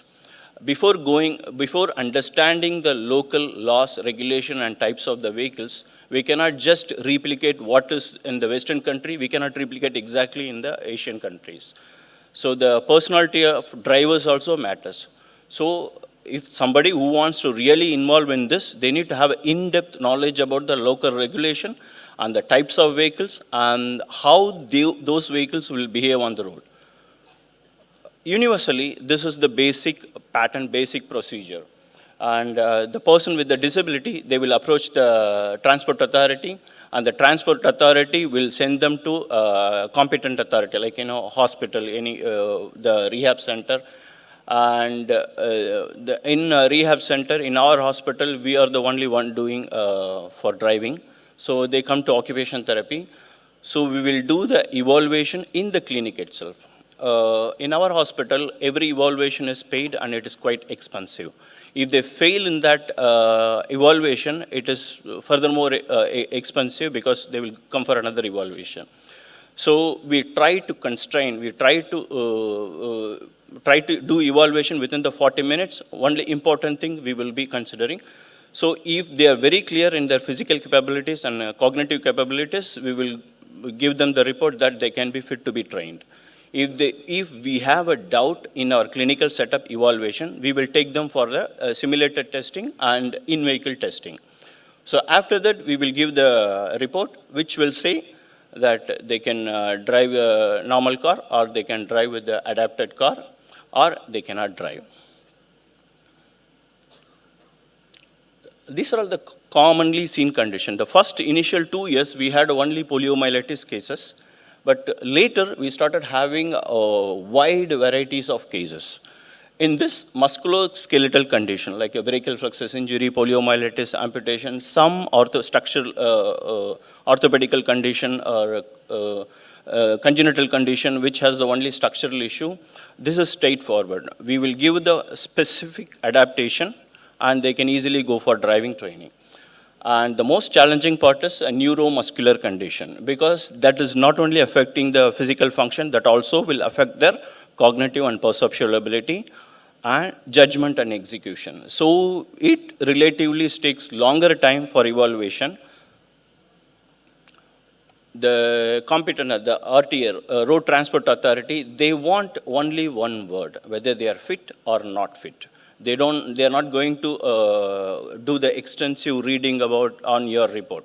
They just want 2 words, fit or not fit. If it is fit, whether it's normal car or whether it is adapted car. So they want only one line of result of your report. So this is the basic process of the evaluation for driving. First thing, we need a history. In this history, many people, they hide their past events. For example, the person with the disability, they will start driving, they will make an accident, then they will come to us. Second incident, they are normal, they get a stroke, then they will go for driving, then they will make accident, then they will come to us. So going for the new license and revoke the cancelled license, they want to take it again. It's an entirely different process. Sometimes the person will make an accident, they will come to you, then they will say, I need a report for license. You will not find any issue with them. Physically, they will be fine. But the police will find out, they'll send them to go for a report from our hospital. So the important thing is you need to go deep into the history, why they need license. These are all the 6 processes. We follow this process so that we will make our process easier for therapist and the patient. If they fail in the history, if there is wrong information, we will stop the evaluation there itself. If they fail in vision and hearing, we will stop there. Then motor, and likewise, we will stop as, we will not spend too much time on going for the next step. So the first thing, what the client says is, they don't want to disturb their family members to go out. They want to meet their friends privately, alone with the friends. And they say they lost their job. They will get their job if they get a driving license. These are some of the needs. And some, they want to go for the recreational drive. So as I mentioned before, we need to go for the medical and functional status history. First thing, why they need to drive independently. In UAE, many people, they have the 24 hours caretaker assistant. For them, usually we don't give the independent driving permit. If they have the good transfer capacity, if they are able to transfer to the car and come out of the car by themselves, yes, we will go. If they're dependent and transfers, we will not give. So we'll take all this history. If they have a 24 hours caretaker who is a driver, we will keep the driving as a least priority. And how the family thinks about their driving also, we will consider. So important history you should take. Then if there is pure ophthalmic issue without any physical issues, motor or sensory issues, they will go to ophthalmologist. That is entirely different hospital. Ophthalmologist will give the report. If there is a hearing and speech problem, they will go to the ENT. That is also a different hospital. So we will not handle those. But those who are with the neurological condition, they will have some issues with the vision and some issues with the hearing. So for them, we will do the assessment. So first thing we will do the vision. So this is the basic picture of Most of the accident in UAE happens, fatal accident happens due to the poor blind spot check.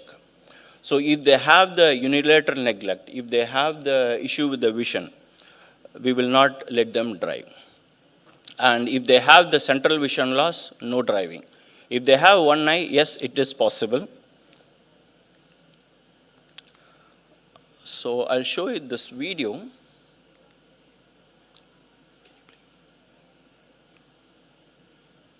Why the blind spot, why the awareness of one side is important.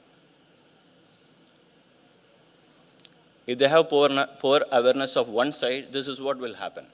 Just a fraction of a second, we are a trauma and emergency hospital. We get lot of accidents, cruel accidents with a small minor mistake with a fraction of a second. So the transport authority is so strict, so they don't want to take any chance of community safety.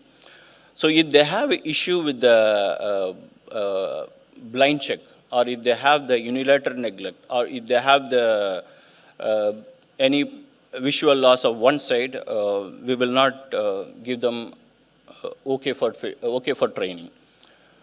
So first, the visual process will go through this stage. First, we observe. We will not spend too much time on going directly to the confrontation test. We will observe how they are looking around, how they are coming into the clinic. When they're coming, those who are with the unilateral neglect, sometimes they bump over their left side or right side, and how they're approaching our entrance, all we will observe. So if we have a doubt, then we will go for the confrontation test, then the paper pencil test, like a star cancellation we use. Or if you have a doubt, and if you want to convince the patient and their family, we will go for the perimetry test, which is objective, which will show where there is a cluster of visual loss, which are the cluster points of visual loss. So we will use that objective test to tell them not to drive. We got an ophthalmologist who was with the neglect, and he was arguing with us. Then we used the optometry test to tell him that these are all the consequences if you drive. Then we tried convincing him, and the family also got convinced. So we need to go with the conventional method, then you go for the objective method if it is needed. And if they fail in that initial test, then you stop the evaluation, then you tell them you are not fit for drive, and they need to, you teach them other alternative mode of transport. And the third point is the motor evaluation. There's the strength in lower limbs. Knee extensors, dorsiflexors, plantar flexors has to be 4. 4 is most safest. If it is 3+, okay, it is manageable. And they should not have, even if they have a spasticity, if there is no clonus, yes, they are allowed to drive. If there is an incoordination, or if there is associated action of other foot, other hand, they will be scrutinized again. And the coordination has to be checked, and any deformity, contracture, which is affecting their steering wheel operation or pedal operation, we just do the direct checking in the car. And the balance and functional abilities, which is most important for them to have the independent transfer. Then rapid pace walk we use for 10 foot forward, 10 foot backward walk. If they're completing within 7.5 seconds, yes, they will be safe for driving with the foot pedals. Then alternate foot tap also we'll use. We basically use it for those who wants to drive with the right foot. Those who are with the right leg weakness, we use this. If they delay more than 7 seconds, we will not continue. We will tell them to go for hand control car. These are all the general evaluation, how they are independent at home. In the car, how they are opening the door, whether they are using any assistive devices, any transfer board, all we will be checked. And I think when you read it, you will know. The important thing is whether they are holding the steering wheel knob in 9 o'clock position, 12 o'clock, 3 o'clock, and 6 o'clock. All these are important because when they are taking out one hand for shifting the gear, one hand has to be stable on the steering.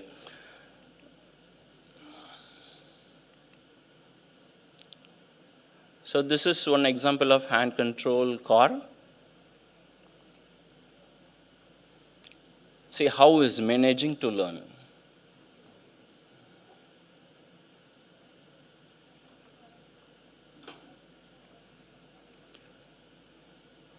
within few seconds, he had a normal license, but after being paraplegic, he came for the special license. So entirely he has to change the way he drives. He cannot use the foot, only the hand control. There are different kinds of hand control, whether the pushing forward, pulling backwards, or the small lever kind of thing, all are there. And if you Google it, you will see many things. I will show you the picture here also. And the sensation is most important thing. Many times when we do the motor evaluation, we will miss the sensory issues. They will have a sensory loss over the 3 fingers, 4 fingers, or they will have a proprioceptive loss in the foot. Many times it is ignored. So you need to have a very good evaluation about the sensation, the proprioceptive sensation, pressure sensation. If they don't know how much pressure they are applying over the accelerator or brake, they will have an issue. The most challenging thing is cognitive perceptual evaluation. Convincing the patient, convincing the family with the cognitive issue is really tough task. One of the post-traumatic brain injury person came. He was with the driver. I gave him some task on Lotka. Then that patient asked me, I'll call my driver, just administer this test to him. If he fails, he should not drive. So the thing is, many normal people, they cannot do all the tasks because of their educational background and other background. So the patients who are really knowledgeable, they have good lateral thinking, we have a tough time to manage them. So we use all these tests, sub-components we use, just to convince them that how it is unsafe to drive. We have different batteries, Rookwood battery and all, but it is really time consuming. The Rookwood and all usually takes 3 sessions, which is not practically possible for us. So we use some components in it. So if they have a delay in their response, look at this.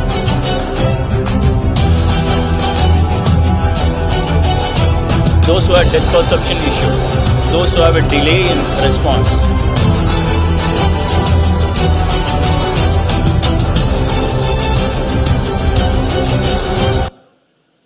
every now and then, the UAE police will release these videos to make the people aware of the possibility of accident.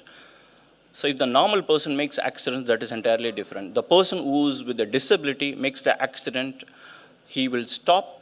The future person who are disabled, the driving person, the future possibility for a disabled person to drive will be limited. So we are very careful and we do extensive evaluation. We scrutiny all the components before going for report. So we use simulator, we use in-vehicle assessment, and I'll just show you the video.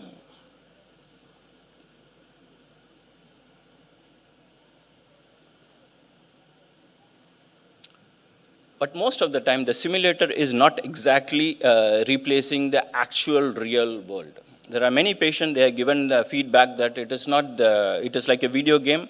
And to some extent, they are correct. We use their reaction time, we used to evaluate reaction time with this. But most of the time, reaction time in the car, in the vehicle is different, in the simulator is different. So we try to reduce the possibility of relying on simulator evaluation. Video, please. See, we never expected this person will be able to drive. There is another person. So these are all small videos of how they are transfers. Transfers is must.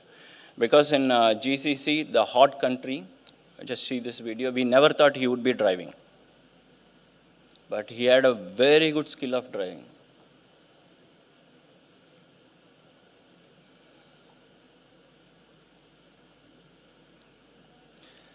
Okay, that is what. If there is a musculoskeletal issue, orthopedic issue, if they have a very good judgment and execution, they will have no issues. We can give many adaptation to make them drive. I think this is in India, it is still in, whether they are approved or not, I don't know. I got it from the website. These are all the approved adaptation in India. Many are from different parts of India. If you are aware of it, please educate the persons, those who are with a disability, and try to implement this in your community. you will change the patient's life, and he will be a earning member in the family, and he will not be a burden for family, and he will not be a burden for community. I'll show you some example how it has changed their life. These are some adaptation. I'll just rush through this.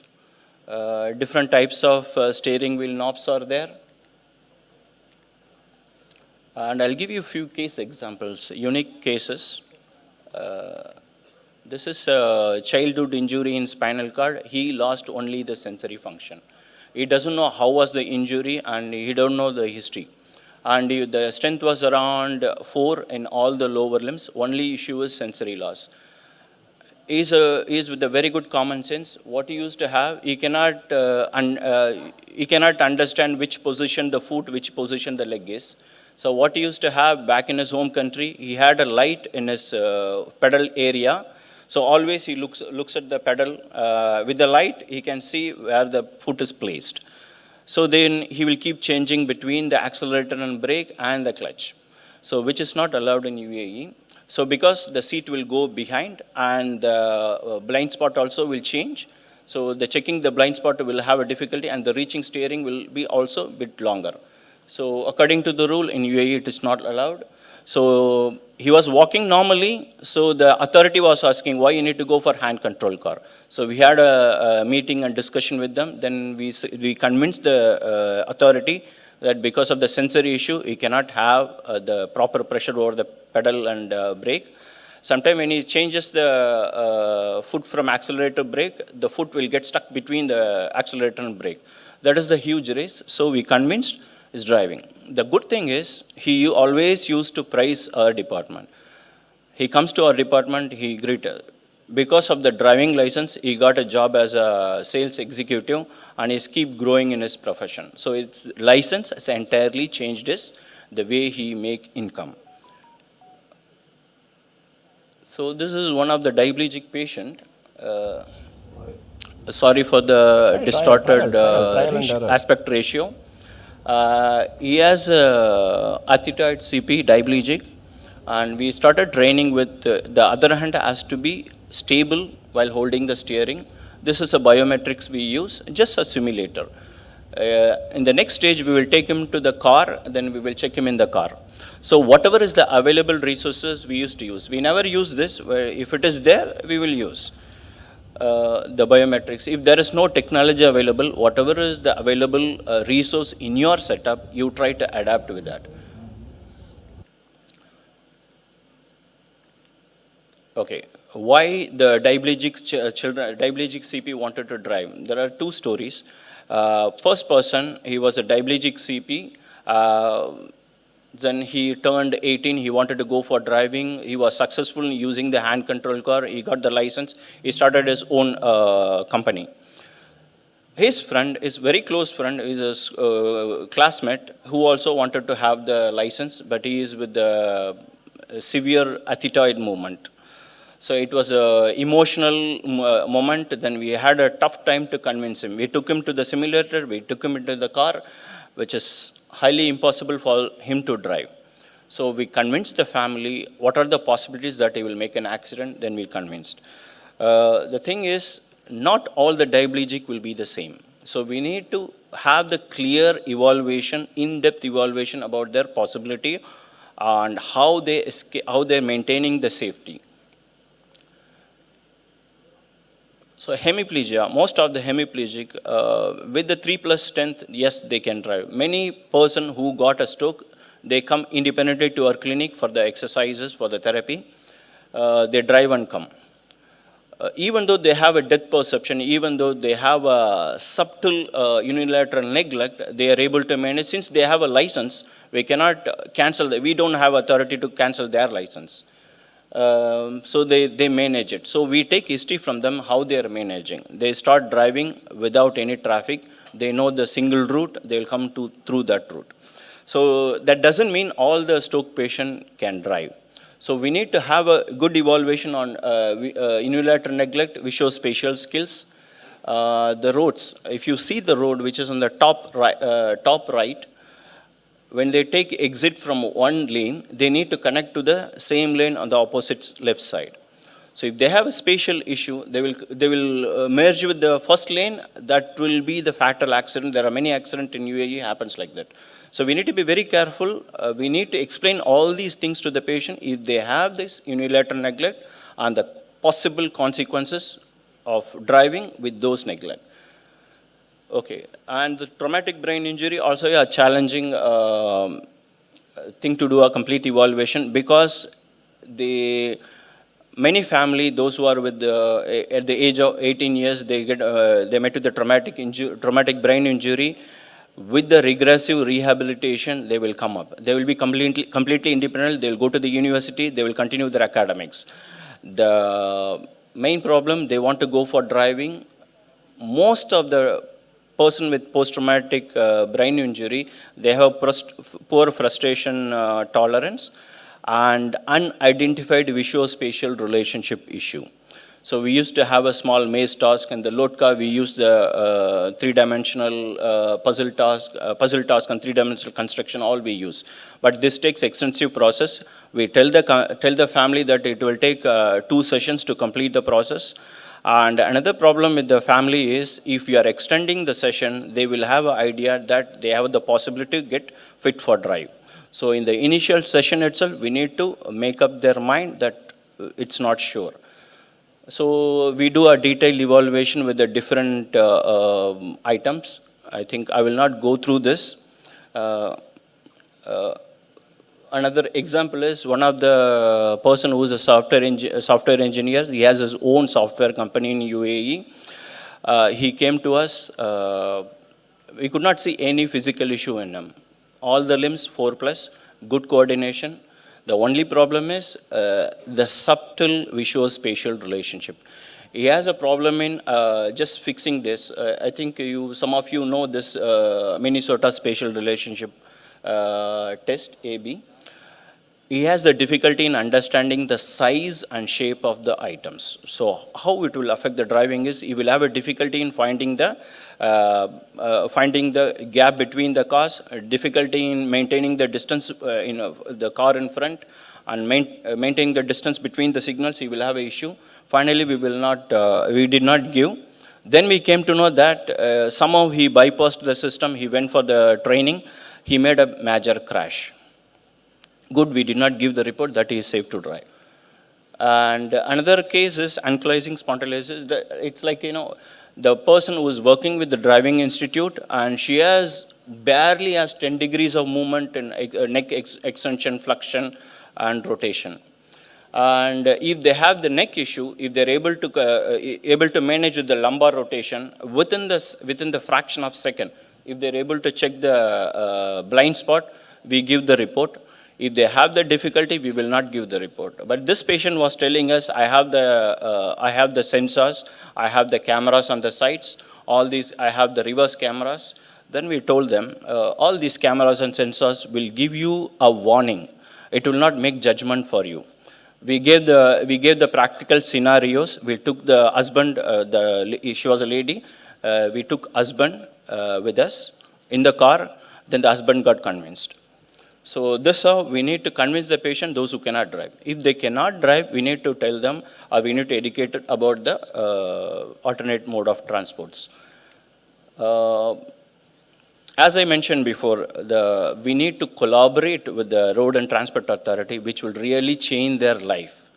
Entirely, it will change their life. So for that, you need to have a good collaboration with all the professionals, including your physio and physiatrists, other doctors. And it has to have a good teamwork, because we always work with the driving instructors, driving inspectors, and our doctors. And you need to have a good analytical skill. It's not like a yes or no. Most of the time, you need to work between the yes or no. The gray area, you need to work. And you need to give the proper reason, factual reason, to the patient and family. And every case gives us a new knowledge about the driving, about the possibility of accident, about the possibility of escaping from accident. And these are all the changes. I think you all can read. It has entirely changed their way they look at their life. They gave them good income after getting the license. They were so happy. Even now, when they're coming for renewal, they need to have another report. They come to us for renewal. We give the report based on the present day functional status. I think that's it. I finished in time.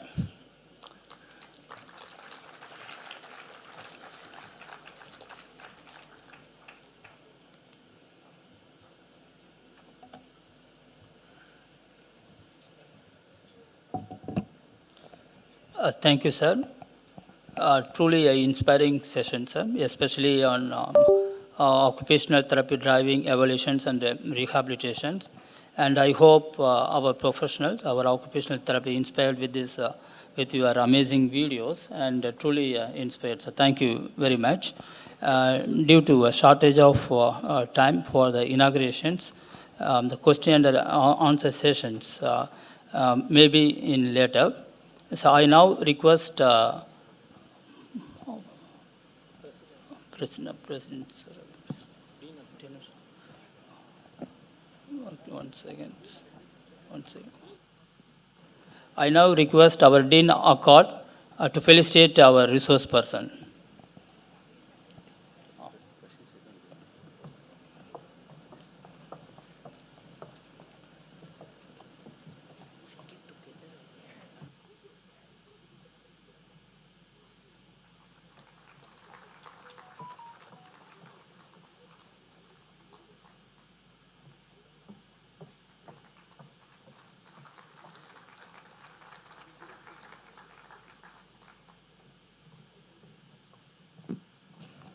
Thank you, sir. Our inauguration is about to start in 5 to 10 minutes. Please take your seat.